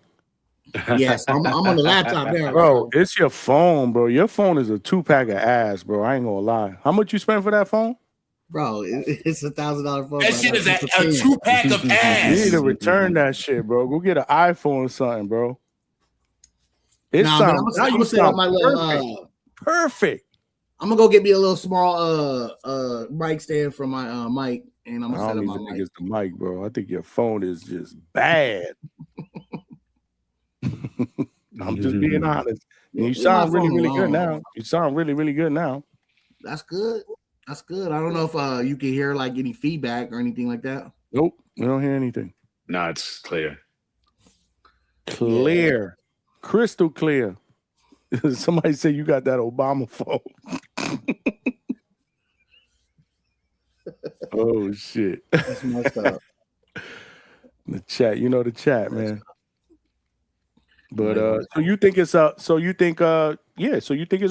Usyk got a chance to get sparked up by Wilder. If that's his name, whoever he faces next, honestly. Got you. You really think that Wilder is gonna be able to go in there and beat Usyk? No, I think Usyk has the ability not to prepare for a fight. You missed it. We just went through that. Well, yeah, man. I was trying to log back in. Yeah. Look, man. I don't think that's going to happen. Like, did you think Rico was going to go 11 Wilder rounds? Looked at his last fight. Did you think Rico was going to go 11 rounds with Usyk? Fuck, bro. But did you not see Usyk be able to turn it on when he felt like turning it on? Did you see the combos thrown to not slow him down? Very disappointing. If Usyk throws those combos against a Wilder, if Usyk throws those combos against a Wilder, is Wilder going to be able to stop from going down? No, he's gonna get fucking knocked the fuck out. He has no boxing ability right now. You can tell. We're talking about somebody went in there with his hand. His right hand was down by his hip. His face is wide open. Usyk's gonna definitely take advantage of that. The fight was so ugly against Chisora. I'd never ever want to see Wilder get in the ring again, especially against a fighter like Usyk. I don't care if Usyk's 40 years old. He's gonna whoop Wilder's ass, especially the one who fought Chisora. And that's what most people thought when he was going to fight Rico. And then that fight happened. Again, you're putting too much about Wilder. I'm talking more about Usyk. But I'm saying Usyk was able to knock Verhoeven out when he felt like he wanted to knock Verhoeven out. Some people feel Immediately that turned it on in the 11th round. It was like it was a quick, like if it would have went to the 12th, Verhoeven was out of there. Plain and simple. He didn't come in prepared for the fight. He didn't come in well trained for the fight. He looked a little chubby. He looked a little flat footed. It wasn't like he was going to come in there, but against a Wilder, like he's going to destroy him. But how do you know he's not going to do the same thing? And how do you know he's But it may even be doing the worse? same thing, I don't think Wilder has a chance. He's mentally being checked out. Because we're talking about two different caliber of fighters. You know, Rico Exactly. Wilder's a way better fighter than Rico. Which tells me that, in my opinion, Usyk is going to take that fight a lot more serious than he would a fight against Rico, who's again converting from kickboxing into boxing. But didn't we say that, like, oh, you know, he's going to make sure he packs this guy up? Like, that was literally being said. Well, so, that's what we said. Right, and he had to struggle to do it, which no one you never expected that, right? You thought it was going to be absolutely not. But so but again, he's done it one time. He can do it again. So okay. I wouldn't have any confidence in him right now. Kind of proves my point, right? So you don't think that now he can say to himself, "Damn, I cannot half-ass this fucking training," because now we're not even talking about a dude that's crossing over from one sport, from kickboxing to boxing. We're talking about a dude who was a heavyweight champion, who was regarded as, you know, probably in going down in history as one of the hardest hitting heavyweights, you know, that we've ever seen. I think he'll take that camp a lot more serious based on the opponent than he did against Rico. That's just my opinion. And if I think that version of Usyk, it's going to be less. That version of Wilder. He gave up his belt. That's supposed to be the competitive edge for a championship. He might not have no competitive edge anymore. That's why he gave the belts up. That's why he didn't want to face an Adric Abiel. Hey, he knows he doesn't have it inside him anymore. Shit. I mean, I wasn't being sarcastic. That was that sarcasm. Because it doesn't make any, like you saying, because he gave up his belts. I mean, if you're gonna give him your belt, but it was just like a half an hour ago. Belts don't matter. That's what I'm saying. Like I said, it's supposed to be this competitive thing. This thing he's been fighting for. He gave it up. Doesn't want to face any of the top guys. Wants to face a guy that's allegedly from the generation that he's been beating. That competitive edge may be gone. But do you still think that he wants to lose that fight against this guy? I think the version of Usyk against Verhoeven his career beats the version of Wilder. I didn't think he wanted to lose to Rico.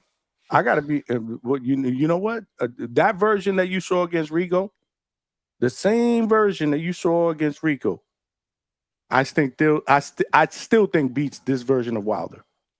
Maybe, but maybe not. Maybe he struggles. Maybe he tries to turn it up, and he just. Hey, they say erectile dysfunction is a real thing. Maybe you just can't get it up. You don't find out till you're in the battle, right? You up there, you know what I'm saying? You go, you're like, yeah, baby girl, we about to get it. Like, hold on, give me a second. Only you will come up with that analogy. And then he land on her stomach. You would do that. Then he land on her stomach. I like that's a pure Vega analogy, bro. Nobody can do that shit like Vega. Only way Wilder wins is if he comes in and he's able to mix up his punches. Because if he looks like he did it against Chisora, he's getting packed up in 3 rounds. I don't know if he's capable of that anymore at this point in his career. That's all I'm saying. Doesn't seem so, right? We haven't seen that thunderous right hand in years. Yeah, I just don't have the confidence that he's even capable of doing that, and that's the problem that I have with that. If it was somebody you else, guys are putting so much emphasis on him. I'm telling you, man, I wouldn't trust Usyk with shit. But I think at this point in their careers, with what they've accomplished, I think Usyk deserves the benefit of the doubt. because even though it was a subpar performance against Rico, he still technically got the job done, Vega. No, he did. But you know what I'm saying? So we're going to lean on that side. We're always going to lean on that side. Well, most boxing fans are going to lean on that side. And I think based on the results of both fights, he deserves the benefit of the doubt. That's where I'm coming from. No, fuck that. He took that bullshit ass fight to begin with. That's to show the things to come. Motherfucker ain't taking boxing serious no more. That's karma, Vega. Hey, man, listen, if he does it, it's showing you where he's at. I like Wilder, man. If Wilder sparks him out, I'd be so happy for Wilder. I really would. You would? Yeah, you don't like Wilder, bro? That was our last great. After watching that interview, I'm not really feeling Wilder. Like you talking about your child, the one where you talk about his child's mother. Yeah, again, I don't. You're on live TV talking about your child's mother, talking about she's a very promiscuous woman. I'm not. You used to. I'm not judging him for that. And you used to land on her stomach. I'm judging Wilder the fighter, not the person. I don't know the person. You know, Wilder the fighter to me, right? Like he got beat up by Tyson Fury. Like I just don't. The last great American heavyweight that we've seen. He gave us a lot of great moments. Yeah, he gave us a lot of big knockouts. I like Wilder. I mean, he's not a great. You were never a fan of like, Wilder. I'm not going to sit there and tell you he was great or he's an all-time great, but I will tell you that he's probably going to go down in history as probably top 1, 2, or 3 of the most hardest hitting heavyweights that we've ever seen in our generation, probably in history. Yeah, he's definitely one of the greatest punchers you've ever seen. Puncher or whatever. Yeah. For sure. Not just heavyweight, just in boxing in general. Yep, probably. But my thing is, what have we been talking about since his demise? When are we going to see the next great American heavyweight? Well, he was the last one that we saw. Well, I know that we throw the word out great, but you know what I mean. Champion, American heavyweight. We needed him. I guess I could throw great. Should I throw great out there? Is Wilder a Hall of Famer, y'all? Yeah, he'll be in the Hall of Fame. You think so? Yeah, that's Is that more? Whoa, let me stop right there. Is that more based on the way? Let me word this properly. Is that more based on, in my opinion, and again, I've been watching sports for decades, how much more easier it is to get into the Hall of Fame? And I'm not talking about boxing only. I'm talking about other sports. Or is that because you truly believe that Wilder has that criteria to meet the Hall of Fame? Because when I grew up, Hall of Fame was the best of the best get into the Hall of Fame. It wasn't the Hall of good. It was the Hall of the best of the best. So now I'll ask that question again: is Wilder a Hall of Famer? He was a heavyweight champion with 10 title defenses. That's Hall of Fame shit right there. That's point blank period. Then he gave you plenty of good moments, highlight reels. Yeah, he's a Hall of Famer. It's not even that difficult to really, you don't even have to consider it. Just a hater if you have to consider it, to be honest. Well, they're going to consider it. Yeah. They're going to consider it when they say, okay, pick 3 guys. Oh, Deontay Wilder's on here. Check. Well, Bigger, you also a young dude too. So okay. I'm gonna ask. Makes it even easier, right? You're talking about shit that happened that you were told. What the Hall of Fame is? What, 40 years old, maybe 50 years old, 70s. I think they did it, 80s. So I mean, it hasn't been around for fucking 100 years. But do you know where I'm coming from? Because you're a baseball guy. And I guess this isn't baseball, bro. Like these aren't the baseball writers that make it super difficult. Because he has the accolades.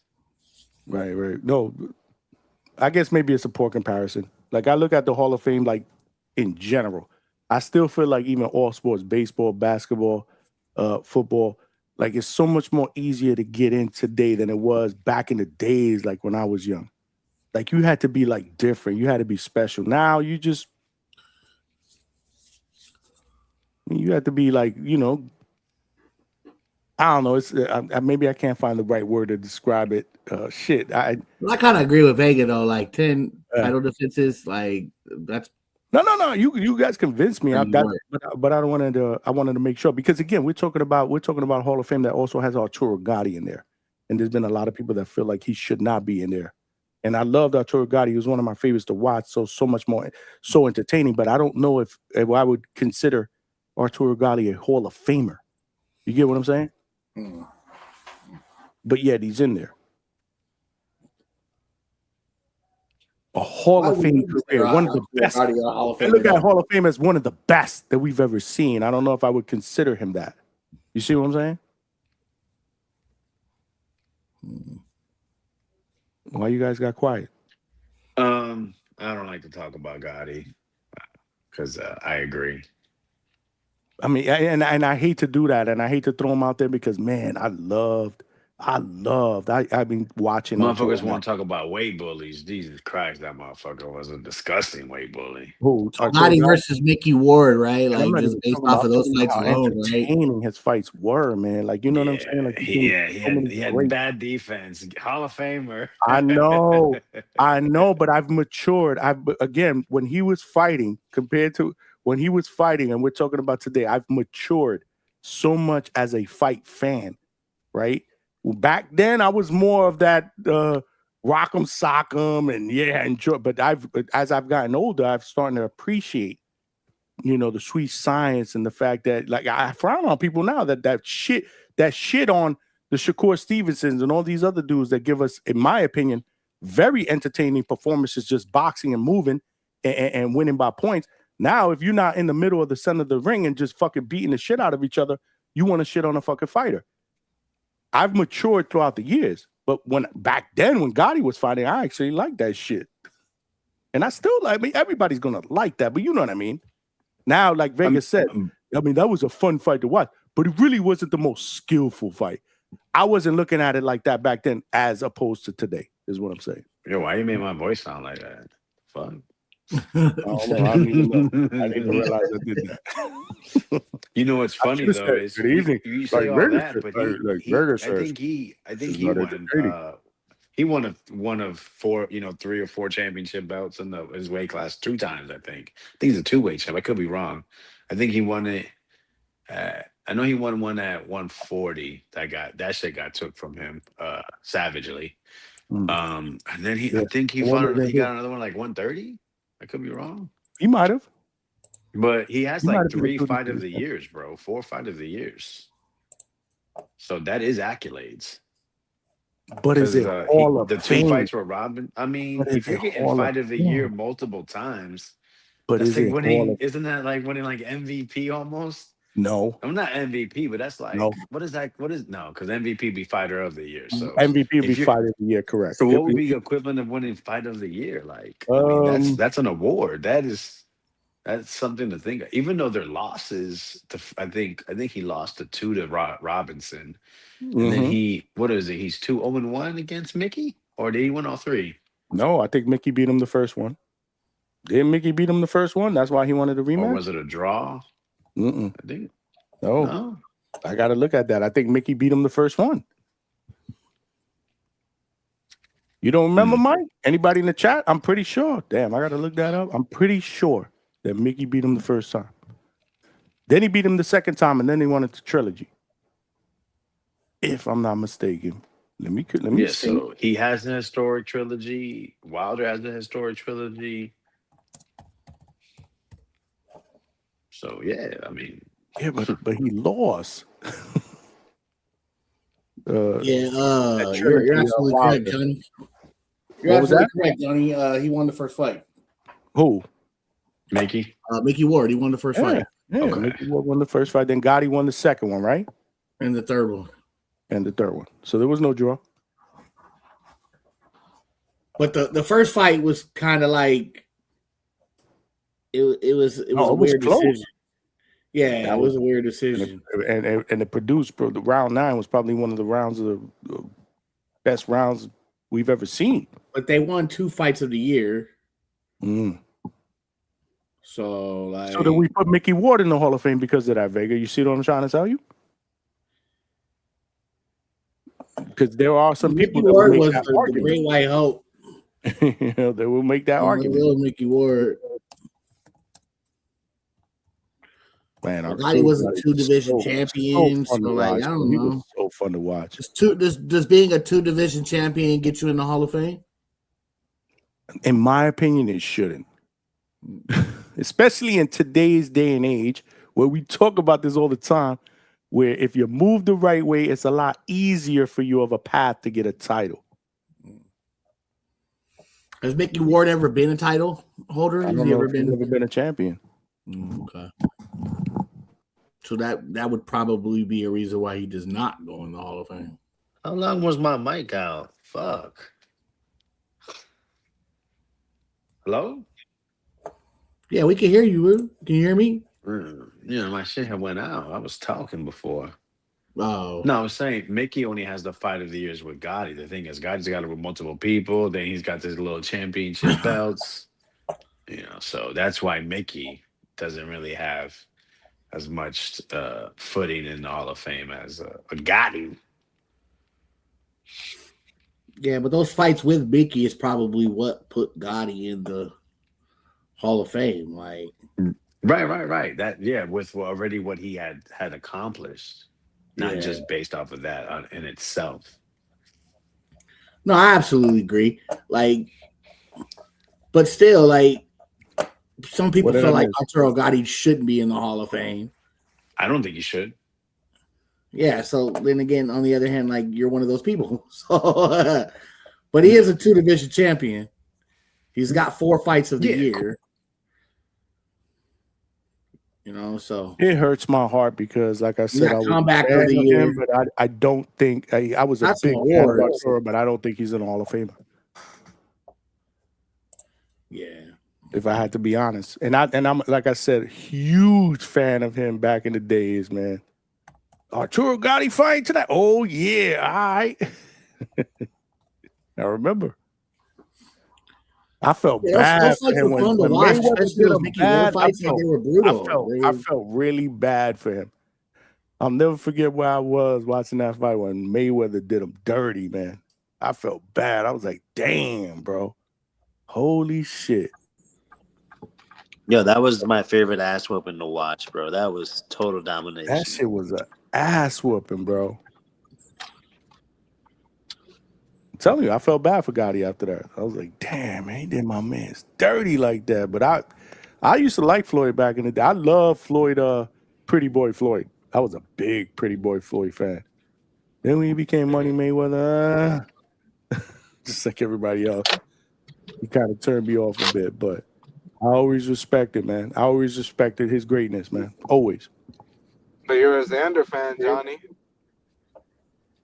Well, where did Alberto yeah, I like Xander. Xander's a good guy. Hell yeah. I'm always going to be a Xander. I'm not ashamed to say I'm a Xander fan. I'm ready to hear some Devin Haney slander. I'm not ashamed to say I'm a Xander fan. I think Xander also gained a lot of fans after that performance, too. Not named Johnny. I'm going to be real, right, Johnny? So let me say this though, right? And salute to everyone first and foremost. That was rude of me. What the hell's going on, Johnny? You're like walking off the show. What the hell? What are we doing, right? Let's reel it back in. You left. I didn't see you on the screen for like 3 minutes. I was like, what the hell? I went to the bathroom and I came back. These guys were talking. I told them, hold it down. Yeah, man, go to the restroom. Yeah, man, listen, we do 4 or 5 hour shows. I can't go to the restroom. I told them to hold it down. Yeah, I did it, but I know I've said it throughout the night. Hold it down. I'll be back. Yeah, he's trying to treat you like you work at a sweatshop, Johnny. Lord, you don't even get bathroom breaks. No, you're right. You act like I fell asleep on a panel like this. Well, let me. This is like Teresa's warehouse. You don't get no breaks. You just work. But let me say this though, right? No, you just commit wage theft. I gotta bring a piss bucket over here. Shit. Yeah, you gotta get a little piss cup or a piss bucket. You gotta do what you got. But hold on. Let me bring it back in, right, Johnny? Because I actually do got a lot to say today. Reel it in, baby. So. This is why I don't give Xander, like you're saying he has a whole lot of fans after last week's performance. I disagree, and here's why. I didn't say that. I say he's gained. I'm sure he gained some fans. I'm sure he gained a lot of fans after last week. I think there's fighters that have admired his heart, in that fight. Fighters, professional fighters, Hall of Fame fighters. So this. Oh, is this where I Xander disagree, slander? right, Johnny? And let me explain why. This is Xander slander. Are you doing no, Xander this is slander? not. We This weren't even is talking about Xander, which is crazy to me. But go ahead. You this can is go. a he did come Johnny. out of This nowhere. is a reality check. Hold on, let me say this because I've been thinking about it all day, right? So, do any of you guys watch the Ring Show with Max Kellerman, Tim Bradley, and Mike Coppinger today? It just came out yesterday, I think. No, I didn't see that episode, but I All watched right, it. so so in summation, right? Let me give you guys what the whole panel said. Xander Zayas, in my opinion, lost fans because of this reason. In America, you become a legend when you're willing to die in the ring. This is what Max Kellerman said, a boxing historian, Tim Bradley, and this is the most classic Lord example. child. Johnny, do you remember when Tim Bradley fought Provodnikov? Yes, I do. I've seen that fight on numerous amount of occasions, numerous occasions. In that fight, Tim Bradley, the boxer, said, "Fuck that. We're gonna buck. We're not gonna box. We're gonna buck." And he went out and gave Provodnikov all he could handle. He withstood the early onslaught, and then in the middle rounds, he just outboxed him. And he had Provodnikov's face all mangled at the end.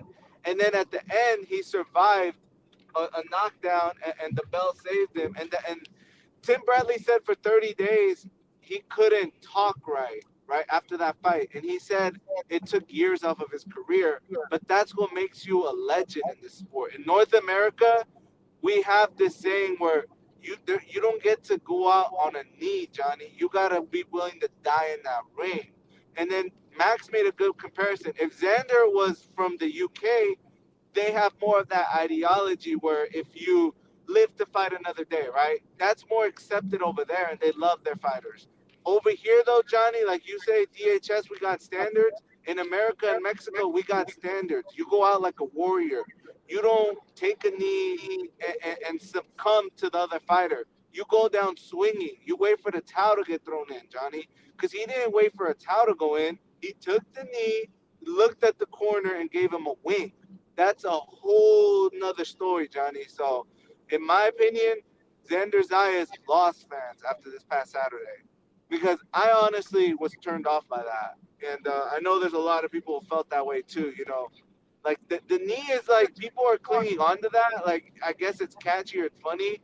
But to me, it's the overall action that he took that night. To me, he packed it in. Johnny, if you mean to tell me that Tim Bradley can take 12 rounds with Provodnikov, but we want to give Xander Zayas, some grace because he took 7 rounds of boots, I can't do that, Johnny. And that to me is what separates a great fighter, a Hall of Fame fighter that we remember, between, a jag, just another guy. But with that being said, though, right, because I'm not trying to hijack the show or switch the show topic, let me bring it back in. Albert Bell is getting knocked the fuck out. Albert Bell is getting knocked the fuck out. I've seen him on the gloves. They released some footage earlier today, I believe. His head is straight up. His head's right in the center line. He has no head movement, and after he throws a punch, he doesn't dip to the side. I don't like what I'm seeing, right? This is why I don't get where he's this. Have we actually seen Albert Bell in the? Because I'm gonna be real, I don't think his boxing abilities are that high. Just from what I've seen on the pad work, I think he's food. I think Abdullah stops him, and he's very slender. I'm not sure Pad if he work. walks around. You said pad work.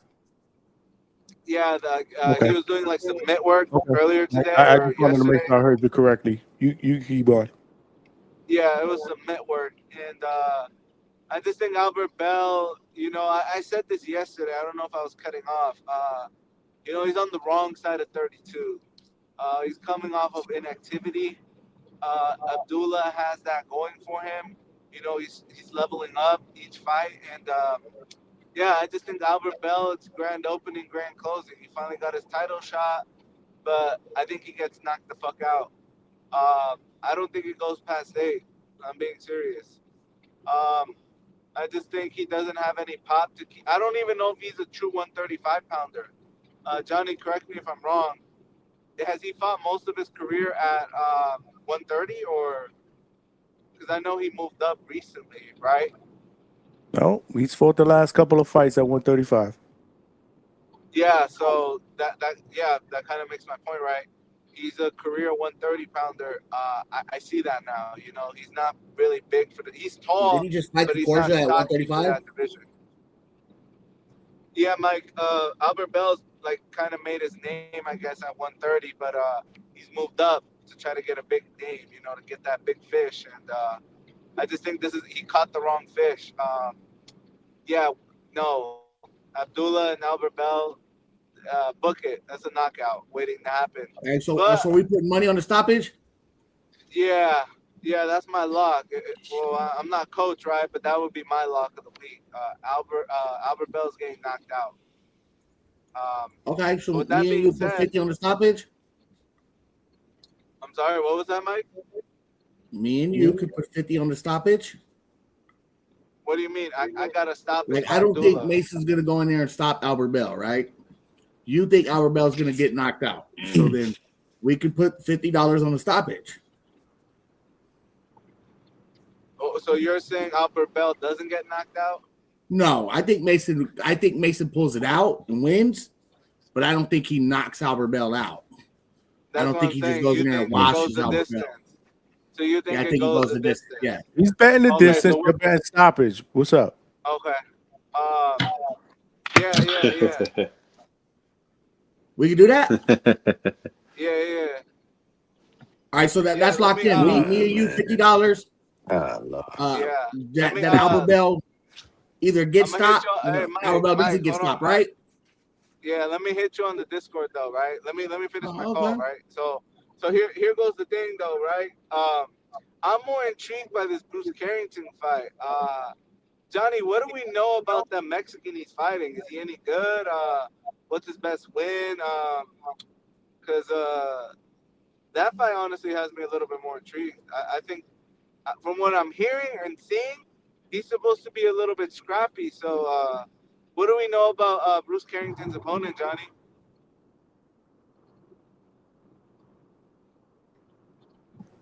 I don't know a lot about him. I did speak a little bit about some of the research that I did. Don't know if Vega wants to elaborate a little bit. Oh, Vega for sure knows. Yeah, Vega fall asleep. They're like, Vega fell asleep. He might have. Bad podcasting. Man, I don't know. No, I don't know know what's too much going about on, but You put him to my sleep. mic keeps going. Can you hear me? You put him to sleep. Yeah, we can hear you now. That's diabolical, Johnny. He said I put you to sleep, Vega. You put him to sleep, bro. It's your fault. Vega, we can hear you guys, Throw man. your money on him. He's Mexican, so he's automatically good. He won't take no knee. No, I'm saying, does he have any pedigree? Like, what do we know about? I heard he kind of is rugged and he might. He's Mexican. No, he's Mexican, so he's good. Well, that's it, Vega. Just because he's Mexican, he's good. He could be Xander Zayas.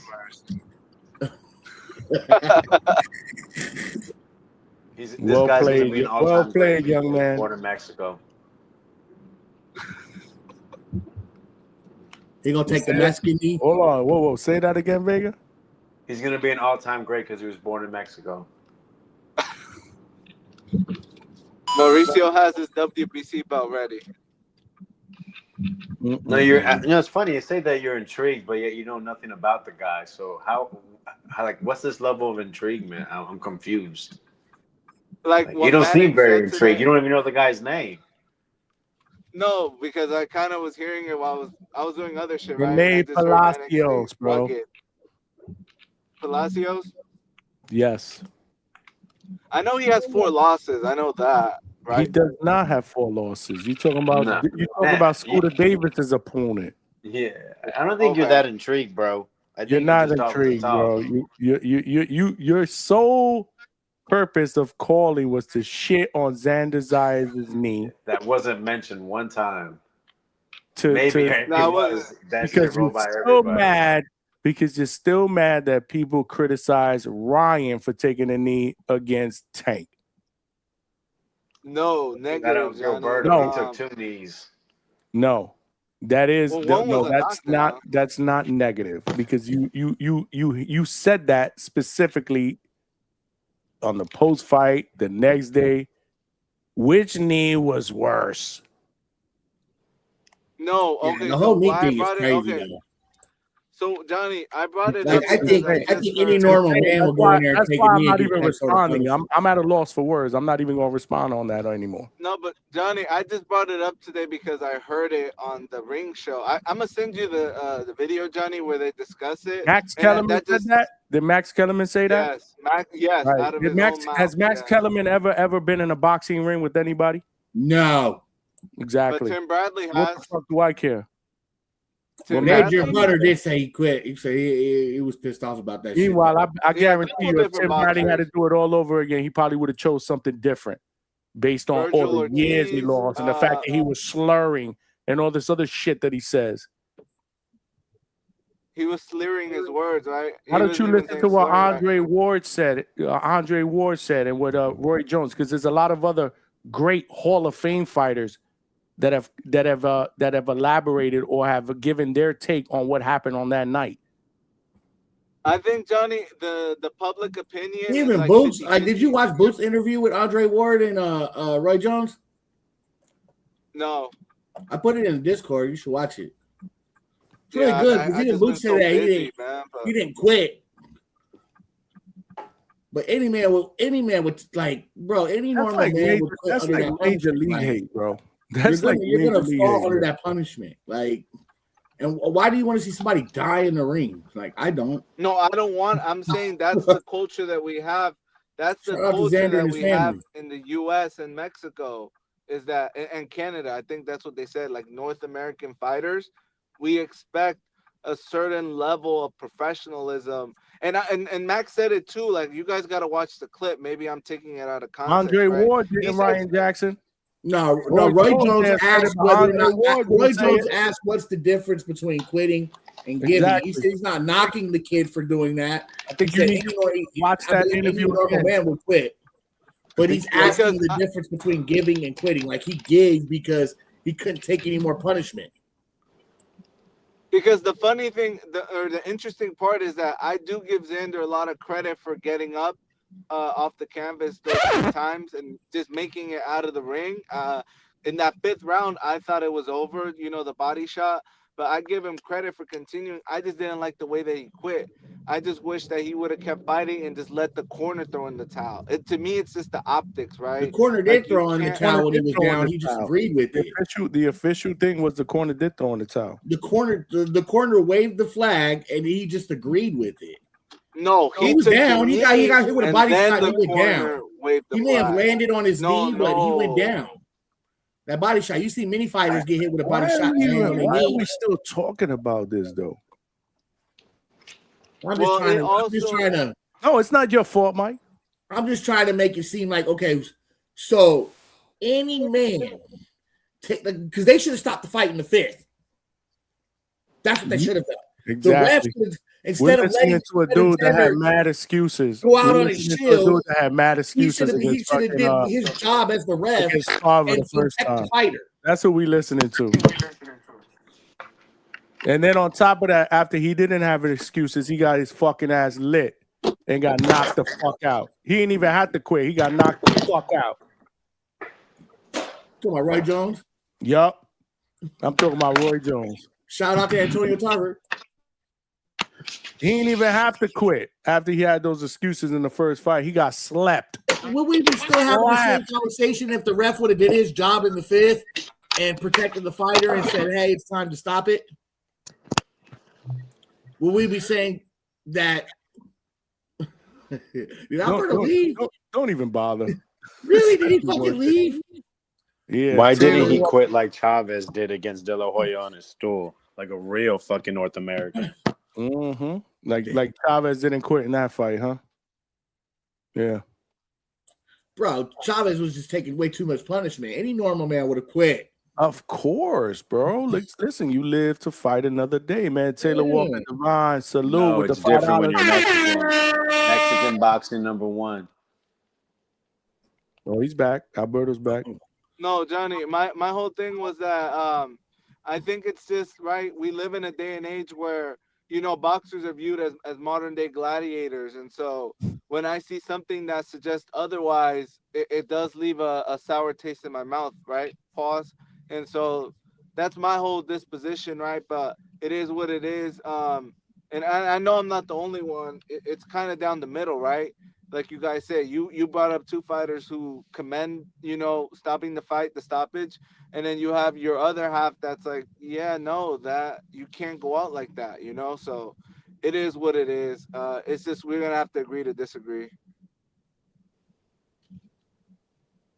Okay, I agree. Like I don't have I'm not gonna be anything able to say about to. it. So I want to hear some Haney slander though. Like that's like who's gonna get their first? Oh, Alberto. Well, I think Johnny, did you see my comment from earlier? Yes, I read it. You said Haney. You said Haney has a loss already, but he doesn't. He doesn't have a Johnny, loss. That we loss all was seen taken the off of his. footage. No. That's not what we're talking about. Technically speaking, that loss was taken off of his record because your boy cheated. No, So Johnny, we're not. Oh my gosh, Johnny, you're trying to get us to go down a rabbit hole we don't have to go down. It is a rule, really though. not. Like, It's right, really you're not a in breach of rabbit the hole. It's contract. really not a rabbit hole. Kind of like if you came in overweight, you're in breach of the contract. It's a no contact. There's nothing that I just said right now that wasn't factual. So it's really not a rabbit hole. It becomes now a different opinion. It becomes a different opinion. But at the end of the day, you have to look at the facts because Wait, the Johnny, facts will tell you the story. Johnny, can you hear me? Yeah, I can hear you. Yo, I can't hear. Oh, I can hear you. Someone brought up shout out to my guy Attorney Bailey. It's just stigma, right? It's just about how the fights end because he brought up a great point. They say that Daniel Dubois quit. I remember he had that whole quitter stigma attached to him for a while. So I'm just saying, Johnny, I think the knee, the way that it ended was a little bit like, you know, it raised an eyebrow for me, at least as a fan. And that's my whole point for bringing up.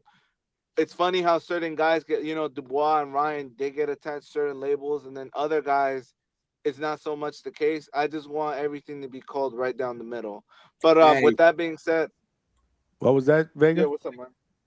And so Bud said, I saw on Twitter that Bud told Ryan that Conor Ben beats him.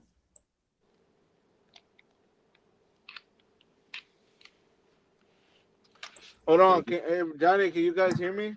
I can't hear anyone. No, we can't hear you. Johnny. No, Why? we don't hear you, Alberto. We don't hear you. Radio. You got to jump out. You got to jump out and don't jump back in. Fuck, I can't hear anyone. Wow. Johnny. Hey, Why? Mike, can you hear me? I can hear you, bro. No, we can all hear you. You just can't hear us. Johnny, can you hear me? Oh.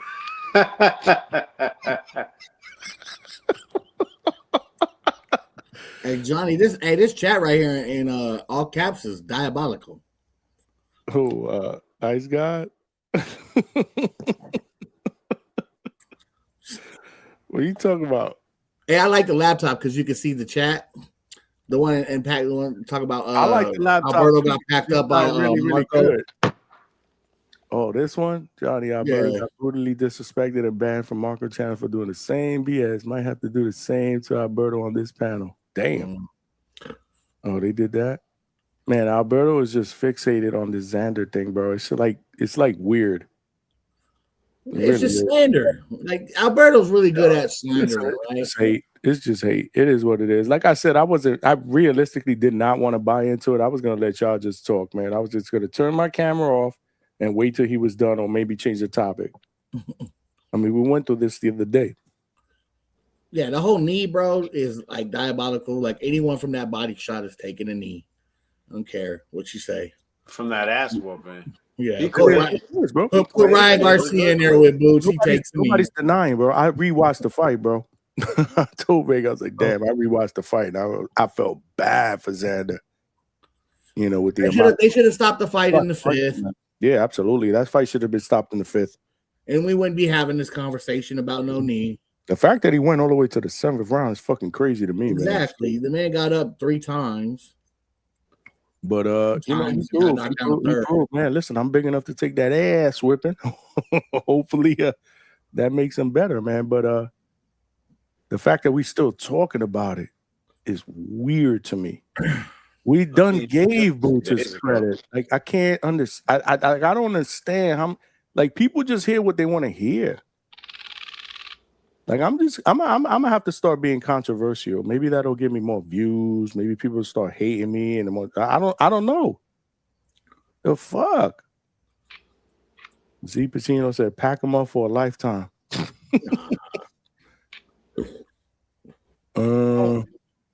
Alberto brings some good movement He cool to the panel sometimes. He's not a bad guy. Yeah, he cool. He just, you know, when he's fixated on some hate shit, he just on and on and on. He just mad. Like I said, he a Ryan fan. You know, Ryan quit against Tank. So that was his immediate comparison after the fight. So he has to justify it. Yeah, so you know that was his immediate comparison. He's trying to justify it. You know, he mad because you know they erased the Ryan the best what would have been the best win of Ryan's career got erased and demolished because the man cheated. So he mad at that. You know, but hey, at the end of the day, rules are rules, right? I ain't say anything that was not factual. Nothing, not a thing. Not a thing that was not factual. Hey man, they didn't erase shit. Look at the poll, man. Everybody's picking Devin Haney. You know why? Because that loss still hasn't been erased. It still hasn't been In erased. your mind, it hasn't. But if you look if you look at the internet, if you look at BoxRec, if you look at everything else, there is no loss there. Yeah, but at the same time, because there's repercussions for breaking the rule, whether it was intentional or not. And again, I'm not shitting on Ryan. I'm being factual. Hey man, all I know is that's all I'm saying. In the eyes of the people, that guy already has a loss. That's why he's number one in the poll but right I'm not looking at the people, guys. I'm looking at the stats. I'm looking at what the computer's telling me, what BoxRec is telling me. Shout out to that, but all I'm telling you about is the poll and the people, and you know what I mean. So to them, they're looking at. Did you not hear what Vegas said earlier though? No, yeah, but look, let me finish what I'm saying though. Because I agree. They're looking at this poll and they're thinking like Devin Haney isn't even valid right here. Like, dude already has a loss. No. That's not how they're looking at it. That's how you're looking at it. I mean, but why is the poll that way, Johnny? I mean, because Vegas, you want to explain why? Because it's just what I said earlier. I said before people listen to me. Hold on. I said before people make a prediction or pick, look at the factors, right? It could be future competition, names they're being linked to, right? That could attribute to how you decide who could potentially get their O taken away, right? Promotion, management, are they being careful? Are they being careless? It could be vulnerabilities. It could be, you know, performance as of date. It could be age. Maybe they're a little bit too old, you know, with the whole Usyk thing, and they don't give a shit. So maybe that can attribute to it. But what Vegas said was kind of ties into what I said in the beginning with competition, because Devin Haney, out of all these dudes, is realistically the one that's willing to get that smoke with all these dudes. So if you're willing to fight the top guys, yeah, you have there's a chance that you could lose, because boxing, this is what boxing is. When the best fight the best, some of them are going to win, some of them are going to lose. So I look at it that way. You're looking at it totally different. I mean, shout out to that, but I mean, but that's the way you want to look at it. I'm looking at it the way I want to look at it. Look, there's, you know, you two hype tonight. Hey, look, man. But what I will tell you is that the most top guy that Devin Haney has fought is Brian Norman, and a lot of people don't think highly of Brian Norman, which I don't know why they wouldn't. I like Brian Norman, by the way. That's not true, Giovanni. He fought Loma. What? Exactly. Oh yeah. Oh, a guy who. You breaking up, Gvon? You breaking up? Guy Yeah, you're breaking up, and then Breaking he up bad. We fought. can't hear Already had anything that. you're saying. He fought y'all poster boy Yeah, I Ryan don't give a Garcia fuck. I'm gonna too. keep cooking. Yeah, I don't. I Yeah, but we can't hear you. I'm You're gonna keep clear cooking now. though. You're We clear can't hear now. you. No, I'm gonna keep. Now I'm we gonna hear you. keep cooking, man. Look. What I'm gonna say though is Brian Norman was the most perceived threat that he's fought. You know what I mean, an undefeated guy, who was a big puncher because Loma, short, small, guy who already had 2 losses. Ryan already got, like you said, Ryan already quit to tank. So yeah, I mean, shout out to Devin. I guess he's fighting perceived danger. I mean, Brian Norman's it. Like, be realistic. Who's more of a dangerous name for Devin Haney that he's fought other than Brian Norman? He fought the great Ryan Garcia. What are you talking I mean, about, man? Mr. Left Hook. no, Vega. But let's be realistic though. Everybody thought he was on drugs. He was a drunk. He was He on wasn't drugs. serious. He was came on in drugs. He was Okay. drunk. The fuck are we perceiving? There's no then. perception. It's reality. Wait. This is what I'm talking about. Okay, They no, okay, no, hey, no. This is what I'm talking about, Johnny. You just cooked yourself. No. You cooked yourself. No. Where's the perceived danger? But you're not talking. No, You you say cooked yourself. no. You You're not cooked talking. yourself. This is what I do. This is what I do. How? Like I said, the people have spoken. That's what happened. Devin Haney is the first to take a loss. Don't get mad at me. Facts over feelings, Johnny. Facts over feelings.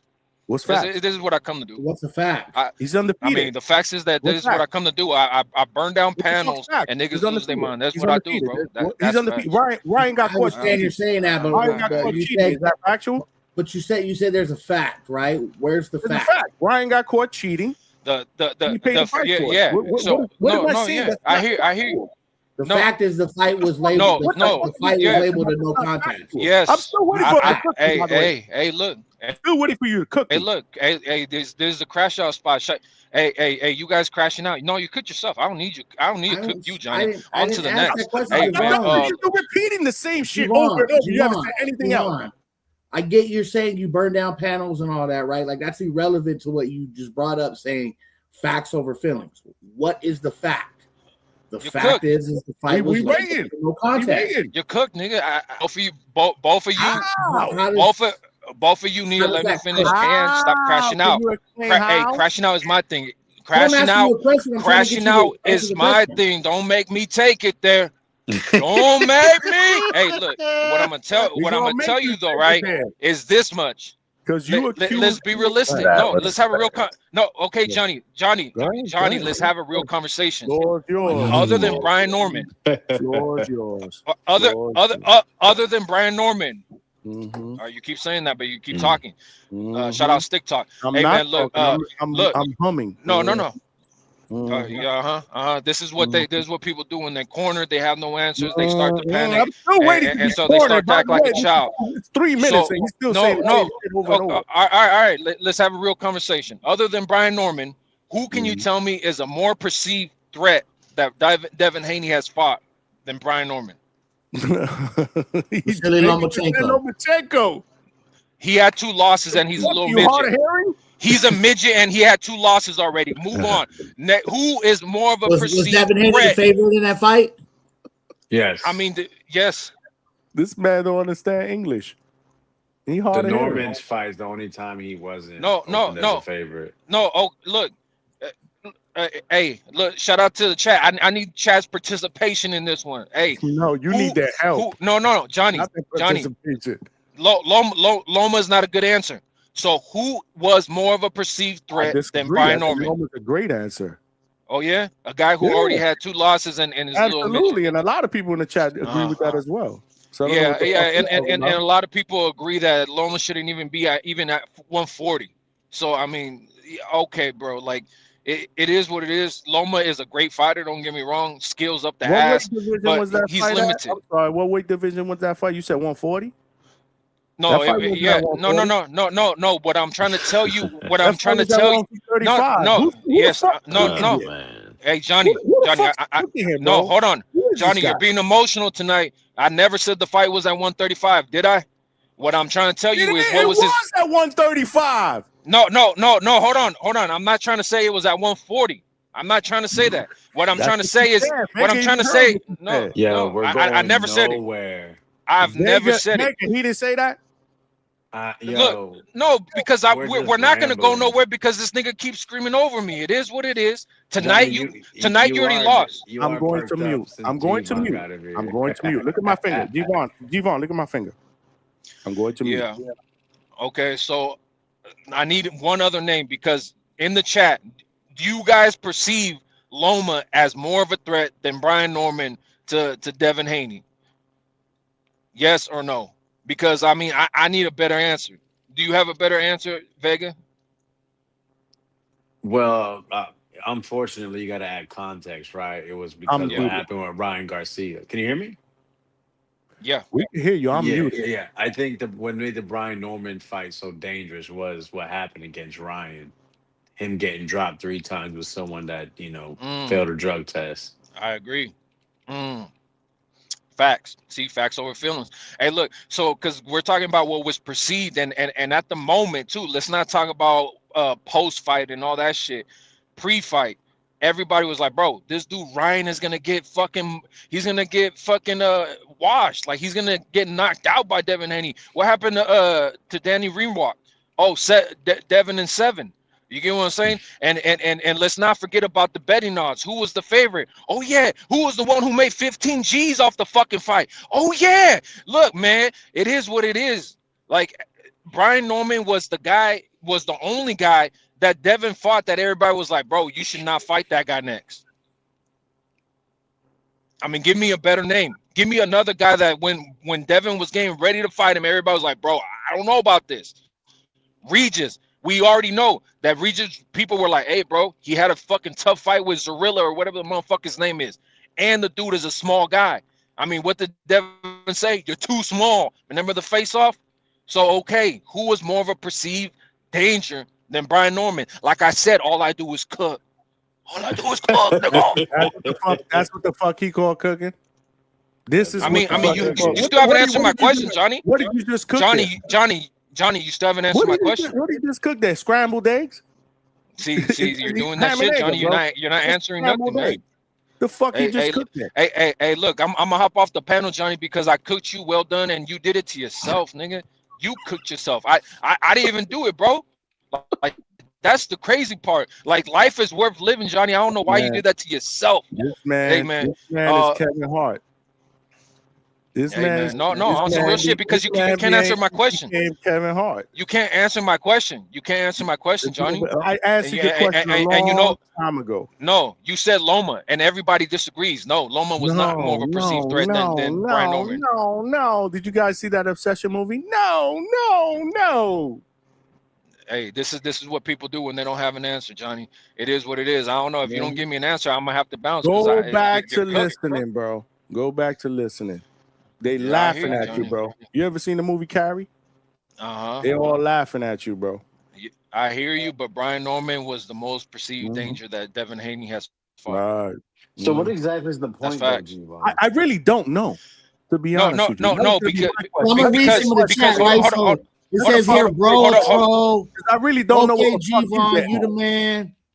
Where are we going with this? Land the plane. I don't know where the fuck he's going. Vega crash his plane. G-Von, are you joking? No, he jumped on. It's because when it's because like he always does. That's what he does. He's a Ryan. Because Garcia. I understand that and I respect it. Hold on. Well, let me finish what I'm saying. Yeah.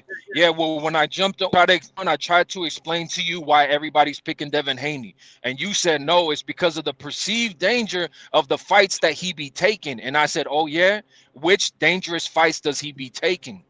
How many other fighters has he? That's one guy. Hold on. That's one. Yeah, I hear you. Johnny, I hear you, but that's one dangerous fight. How many fights does Devin Haney have? Oh, like 32, right? Why Ryan Garcia agreed to fight him? Look, this has nothing to do with Ryan. Is Ryan in your topic? I'm just saying, though. Is Ryan in your topic? He wanted to fight and Johnny, he wanted to fight Shakur at 144. Where's Shakur been? Hey, well, facts over feelings. That might happen. Facts over feelings. Hey, to you, Ryan. Right, hold on. To you, Ryan Garcia is a drug cheat and all this other shit. And that's a fact. So It ain't what to I'm me. saying is, it ain't to me. no, Ryan it is to Garcia you. did that to himself. It ain't to No, me. I didn't put no, I didn't put I that hear fight you, on Johnny. Ryan Garcia. Johnny, He did it to himself. Johnny, you cooked So yourself. don't make this a Ryan You cooked Garcia yourself Johnny tonight. thing. You I don't cooked hate yourself Ryan tonight. Garcia. I'm being factual. It's I'm being Stock Chasers. factual. Is Stock I'm Chasers being, Puerto no, Rican or he Dominican? What is that name? I'm being factual. Oh, I'm being damn it. factual. Damn it.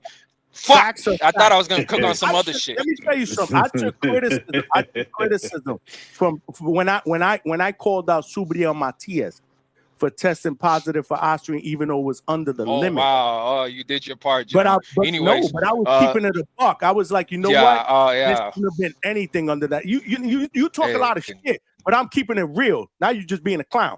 I'm keeping it real, and I'm keeping it consistent. Yeah.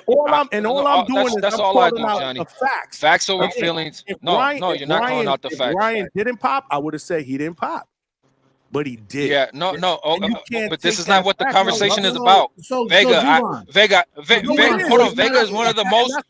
Vega is one of the most. Vega is one of the most mentally sharp guys on this panel. And Vega, I know you've seen the fact that he's trying to make it about Ryan cheating. He's trying to make it about all this other shit. When all I said was, Devin Haney already has the loss in the eyes of the people, and he said no. The reason why they're picking him on the hold on, no, listen to me, Johnny. You're doing this shit, Johnny. You're crashing out because you don't know how to answer you don't know how to answer because you don't have an answer. No, you don't have an answer. No, Johnny. Look, shout out to you because tonight I'm a bow out gracefully because I don't like to bully people. I don't like to bully. What about this chat right here? This chat says he don't keeps like to saying bully facts people. over feelings. He Who's ain't said a bullying fact who yet. here? I When mean, look. when has he bullied me here? Look. Tonight. All I'm saying is Who are you you're still not answering the question, Johnny. You're still not answering the question. What brought you on this panel? Why don't you ask me that question? What you mean? Because I have free time right now. That's what the fuck brought you on No, this sir. panel. No, sir. I was just right now with my wife. I didn't even hear none of the show. I didn't. No. Yeah, I was. Wait, no. Hey, play. Do the playback. When was my last comment? Almost 2 hours ago. Almost 2 hours You've ago. been in the fucking chat for 2 hours. No, But what I'm trying to understand is where's just the because I fact? commented 2 hours ago doesn't mean I've been listening for 2 hours. I have a fucking family, bro. I have a wife. I have kids. I fucking dropped a comment and I moved on to do what the fuck I was doing. It's funny how when I mentioned that, all of a sudden he popped up 2 hours later. When I mentioned Ryan Garcia, isn't that funny? Isn't that funny, or is it super coincidental? Wow. More of a perceived danger than Brian Norman because, like I said, Ryan Garcia was he a favorite in the fight? He was not. Hold on, hey Johnny, Johnny. I'm gonna give you Devin Haney when he fought Brian Norman, was he a favorite? Oh shit, he wasn't. He wasn't, Johnny. He wasn't a favorite. But when he fought Ryan, was he? Oh, he was. Oh, he was. What's funny? You know what's funny? You've been on here for 15 minutes and we still don't know what the fuck you trying to get to. Yeah, because you're being slow tonight, Johnny. Point. I already made my point. With it. I already made my point 10 minutes ago. You cooked yourself. Really? Because three of us we can move on. I think Vega knows, but White Mike, I mean, he been lost in the clouds, and you have no clue. You cooked yourself. You're already on the other side of reality. You already cooked yourself, Johnny. I don't know why. I don't know why you did it to yourself. Life is worth living, Johnny. Mike, don't start doing this shit. We've done this before. You're a smoker, you're a drinker. You can't hang with my yelling, White Mike. We've done this before. You can't hang with me, dog. Don't even try to do it. Don't try. Don't push me to the edge. You were talking about you ain't no goddamn room. You still ain't getting no fucking fact. Yeah, you're already out of breath. Hey, so G-Von, so what you're saying is don't say that Devin Haney takes on challenges. That's all you want to say? No, he does take on challenges. No. Dangerous. Hold on. Vega's asking me the question. He's asking me the question. Answer the fucking question. Okay, then let me answer the question, Johnny. Hey, you're wild tonight. Hey, look. So what I'm saying is he does take challenges, but to say all he does is take dangerous challenges, I'm saying where? Brian Norman, I'll give you that. Because even to me, I was like, Brian Norman's going to knock this dude out. And people will say, yeah, it's because you're a hater. I hear you. But at the same time, we just seen how he fought against Ramirez. You get what I'm saying? And we seen how he got fucking hurt by that. We saw that 2 fights ago, bro. What the fuck are you talking about? See, Johnny, I like Vega because he's logical. He knows what I'm talking about. He knows what I'm saying. There is a reason why. No. See, you're not listening, Johnny. I said going into the Brian Norman why it was such a dangerous fight for him. Okay, Johnny. Hey, shout out to you. You're usually a logical guy. What have you done for me lately? When was the last fight we saw Devin Haney in? What was the last fight we saw Devin Haney in? So why the fuck are you bringing up Jose Ramirez? Damn, shit got quiet all of a sudden, huh? Are you guys there or is it me? I'm here. I'm just trying to figure out. Hey, you cooked yourself tonight to the fact that Johnny, you just said that nobody's history matters. 2 fights ago. Yeah, I hear you. But next time when people bring up resumes and who has who, hold on, White Mike. Hold on, White Mike. Next time somebody brings up who has who fought and what fights they've been in and yada yada, none of it matters because it's not what they did yesterday. I hear you, Johnny. Not what they did yesterday. No, I got you. I got you, Johnny. No, that was your point. That was what you just said. That was what you just said. The Jose Ramirez fight wasn't yesterday. Yeah. So Jose Ramirez don't matter. Ryan Garcia don't matter. Loma, the name you keep throwing out there, that fight don't matter. He's not comprehending. He's not comprehending. Regis Prograde. No, you're not comprehending. Hey, look. All I gotta say is, look, chef's kiss, 5-star Michelin shit. You cooked yourself, nigga. Shout out to White Mike. You're still lost in the clouds. Shout out to Vega. Shout out to Vega because he's the only logical motherfucker. And look, and it's crazy because it's crazy that Vega is logical because he's Puerto Rican. I don't understand how Vega is so logical being Puerto Rican. So look, what I'm gonna do, baby. Hey, get the fuck out of here. Good riddance. I got you. I cook. Can we get a happy 4th of July, G-Von? Can we get a happy 4th of July? Yeah, happy 4th of July, fucking America first, nigga. Hey, look, fucking so what I will tell you though is hey, before Devin Haney holding the Mexican flag in your yeah.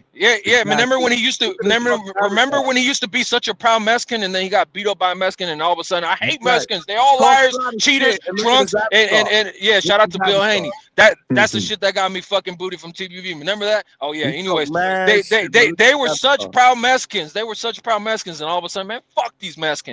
Hey, look, man, it is what it is. Look, all I'm gonna say is, yeah, shout out to all that. And before I dip out, Vega, for the record, because people, I don't know. Well, I already know where it stems from. People are weird, shout out to CYP. Motherfucker was one of the masters of spearing narratives, and he still has fanboys, even though he hasn't been seen for who knows how long. But for people trying to act like, G-Von don't pay bets. How? I mean, Vega, just let him know.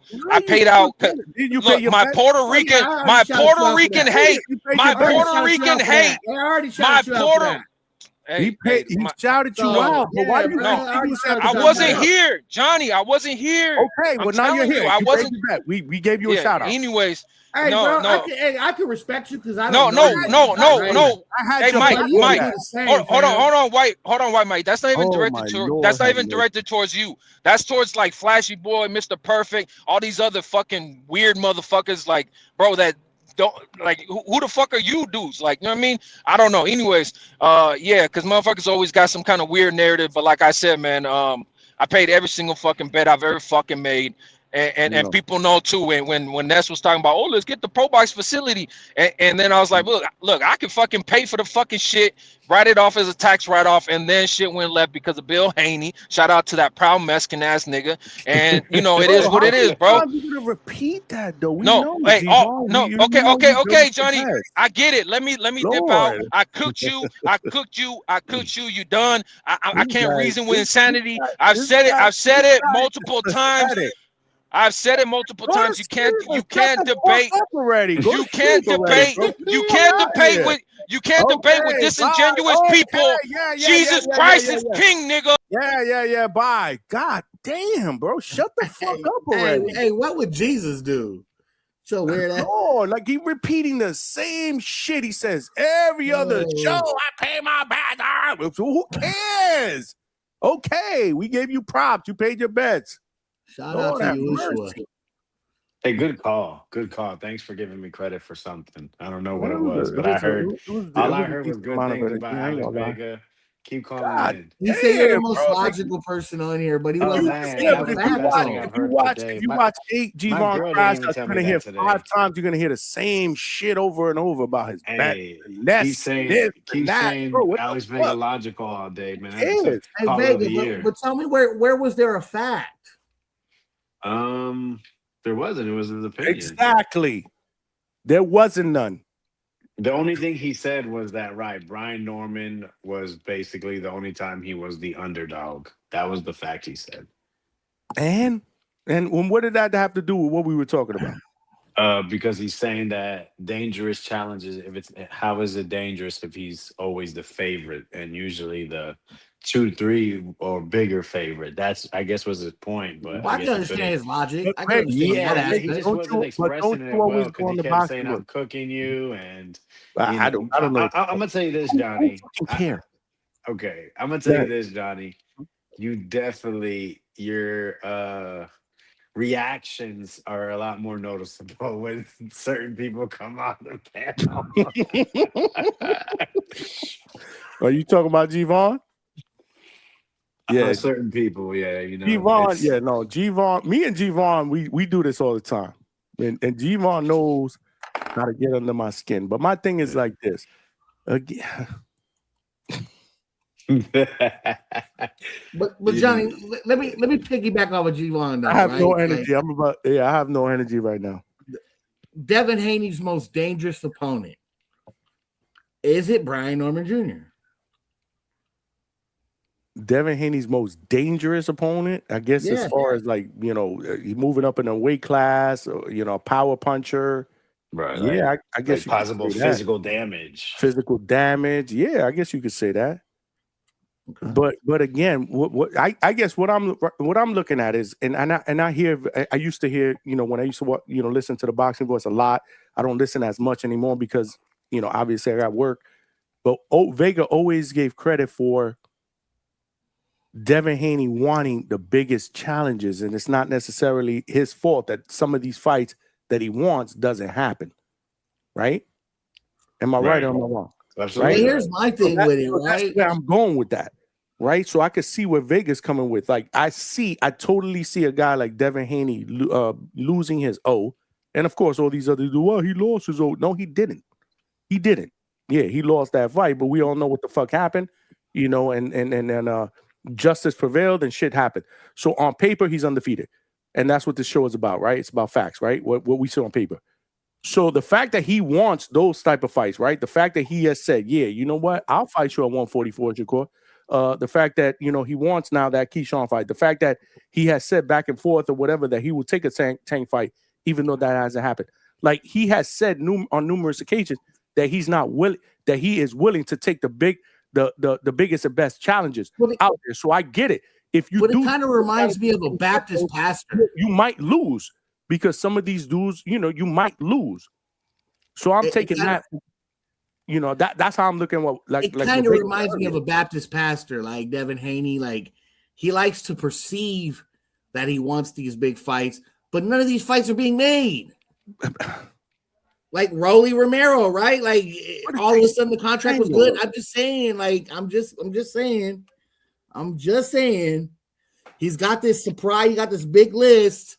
And he wants to fight fighters, but who the fuck else got has to come down to a mandatory. Remember Tank told he was going to fight all these guys. Go to a first bid, but you really want to fight Keyshawn. And I like Shakur, but where's Shakur's list? But I'm saying Devin Haney really wants to fight Keyshawn, but the fight has to come down to a forced mandatory or a purse bid before you actually decide to fight Keyshawn. the whole thing with Shakur, like I don't see Shakur even wanting to fight Devin Haney because we saw Shakur get in the ring with Oshaki Foster, sit there and say, and Oshaki's just like, just give me a chance. Let's just make it happen. Let's just make it happen. Let's shake on it. And they shook on it, but that fight still hasn't happened. Good. So, like, I just don't see. It's kind of like a Baptist pastor. Like, I want you to perceive that I'm this, pastor and I'm this good person, but really in the back, like this, right? I'm really ducking fights, to be honest. And I've seen, and my thing is when it comes to these fighters, right? You'll make contracts so egregious that it's unacceptable at moments and at times, right? So then again, does that really mean that you want to fight? Because you're not really negotiating to the point to where we're going to agree to fight. You're just strong arming at this point.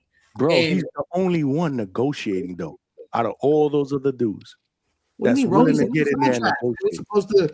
The contract was good. What happened? I honestly, I just don't think you're a Devin Haney guy though. I'm not a Devin Haney guy, but I'm going to be honest. When it comes to sports, I am going to be realistic.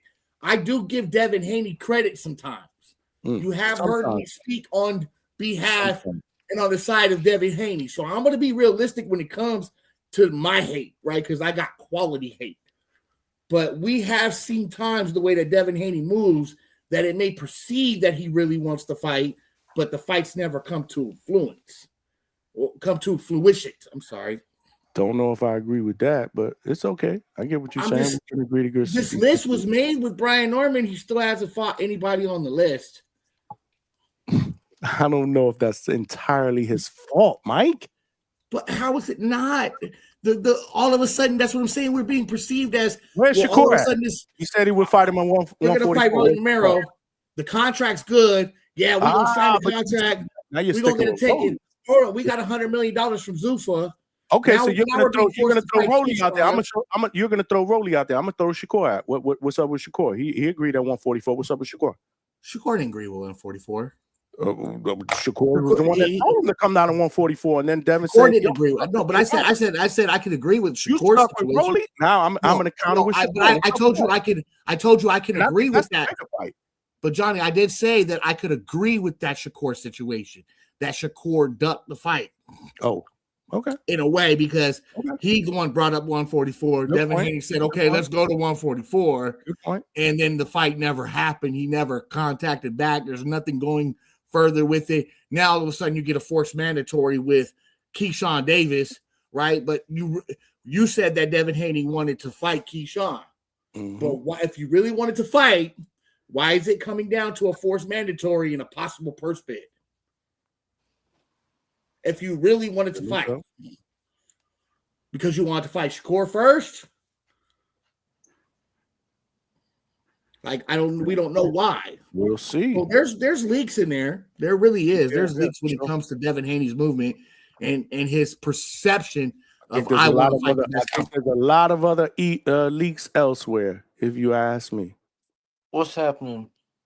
What up, Link? What's happening? We got Ling and we got Frank, but y'all gotta be. I'm not gonna be here for that long, so let's get to y'all. So we gotta move on, because we done 4.5 hours. So look, man. I mean, even if you had energy, how the fuck am I supposed to follow that shit up?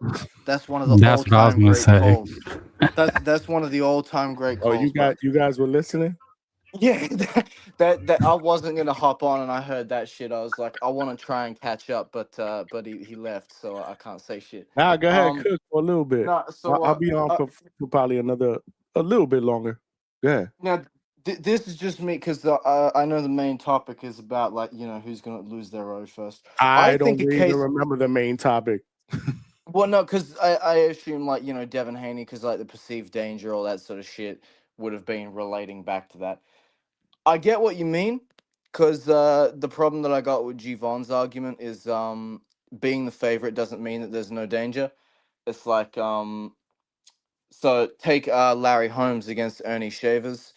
Like, Ernie Shavers was a big underdog in those fights, but that was still a dangerous fight. There was still perceived danger there because he can put your lights out if he touches your chin once. So it's like, even though Ryan Garcia, the perception was that Haney was the favorite, he was the more disciplined guy. I think if you were to ask anyone, yeah, but he can't let Ryan touch him. He can't let Ryan hit him with that left hook, or there's going to be problems. And there was problems. So it's like, yeah, I get what you're saying in the whole, like, the perceived danger behind his matchups, because, Loma's a significant technical challenge for anybody. No one's having an easy night against Loma. There's definitely a threat of losing a decision there. There's a threat of getting stopped against Ryan. There's a threat of getting stopped against Brian Norman Jr. There's a threat of those things. If I were to throw a name that I think could go into that of the next to lose their O, Inoue, for a similar reason. Because Inoue's got a very athletic style. He's got a style where he's very technical, but the foundation is his gifts, similar to Roy Jones Jr. And he's starting to get to an age where people with those kind of styles get caught up to. I think he's gradually slowing down. I think when people look back, they're going to see his prime as being like 2019 to 2023. So I think he's slowing down just a little bit.